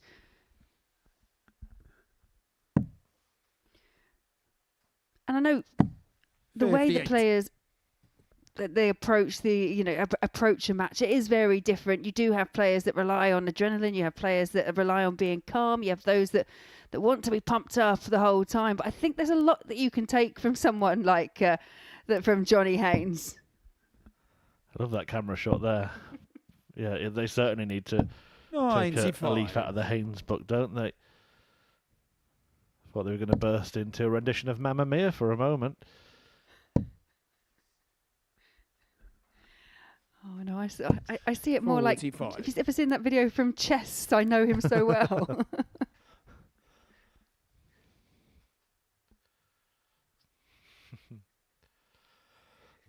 Well, when he looks back, maybe think he could have played it differently.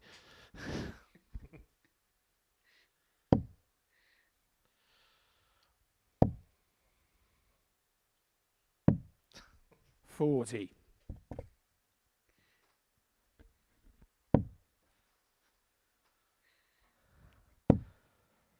Can he make the necessary adjustment here? 41. Not quite.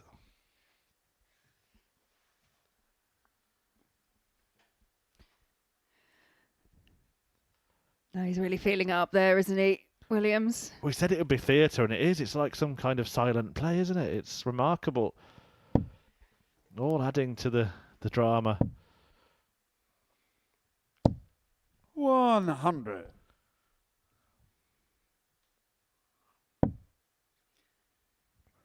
Super stuff here, though. And he needs to find something because Van Binen's worked himself into a good position 85. to break the Williams' throat. Him you require 126. The only other thing we need to add into the picture here is a camera on Brian Raman in the practice room. Yeah, absolutely. Yeah, we've mentioned that before. I remember it when it was set up that way in the World Cup, and they used to break out to the players that were on the sidelines waiting for their team players to compete. It's an interesting perspective. So Van Binen's going to come back to break and lead 2-1. Alex Williams again is going to find himself in a spot of bother. 40. Pim you require 28.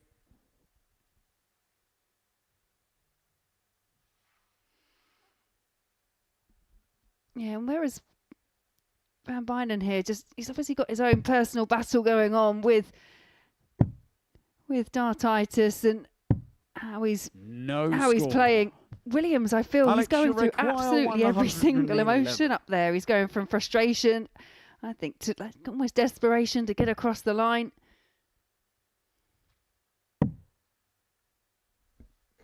Not in.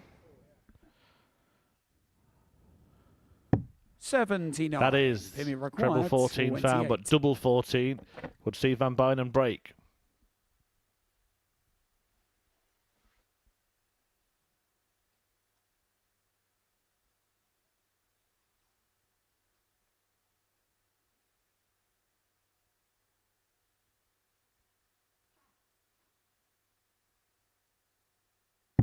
Game on the third leg. Well, Pim Van Binen. Another twist in this tale.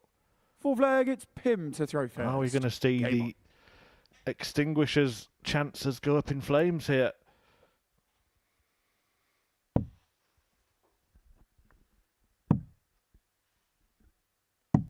$96. Yeah, as it stands, it's Van Binen that's outplaying Williams at the moment, and the scoreline does reflect 98. it.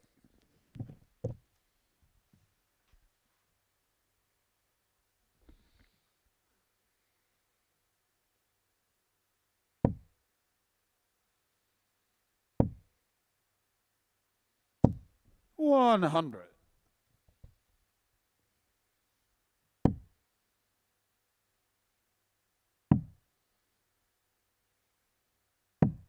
$90. Good find with the last start, but it's Van Binen once again. Opportunity to put a bit of distance between himself and Williams and just keep loading that pressure on. 44.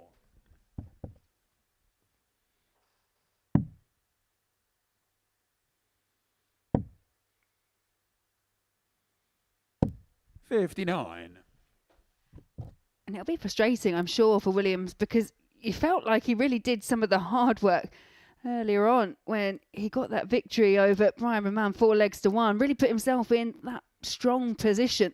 And then ever since finding that win, hasn't been able to replicate anywhere near the performance level that he had there. But everything in terms of attitude almost 60. seems to have changed up on the Oki as well. Yeah, I think he'll watch this back and maybe take on board some of the things that what we're noticing. I'm sure people at home are noticing. just find a bit of freedom, find a bit of relaxation, do the things that got him into this position. It's almost like the minute it was put in front of him, he tightened up, got aggressive, got tense, and kind of so far he's got away with it.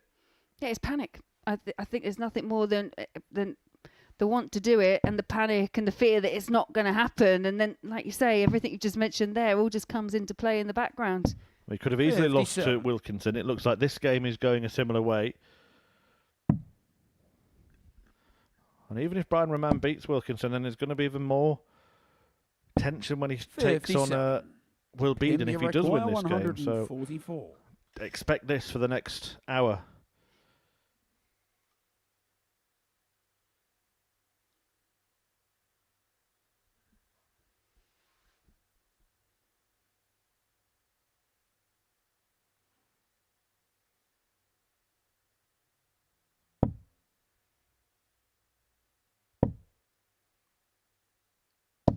$100. Alex, you reckon 112? Big last start from Van Binan. It's how Alex Williams can respond. Double top. What a Game response. shot on the fourth leg. Well needed. A break Alex back. 2-2. Fifth leg, it's Alex to throw first. Game on.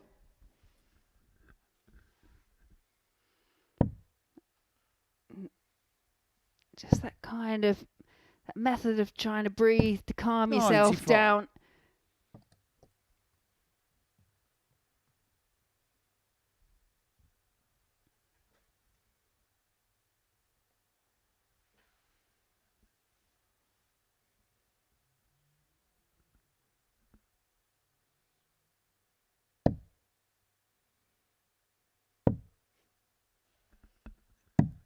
$99.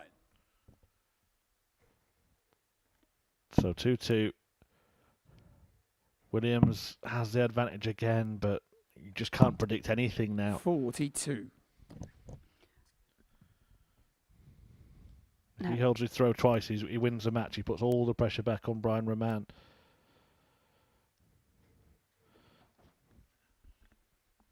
But I couldn't confidently say that Alex Williams will win either this game or his last one. No, and I actually felt that his match, Alex's earlier match against Wilkinson, he, 60. for the majority of the match, was actually far more in control of proceedings. He feels less in control in this match against Van Binan, but did find the highest finish that he's had so far this week in the match.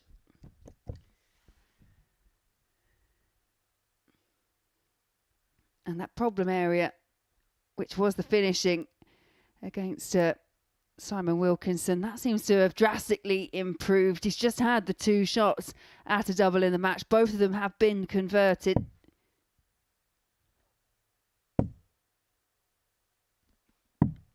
$84.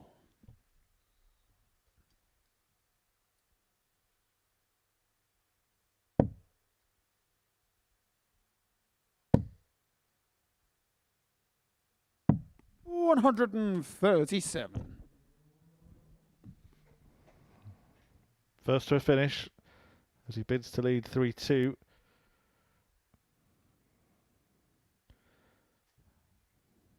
The good news in this game, I suppose, for Williams is that he hasn't actually missed a dart double. He's only had 2 attempts. He's hit them both.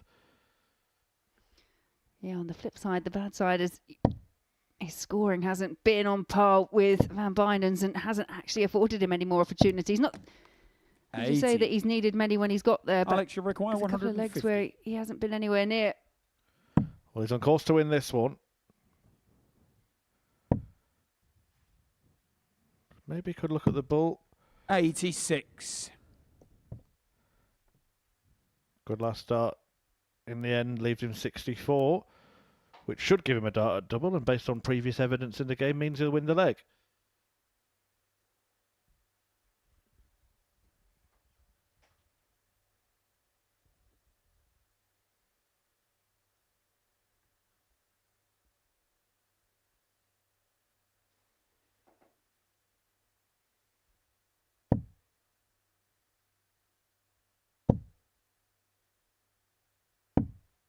$58. Alex, you require 64. Yeah, good first dart Games and on a the great fifth leg. follow-up dart as well. Alex 64 to back up the 1-1-2 the leg before, and that's 3 from 3 on the outer ring for Alex Williams. Pim to throw first. Game on.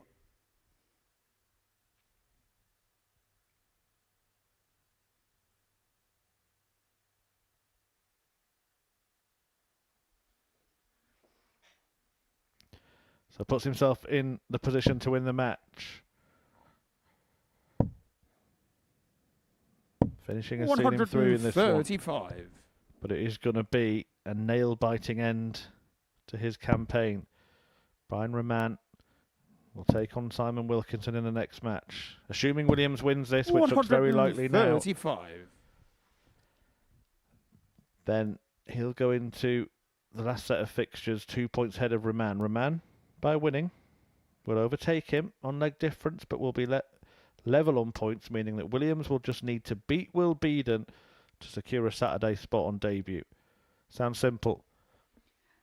Yeah, it sounds simple, but I think the evidence in front of us is proving that the task can be quite difficult for the players involved. 96.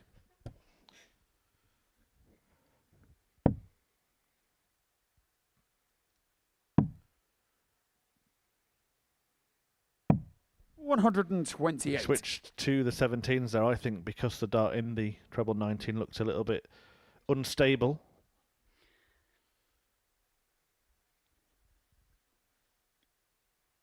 Yeah, and this feels a little bit better, a little bit more controlled from Alex Williams.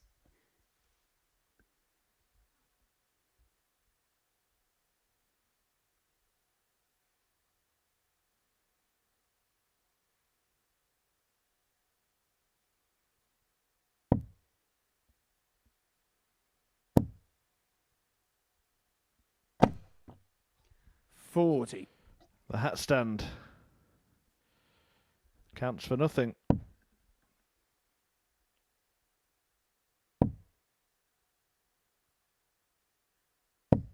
$60. Well, by Williams not finding a treble, leaves him on 178. So here, Van Binan, if he can find at least one treble, he'll be in pole position after the next 3 darts. But if he can pin a couple here, again, I just think that weight of pressure, it might just be quite difficult for Williams to deal with.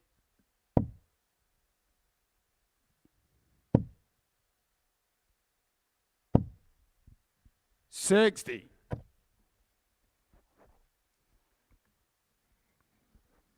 Well, 170 left for Van Binan. Kind of all been hoping for that really magical moment for him, haven't we, all week? 100.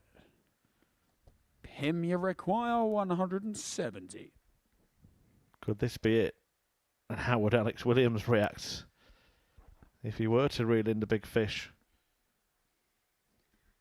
I think it's the one thing you'll find with dart players is, you know, that there'll be all empathy for Van Binan and the struggles that he's clearly having. If this was to go, then I don't think there would be anyone that wouldn't be pleased for him. Even Alex Williams.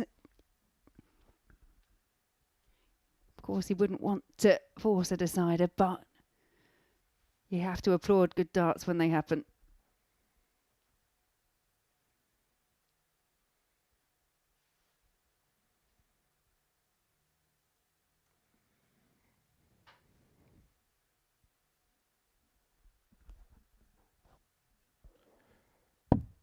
Oh, he wasn't far away, but now Williams can step forward knowing he can get the job done here in this match. Alex, you require 78. Again, he's had to work hard. He's had to contend with all the thoughts flying through his head, but ultimately, at the end of legs, he has been perfect. 3 darts at double, all of them hit. Can he make it 4 from 4? Yes, he can. And Alex Williams puts himself on the brink of qualifying for finals night on debut. As we go into the final 3 fixtures, he's 2 points better off than Brian Raman. Raman is in action next against Simon Wilkinson.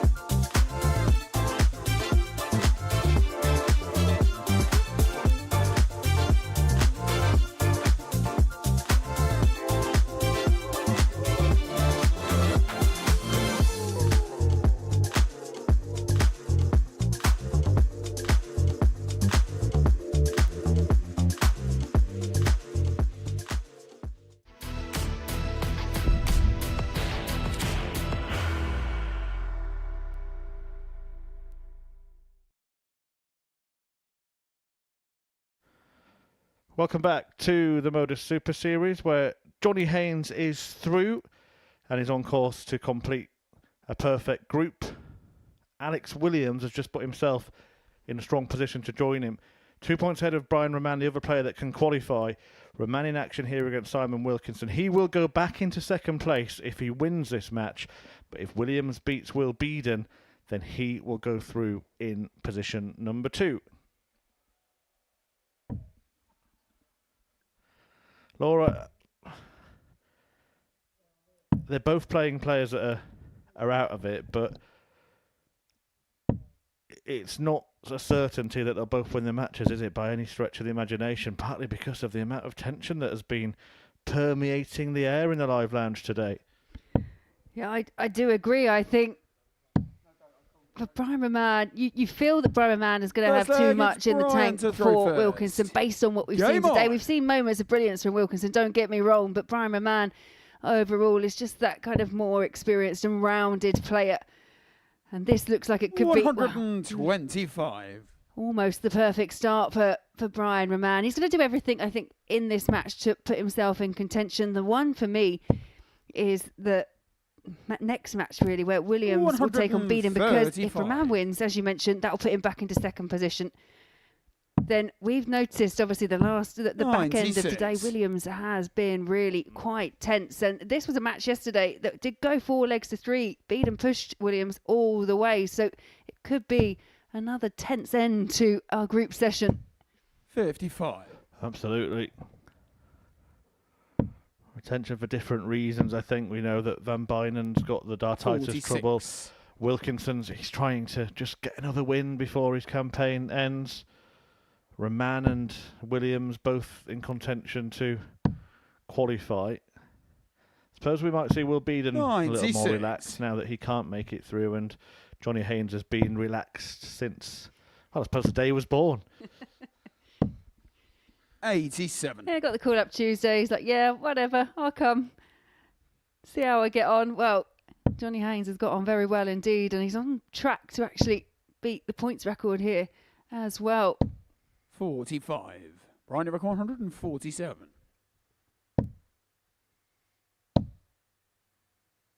$131. Yeah, superb setup play there for Brian Raman, but it's a big fish here for Wilkinson.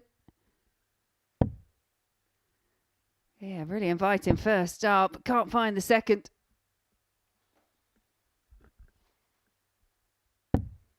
$84. Brian requires 16. Game shot on the first leg. Brian Raman.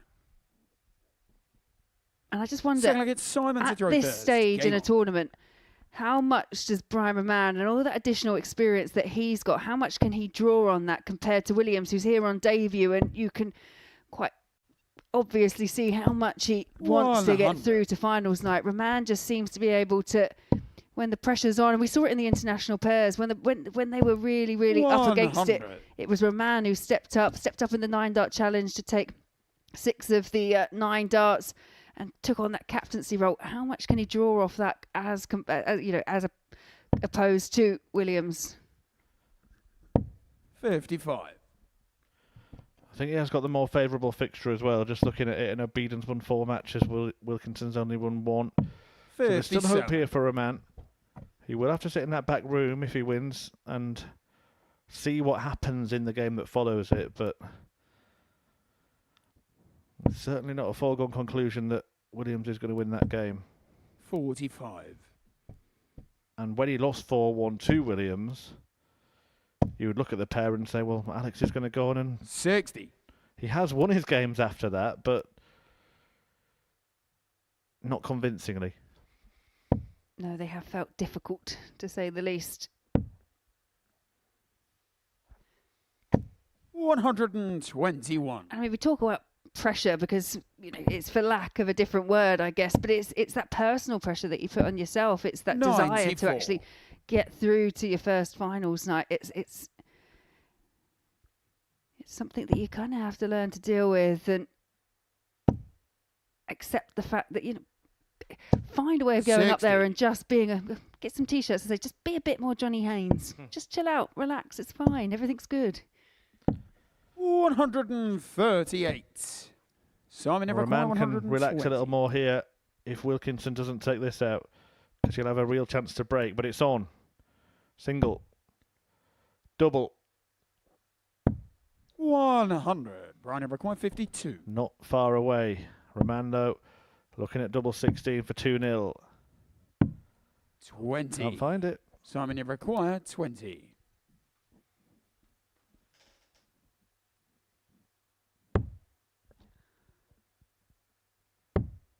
No score. Brian Evercore, First one was 32. super close. Just couldn't use that as a guide.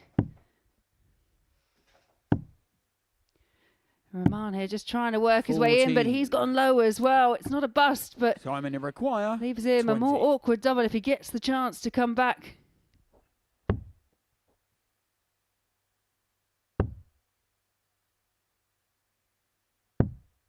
$15. Brian Evercore, 18. Game On the shot money the this second time. leg. 2-0 Brian Raman. Raman. Third leg, it's Brian to throw first. Game on. You mentioned it right at the start of this group, Laura, that he does really have a 100. habit of sneaking through Group C at the death, and that he might be about to do it again. Although, it doesn't matter what he does here. He just has to win. It all then comes down to 98. Williams against Binan, and Brian Raman will suddenly become the biggest Will Binan fan in the land. 100. It's funny how allegiances can change towards the back end of these groups.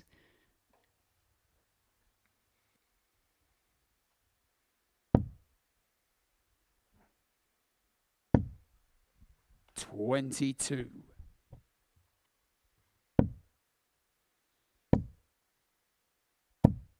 $41.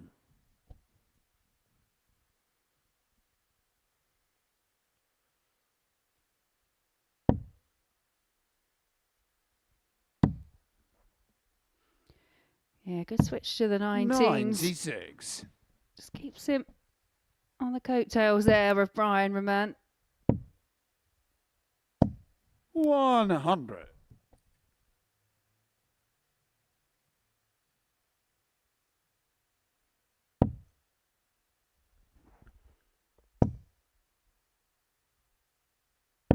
$60. Brian Evercore, 160. Another. Leaves tops. 120.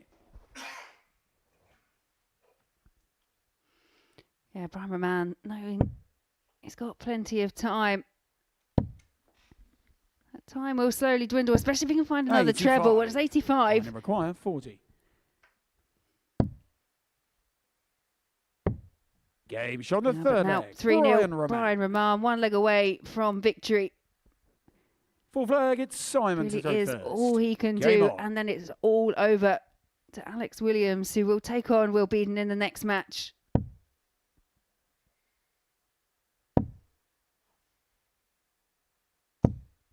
$85. Doing his part, which is all he can do. 27.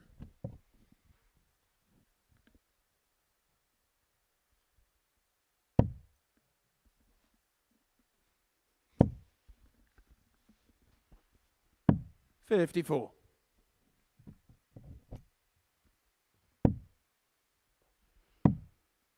Raman really does race up 58. to the hockey, doesn't he, when his opponent goes to collect the darts.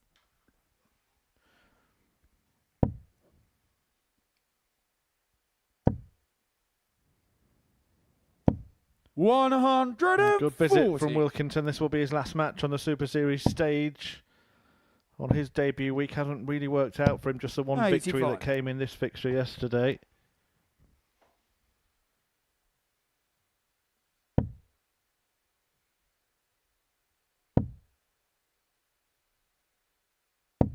$85.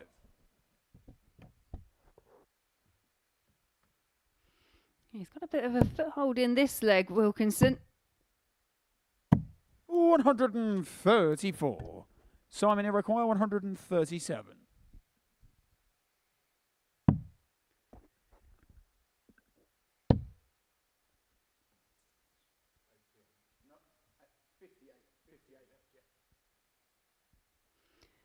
Yeah, just trying to 97. work out what was left. Well, that leaves tops after 15.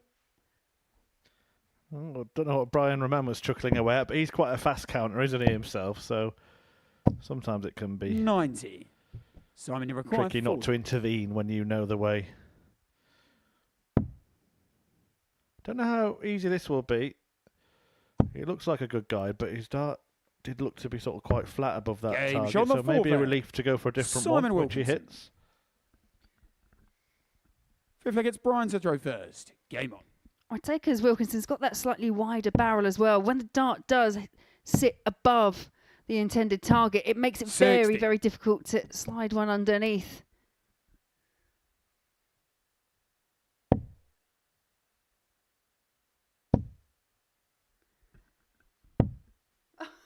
Wow. 125. Now, is that actually a real no look? Let's be honest, because that's like a self-blindfolded 180. What's Raman going to do here? Willie? No. 125.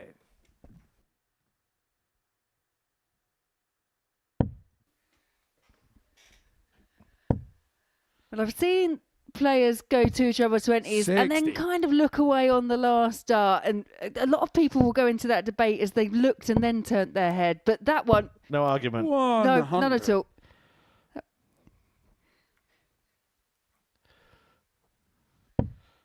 Yeah, but imagine if he pulled it off. He's trying to make the reels. That's what it is. 66.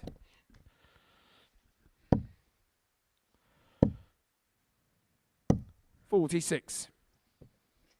Cruel observers might ask whether that's the first time he's done that. Yeah, and it kind of didn't have the desired effect when it went into the 5, did it? 41. Brian to require 100. Go on, do a blind 170, Brian. That smile makes me think he's thinking about it, you know. I don't think Brian can quite work 60. out what's happened in this leg. Well, we've been talking all day about how Alex Williams can't look when his opponent's throwing. Simon Wilkinson didn't look when he was throwing. 59. Brian to require 110.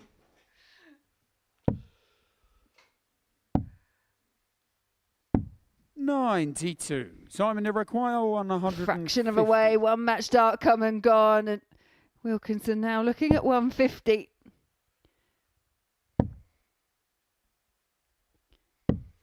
$65. Brian to require 18.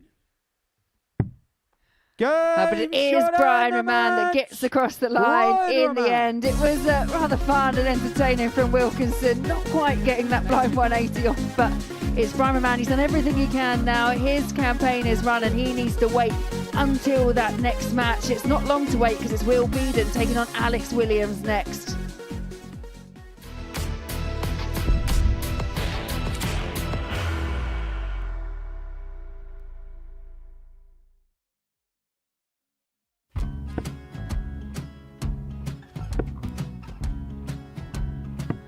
$54. Charlie require 164.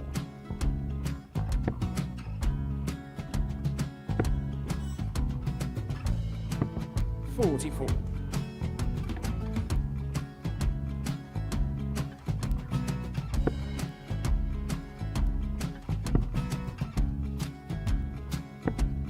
$32. Charlie require 120. Well, 120. He's got a fair, at least 2 handfuls at this. Just needs to stay 60. there. That's a good shot. Halves his score. Leaves himself on a 2-darter.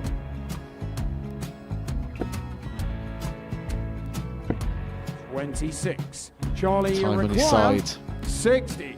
to become back-to-back singles champion.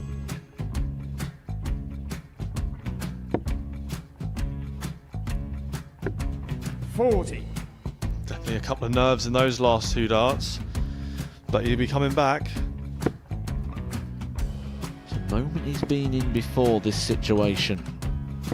Standing at the back of the 81. stage, Charlie approaching the required hockey with a 20. chance to win the title.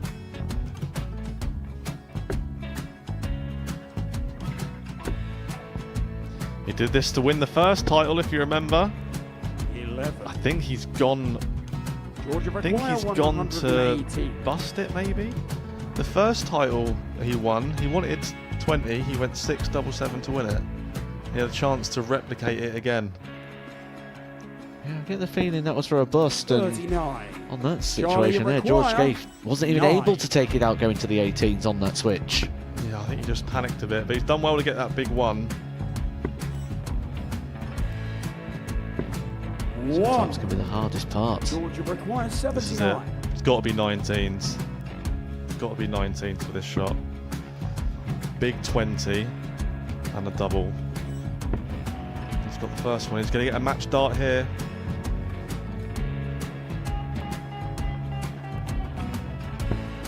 $59. Charlie, Threw the entire body into that 8. one. Just didn't want to let go of the dart.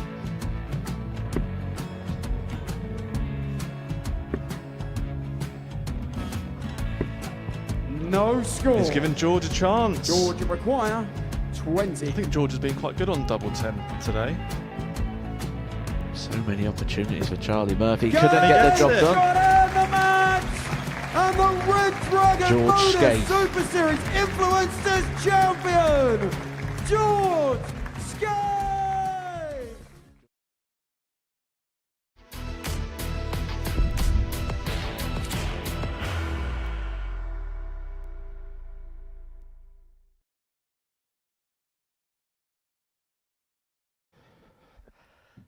So it comes down for this for Brian Raman and Alex Williams, although only one of them is on the stage. Will Binan effectively into bat for Raman, who just got the better of Simon Wilkinson 4-1 in the previous match, meaning he's returned to second place in the table, but his bidding is done. No more matches for the Belgian.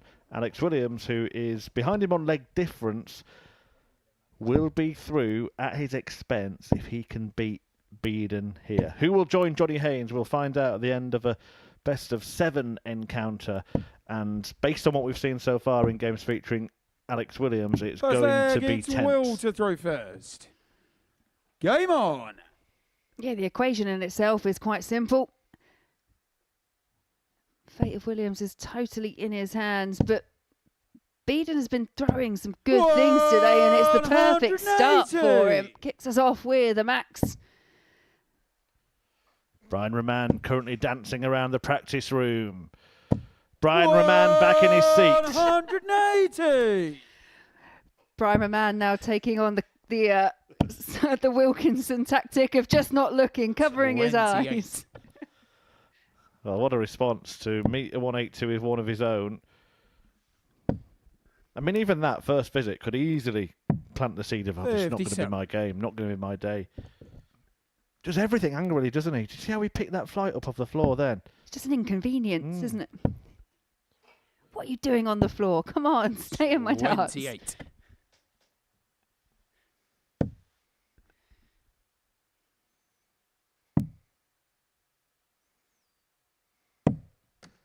$39. Well, this time not just the flight on the floor, but the entire dart.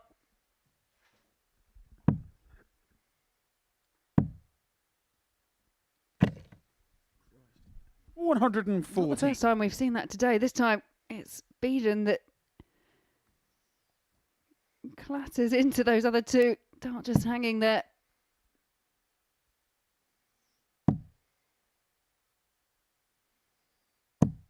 $171. Well, we record 151. Williams had the 180s and now a 171 in the same leg. Can Binan get a 151? Not quite. Expected this to be 91. Alex, you require 54. quite an explosive watch, but didn't expect quite electrifying errors at the start of the contest. But that is a brilliant opening leg, and Williams gets the perfect start, answering the 180 opener by Second, it's Binan Alex to throw first. with one of his own, culminating in a 14-dart breaker throw.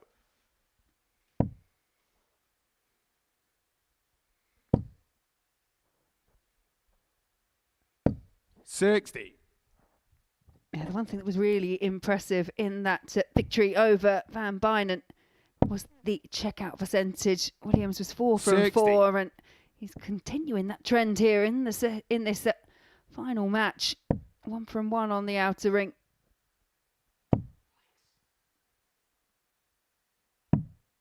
$23.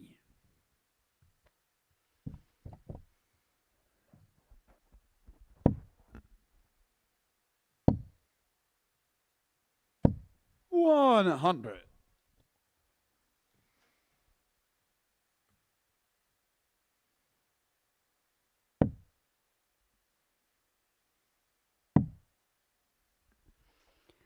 Down to the 19s for the cover shot. 77. Puts him on the same score, but Binan has already wrestled away that advantage of throw that Williams had. 100.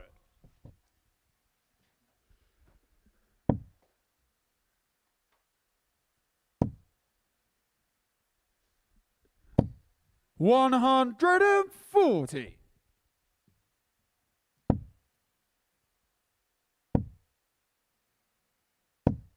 $60. Well, he's certainly pulled it all together for the final flourish, hasn't he, here, Alex Williams? You have to give him full credit because it had been anything but convincing in his previous 2 matches. 59. And it is Williams first down to a finish. 60. Alex, you require 142.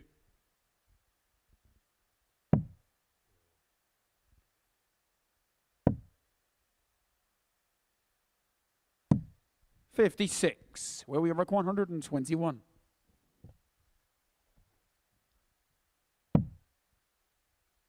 Triple 18 would have left the ball just the wrong side of the wire. 34. Triple 18 will be the target here for Williams.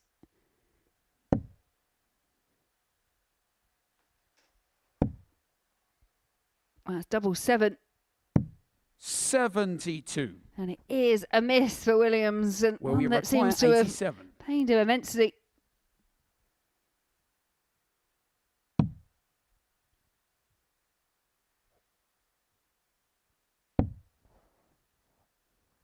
$47. Alex, you require 14. For 2-0. Okay, double 1. He thinks he's played it safe by splitting. Now it could not be in any more jeopardy. But he finds on the it. Second leg. Alex Williams. Well, by hook or by crook, Alex Williams doubles his lead, and the expression remains etched on his face. It's in a state of shock, I think. Double 6 has been one of those doubles, especially yesterday. 81. He was so close to it, couldn't get it. And the one time he doesn't want it, it goes straight in the middle of the bed.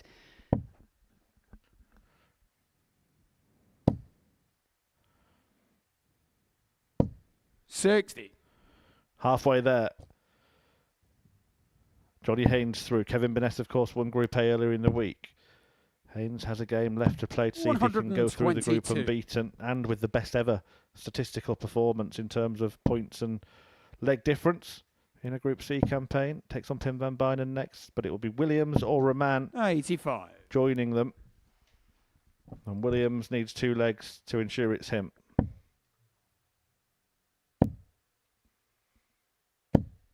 $43.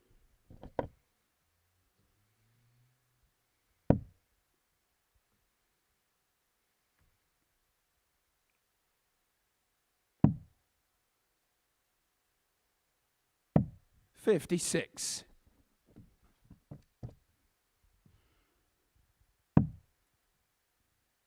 You can just feel that little bit of tension and a bit of a loose start there at the end from Binan means it won't be on a finish. Wouldn't have been on a finish anyway because, yeah, 20 wasn't really the right option. 55.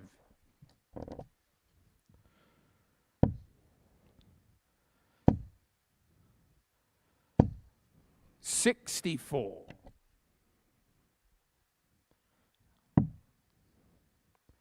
Well, Binan now in a position to put some more pressure on Williams by halving the deficit in this game. Require 110. And a 110 checkout will do just that. 78. Yeah, but by way of a run of treble-less visits from Alex Williams, not on a finish himself. 99. Well, we require 32.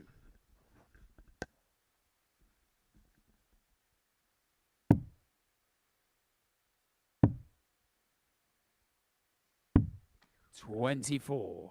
Alex, you require 88. Just a fraction away, but it offers up this chance here for Williams. Ball for 3-0, and it is 3-0. And a little point at the camera. You did mention you thought he Alex to throw was a bit Johnny Clayton-esque. Game on. He's now learnt where the camera is. Well, absolutely.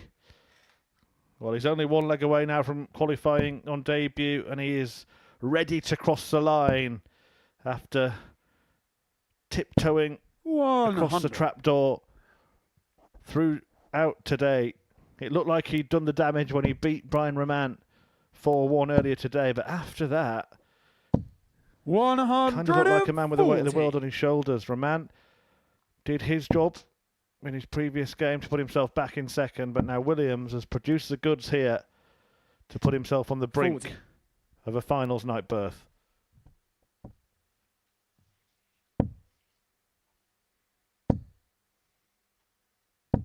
$100.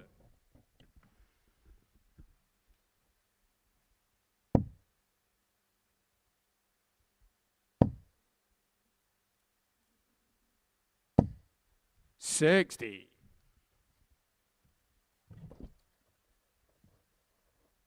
A couple of trebles here from Binan. He could put himself in a good position to break the throat. 100.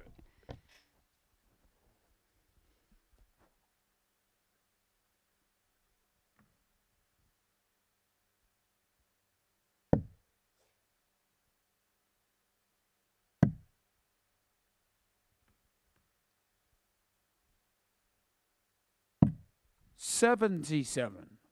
Well, we require 161.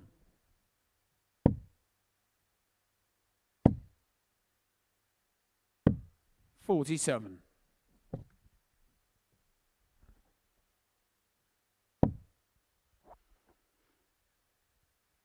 Just focus and that force etched on the face of Alex Williams as he's battling to try and get over the line, 4 legs to nil.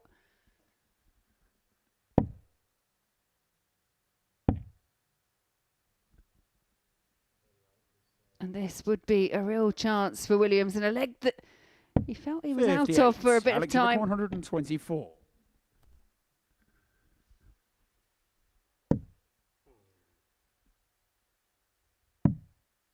But a bit of a disaster. And Binan from this position, you feel should be 56. wrapping up the leg.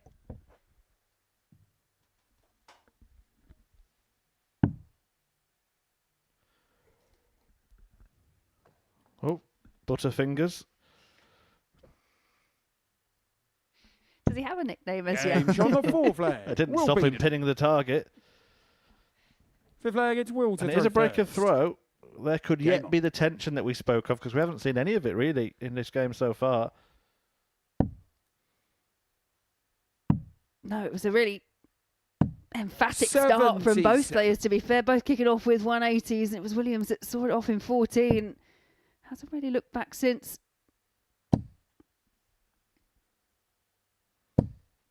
$140.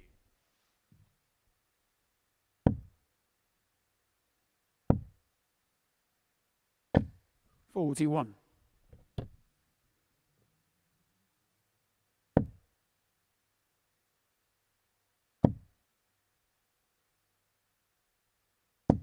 $81.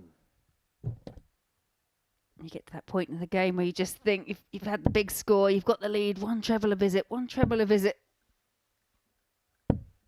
60.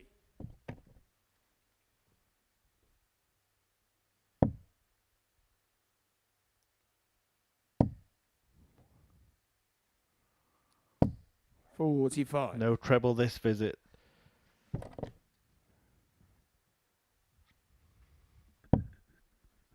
And now Bidan's going to make him pay. 140.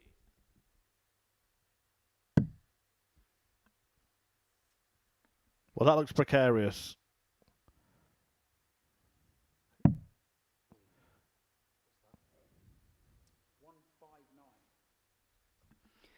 I mean, there are alternative options from this position instead of trying to force the 93. treble 19 issue.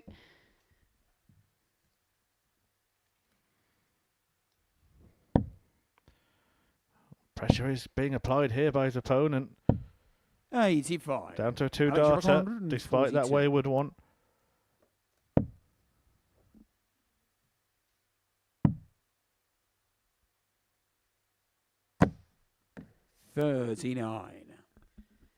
Can't quite believe his eyes. There's another one on the floor. I can't quite believe mine because he's going back to type now. He was 3-0 up, absolutely cruising, not showing any of that emotion and... Well, double 9. Yeah, he wasn't showing any of that before, and now he seems to have gone all tight and tense again. But he can win it here. He can still win it here. But he's got to calm down. 96, mate. Come on. Not to be. 87. I think he's working himself into a frenzy here, Laura. 18. Yeah, I think so too. And I think if this is converted, we might see more of the same as the game progresses. That's one dart, double 4. Double 4 is found. And yeah, that one would have hurt. 6 leg, it's Alex to throw first. Game on.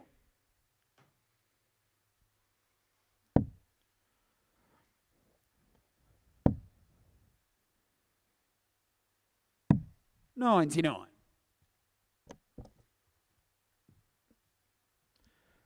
Well, he was denied the opportunity of darts at double 8 to win the match. 22. Get a feeling there might be a few similar expressions coming from the practice room as well. Brian Raman thought it was over. Now he's got hope again. They say it's the hope that kills you. Indeed it is. 58. Well, there's some hope here for Will Binan. Kicked off with just 22, but Alex Williams could not jump on the opportunity. Yeah, he's got the slight lead. 34.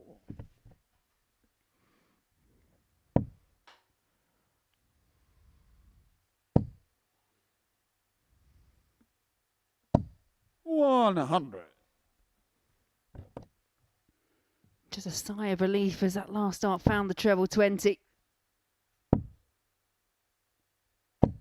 100.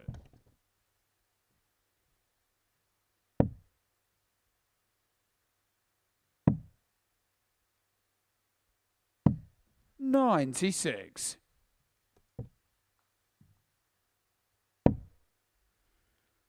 Can he apply some kind of pressure here to Williams? 140. Alex, you're not a finish, but he's now not too far behind.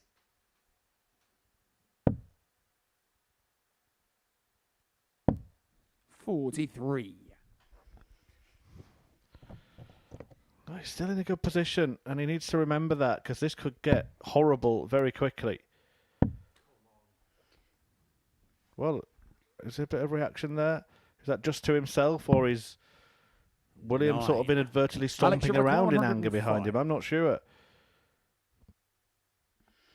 Yeah, we haven't seen too much from Binan by way of reaction. Something is frustrating him. 85 points remaining. 78 points remaining. And he hasn't made it much better.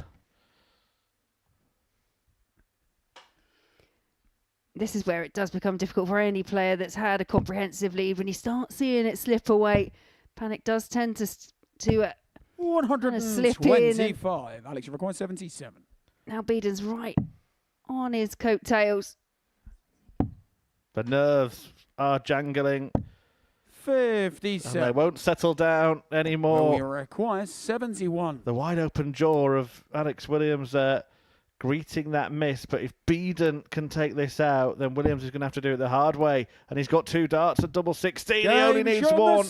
It is going down to a single leg. Alex Williams will need to break, or Brian Raman will sneak through. And this in a game that Williams led 3-0. I will be honest.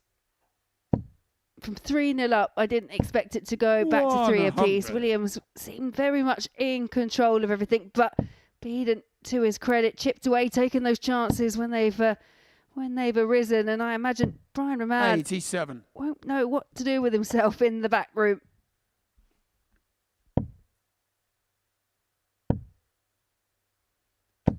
$100.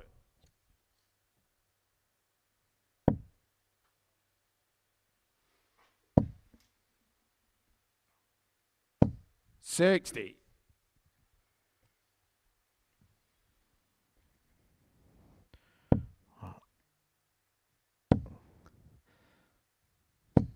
$41. I know one of the most famous lines of darts commentaries, I can't speak, or something like that. I daren't speak at the moment, Laura.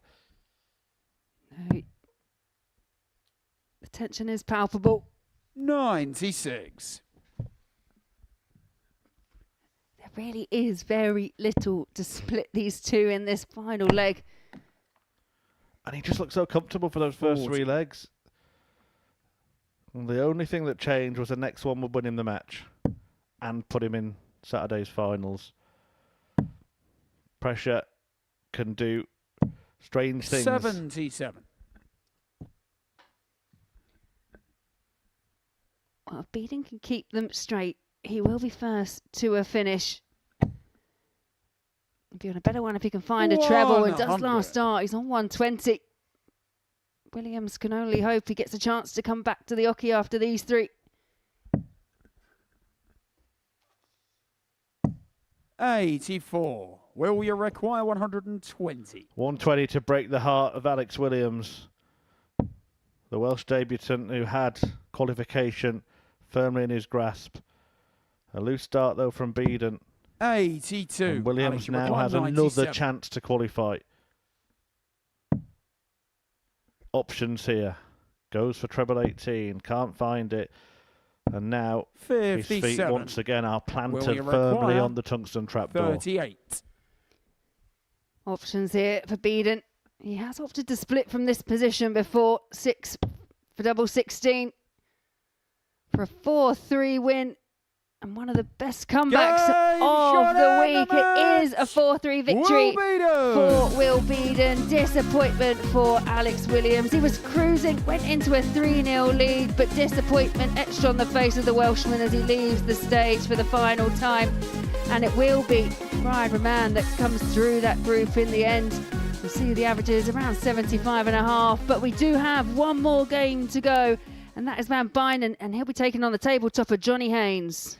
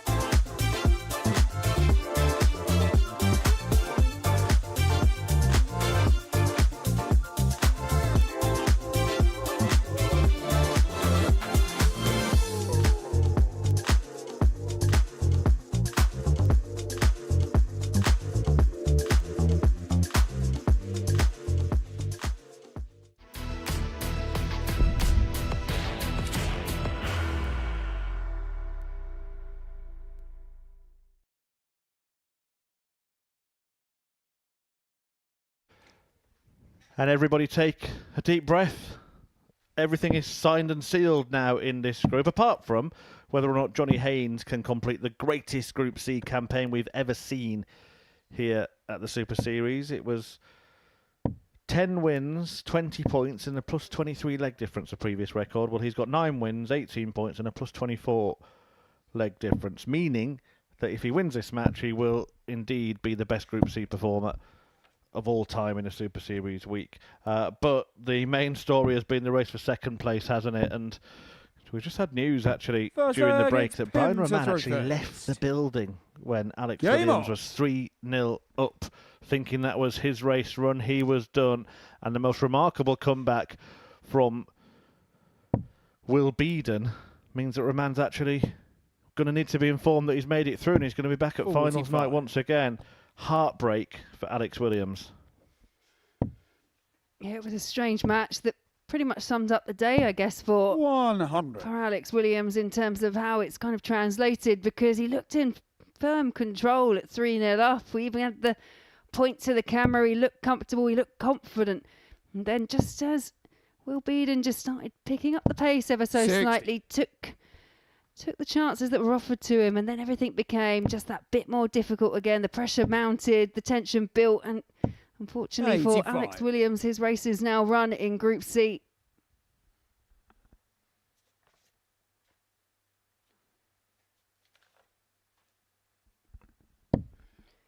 As for Binan, I do hope there's plenty that he can take from his experience here at the Super Series. I think he's conducted himself excellently, and especially considering all the issues that he's had with the dartitis. He's been very open, very honest, talking about it.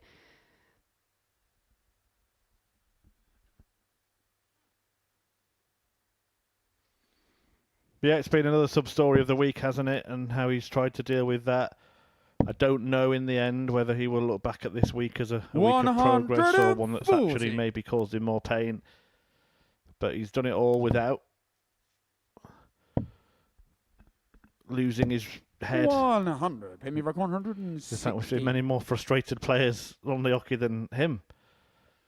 Yeah, in this group alone, you could probably pull out Brian Raman and Alex Williams as they battled for that second spot. But it is the Belgian thrower that makes his way through another Group C campaign, and another one that he gets through by the skin of his teeth. And he'll certainly be a runner tomorrow. He's not there to make up the numbers. Kevin Burness, Johnny Haynes, Brian Raman, all 66 will feel very capable of going on to win tomorrow night. 92 remaining here. Treble 20, double 16. 63. Pin me require 50.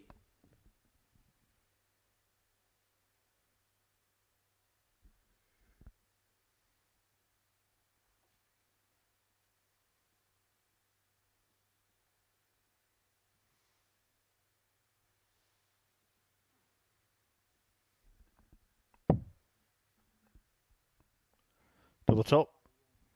Oh, that dart has missed. 18.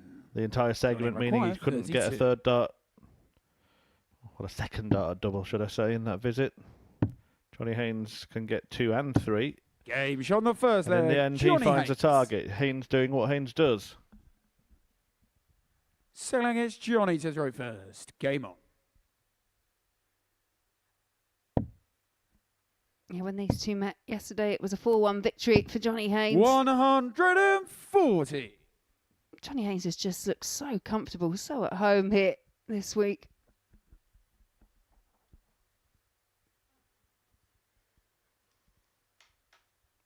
And in fact, I know we talked about how he performed yesterday, averaged around the 85 mark for the day, dropped just the 9 legs, but to date, just dropped the 3 legs so far. Yeah, incredible. Went on that brilliant run, didn't he, of 100. 12 straight legs. 1. The confidence he must have going into finals night tomorrow.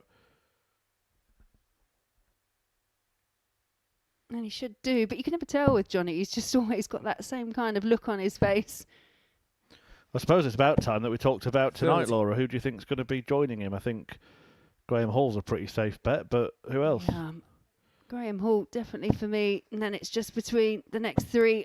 I mean, Jamie Lewis, in terms of performance, he was brilliant last night, but no points to his name. And then you've got the other three battling out. The one thing I will say about Alex Small, I think he'll be the one that probably feels more grateful to be on 2 wins, because he just didn't take a grasp of the matches, had to kind of fall across the line on a couple of occasions. But yeah, Jamie Owens and John O'Shea had nights of 2 halves. It was 2 4-0 victories for John O'Shea, then no more wins, and then it was 2 losses for Jamie Owens, and then picked up his points at the end. So it's who makes that stronger start for me. And I think Jamie Owens had driven down from the northeast the same day, so maybe that's a little lesson learned. 97. Yeah, it's not exactly a 5-minute journey, is it, from one end of the country to the other? Does look like a very watchable player there, doesn't he? One to watch out for in the future as well. Yeah, he just brings a different element. Where he's come from another sporting background, he's just got that kind of different approach, I find, to the game and the professionalism. 81. Johnny requires 64.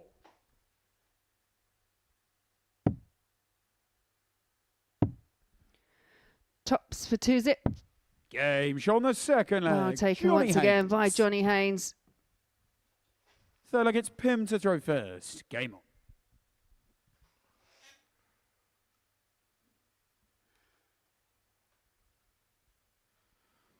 I think what will be a little bit of a worry for Pim is that he's still clearly suffering a lot now, and it's in a game that doesn't mean anything, really. Yeah, not in the context 100. of the match, but I guess he is still obviously having that thought process. It's just blocking his ability to bring that arm up straight away. 100.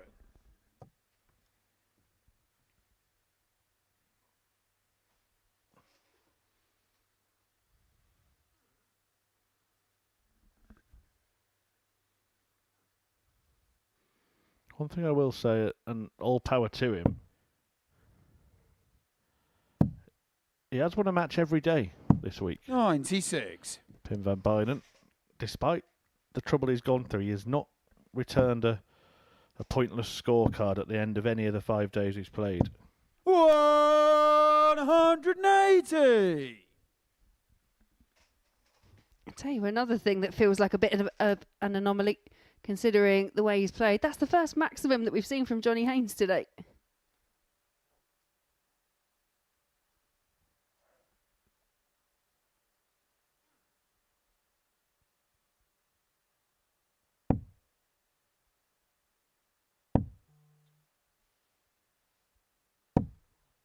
$24.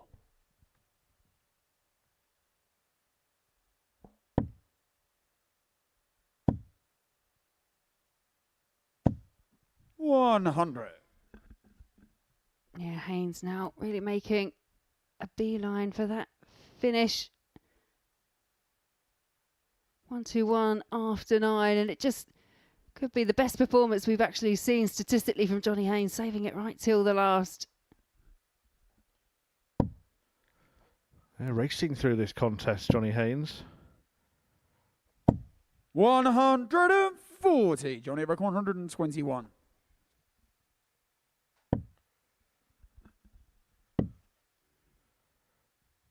Well, he's going for the 25 there, and he was just too good. Premier require 141.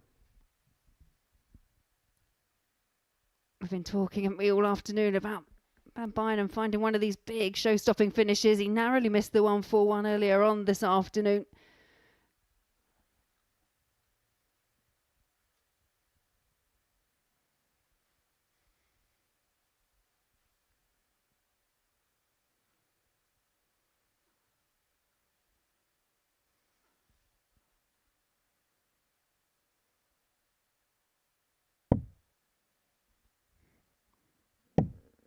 Went for the treble 15. 88. Johnny require 8. Yeah, same route as before. He couldn't convert the 36 this last time. Game shot the third leg. Johnny Haynes. Yeah, and this is looking comfortable for Fourth leg our is Johnny table to throw topper. first. Game on.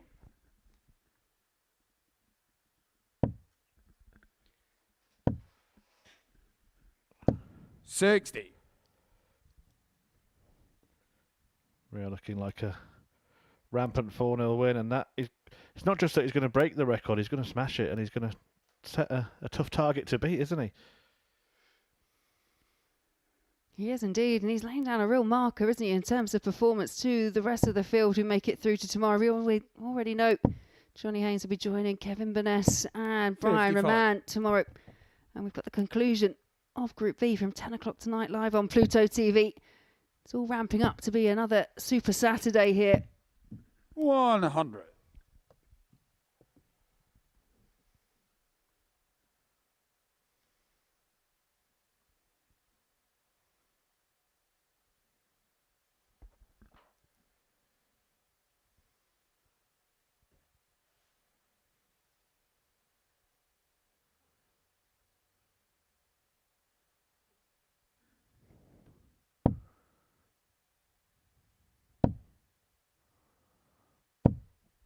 $60.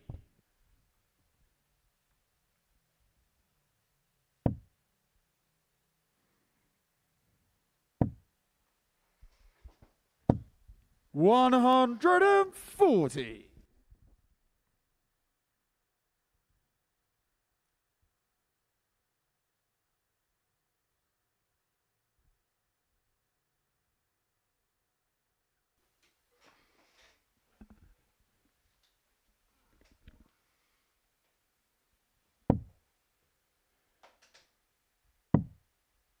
Yeah, Van Binan here, still battling 48. away.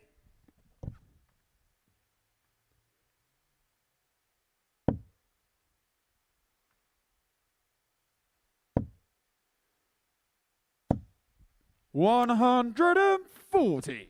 Yeah, that there a fourth two-treble visit for Johnny Haynes to leave him on 61 for the match.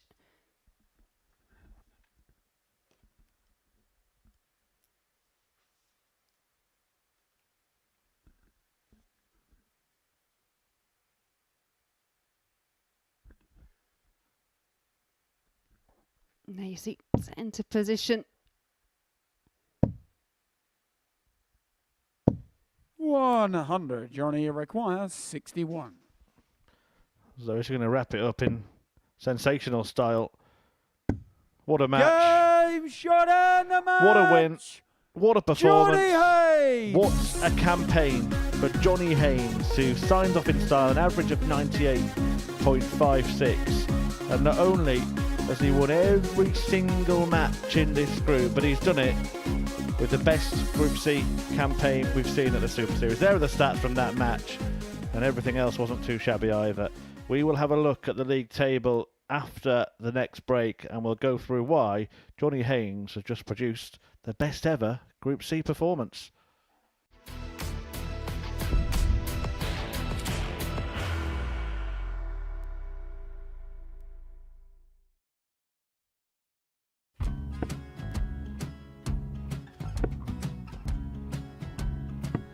$54. Charlie McGuire, 164.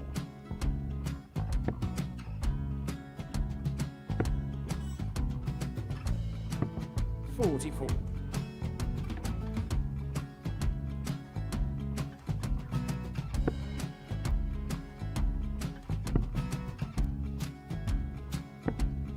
$32. Charlie required 120.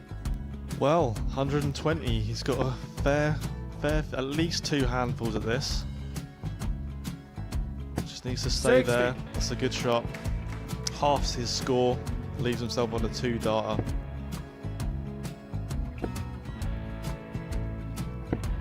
$26. Charlie Time on his required side 60. to become back-to-back singles champion.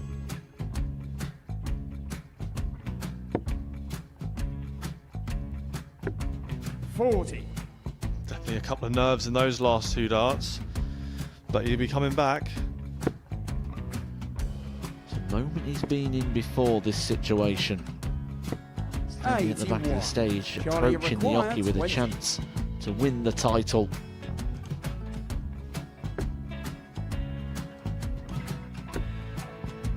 He did this to win the first title, if you remember. 11. I think he's gone. Georgia I think require he's gone to 118. bust it, maybe. The first title he won, he wanted 20, he went 6-7-7 to win it. He had a chance to replicate it again. Yeah, I get the feeling that was for a bust, and 39. on that situation there, George Scaife wasn't even able to take it out going to the 18s on that switch. Yeah, I think he just panicked a bit, but he's done well to get that big one. Sometimes can be the hardest part. Georgia requires 79. This is it. It's got to be 19s. It's got to be 19s for this shot. Big 20 and a double. He's got the first one. He's going to get a match dart here.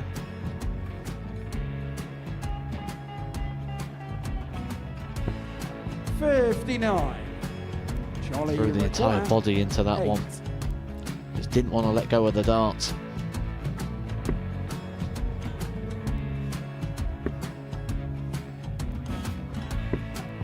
No score. He's given George a chance. Georgia require 20. I think George has been quite good on double 10 today. So many opportunities for Charlie Murphy. Go Couldn't get the job done. Got in the match! And the Red Dragon George Modus Scaife. Super Series Influencers Champion, George Scaife!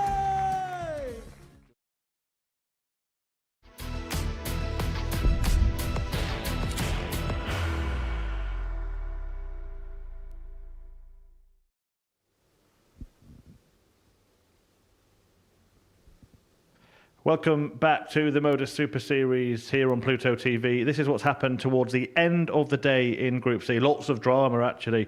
Alex Williams led 3-0 against Will Binan, but then surrendered that lead. Binan winning the match 4-3, meaning Brian Raman goes through alongside Johnny Haynes, who hasn't put a foot wrong in this group. A 4-0 win in his last game, 98 average in that one as well, and it capped off a rather special Group C campaign. Haynes top of the table, winning every single match over the last couple of days and doing it in record fashion as well. That there, with a plus 28 leg difference, is the best ever Group C campaign in a normal Modus Super Series week. And I'm delighted to say that Johnny has joined us for a chat. Johnny, you weren't even supposed to be here, so to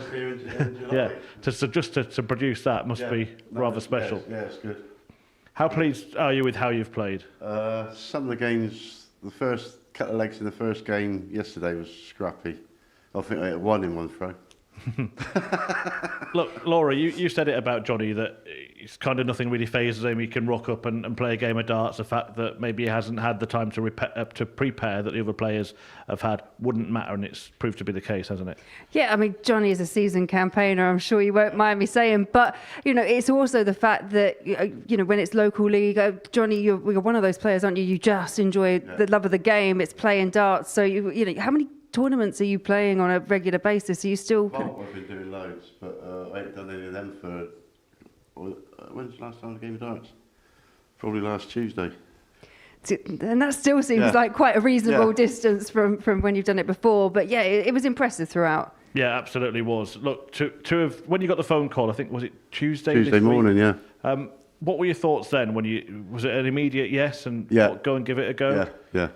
And then when the group started and you started winning so many matches, how did you get the sense that this was, I suppose, one of the easiest campaigns you've ever played? No, nothing's easy when you come here. Nothing's easy. You got all decent players here, so nothing's easy. It's just how you play on the days. Laura and I have been saying as well, all the other matches, I don't know what it's like in the practice room, but all the other matches seem to have so much tension in them for various reasons. Yeah. You just got your head down and got on with the job. Just done what I normally do. What was it like in there when other players are going through certain things? Pim van Bijnen's the obvious one. We spoke to him earlier this week in depth about his dartitis. What's it like sort of standing behind him? And it doesn't worry me. I've played behind Smithy and Justin Pipe, and they're slow, so... Yeah. Don't worry me. And it comes back to a word that you've used a lot, Laura, experience, isn't it?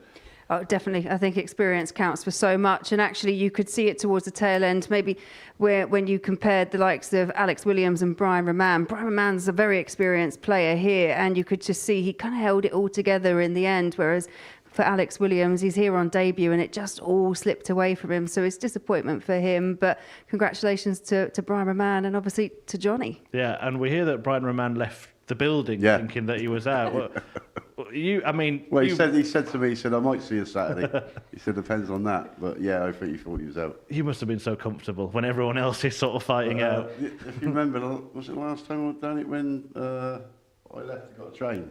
Oh, yeah. And then I found out at the station I'd got through. Yeah, I had to turn around and come back. You'd think he would have learned, Brian, from your experience, don't you? Yeah. It looks like Johnny's learned 'cause he didn't put himself in that position this time, did he?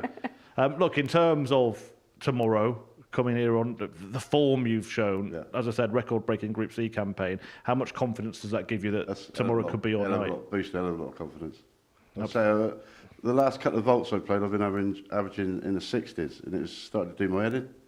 And then I thought I'll have a week off or whatever, and then it starts coming back again. I was probably playing too much, that's what my mates tell us. Yeah, well, look, whatever you're doing, it certainly worked in this group. Laura, let's just talk about the group in general, because, I mean, look, we'll start with Johnny, he's sat next to you, but I can't imagine you're going to say anything that he won't like, because he really hasn't put a foot wrong in this group, has he? Yeah, it really hasn't. And we were saying today, I think you lost 9 legs yesterday, and then coming into today, I think it was just the 3 legs overall that you actually dropped. I think it's 3, maybe 4, but you had 3 4-0s today as well. So, yeah, really impressive, all-round good campaign. But I just think the experience shone through at the end, and I just think the level-headedness, the head down, it was just very efficient and in the end really comfortable. Brian Raman's the other player that gets through in the end. He just has this habit of somehow making it, doesn't he, every time? Yeah, we were saying it before. He did the same thing in the international pairs with Zanti the other week, and it just, right at the very last match, you know, the very last attempt, it's Brian that got through. Yeah, it's full credit. He did the hard work up to a certain point, then had to rely on some favours, and it was Will Beaton that did them the favour in the end. Yeah, and is it an unfair narrative that we've sort of spoke about the last couple of days? He's looked very comfortable when he's got in front in games, but when it's got close, kind of hasn't seen the best of Brian. And I think, actually, and I'm not saying it because Johnny's just sat next to me, but that match today against Johnny, it almost looked like there was a resigned look on his face, like this is just not going, it's not going to happen. And he just loses that bit of confidence and flair that actually, when he has that, you normally see the best darts from Brian Raman. And yeah, you've just seen it a couple of times today, maybe just a little bit lacking in confidence at times. I don't really know where to start with Alex Williams, because there were times when he looked like a real prospect, looked to be playing with some freedom, most of yesterday, in fact. Then today, suddenly, as he gets towards the winning line, we see this aggression, this tension. He's not looking at the dartboard at all when his opponent's there. A little bit more by way of celebration when he beat Brian Raman, which we thought might be the defining match. But it kind of all unravelled from there. He won a couple of games, but not convincingly. Gets 3-0 up in the last match and ends up losing it 4-3. Yeah, I mean, the match against Brian Raman, he was still in control. He looked comfortable and he got across the line quite easily. And as you say, the big celebration at the end, that's where we thought, right, that's it. That's kind of Williams through. And yeah, again, last match, comfortable, 3-0 up, gives a little celebration, and then everything just seems to fall apart for him. So I'm sure there's lots that he can take away from this, and perhaps just take a step back and try and work out a way of just... It's like you almost want it too much. You want to get into Saturday. You want to prove while you're here. You're on debut, and it was just a bit too much in the end. Yeah, Johnny, were you watching the other players that maybe don't have the experience that you have, and thinking that they could learn a lesson or two from what they've gone through this week? Yeah. You learn a big lesson here because you're playing mostly all the time. You got some players that are playing all the time, so they hit what they're going for. And did you get the sense that Alex in particular was sort of getting a bit tense? I thought he started to try too hard. And we used that exact phrase in commentary, didn't we? Yeah, it's for lack of another thing, but it's when you start trying and when really wanting it, then you have that notion that you're going to start tensing up, and sometimes you just can't stop feeling it. It's just a reaction, but you could just see it more and more, and then what you're getting is panic, frustration, and all these other kind of elements that are adding pressure, and it just became just that one step too far for Alex in the end. Right, we just told you that it's one of the best Group C campaigns ever in this venue. Let's show you the slide of the record campaigns in this group. So Johnny Haynes, top of it, and look by how far. The next best was winning all the matches with plus 23, 5 legs better off than Richard North there. James Wilson, Jarno Bottenberg, and Colin Osborne, both on that list as well. How proud does it make you to see that? That's sound. At least got my name. I thought I was going to be named for lowest score as well when I won. But Well, there's a few records you might have set this week, Johnny, and hopefully, you could add picking up a title this week as well. Hopefully. Yeah, there's only one player I think that's gone through a campaign, including Saturday, without. I know there might be two actually, but the first one is someone that you'll know pretty well. Bo Greaves did it, didn't she, when she first came here? Won all her games in the group and then did it on Saturday. Someone might remind me who else has done it. Derek Coulson, there we go. I've got magic voices in my head. Derek Coulson managed to do it as well. Look, you don't have to win all your matches tomorrow. It's group stages. I'll have a go. But yeah, well, you come to win, don't you? Lovely role of honour to be on, isn't it, if you do it? Yeah. And obviously the carrot of getting through to Champions Week. Champions Week as well, yeah. Something that, I mean, Laura, you say about Johnny, laid back, doesn't seem too bothered, but I'm sure underneath there's a real determination to... Yeah, oh yeah. I mean, going back when I started playing darts, I used to try and then you get funny things. And in the end I thought, just throw them. If they go, they go. If they don't, they don't. Yeah, it may be good advice for a lot of people to follow that. Let's just remind you what's been happening then this week overall. Group A got underway on Monday, finished on Wednesday, and in the end it was Kevin Binan who was the victor in that one. Johnny Haynes through as the winner in Group C without losing a match. Brian Raman sneaking through as the runner-up. But Laura, you'll be back tonight for Group B's conclusion. Graham Hall won all his matches as well, in fact, yesterday. Can he go through the card in that group? Yeah, honestly, yeah, he was the standout performer, I think. And actually, he was very solid when in Group A as well. So yeah, it wouldn't surprise me if he goes through the card. I can't see him not qualifying through to Saturday, but it's that battle for second and third. There's three players really in contention. And also, you've got Jamie Lewis, who just performed well but didn't get the points. Yeah, absolutely. Do you think that he can find a way back? Yeah, if he continues playing in the manner that he was playing, and I can't see him not picking up wins. But to go into the second day when you've got everyone else on 4 points, you haven't got any, then it just becomes reliant on a few results going your way. It's not impossible, but much more difficult. Yeah, average over 90 in 3 of his 4 matches as well last night. But I think the final word should be to Johnny and about Johnny. Look, we mentioned it in terms of Saturday, you've got that confidence, you've got that momentum. Looking at the other players, it's not going to be an easy night. You say there are no easy nights, but it looks like it's going to be. Yeah, but don't worry, I play. If I play my game, I'm not going to beat anyone. So if I don't turn up, then everyone will beat me. So it's one of those. Yeah, just get up there. It makes it sound so simple, doesn't it? When you break it down, it's not the most complicated game. It's all on the night. Yeah. Right, there's plenty still to come on the Modus Super Series channel here on Pluto TV. Up next, the story of John Lowe, looking back at the life and career of a legend. 7:10, the women's pairs battle. Not sure if Laura featured in that one or not, but we'll have a look at that doubles tournament. Tonight from 10, as mentioned, Jamie Lewis in action in Group B. And Johnny Haynes will be in action tomorrow night from 7:30 p.m. for finals night, where he has joined Kevin Binan. Brian Raman also through from this group. But what a performance, what a campaign, a record-breaking Group C from Johnny Haynes. See you tonight. What a finish! What a man! The drum roll finishes, and the target is And it comes on finals night, and it's a knockout. Dirty Harrison!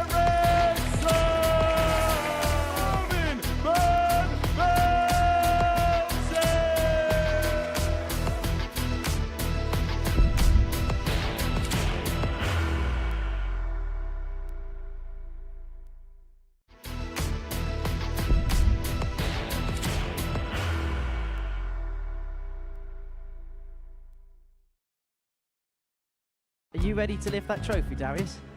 Yes. Let's do it then. Ladies and gentlemen, your Modus Super Series 9 champion is Lucky D, Darius Labanowski!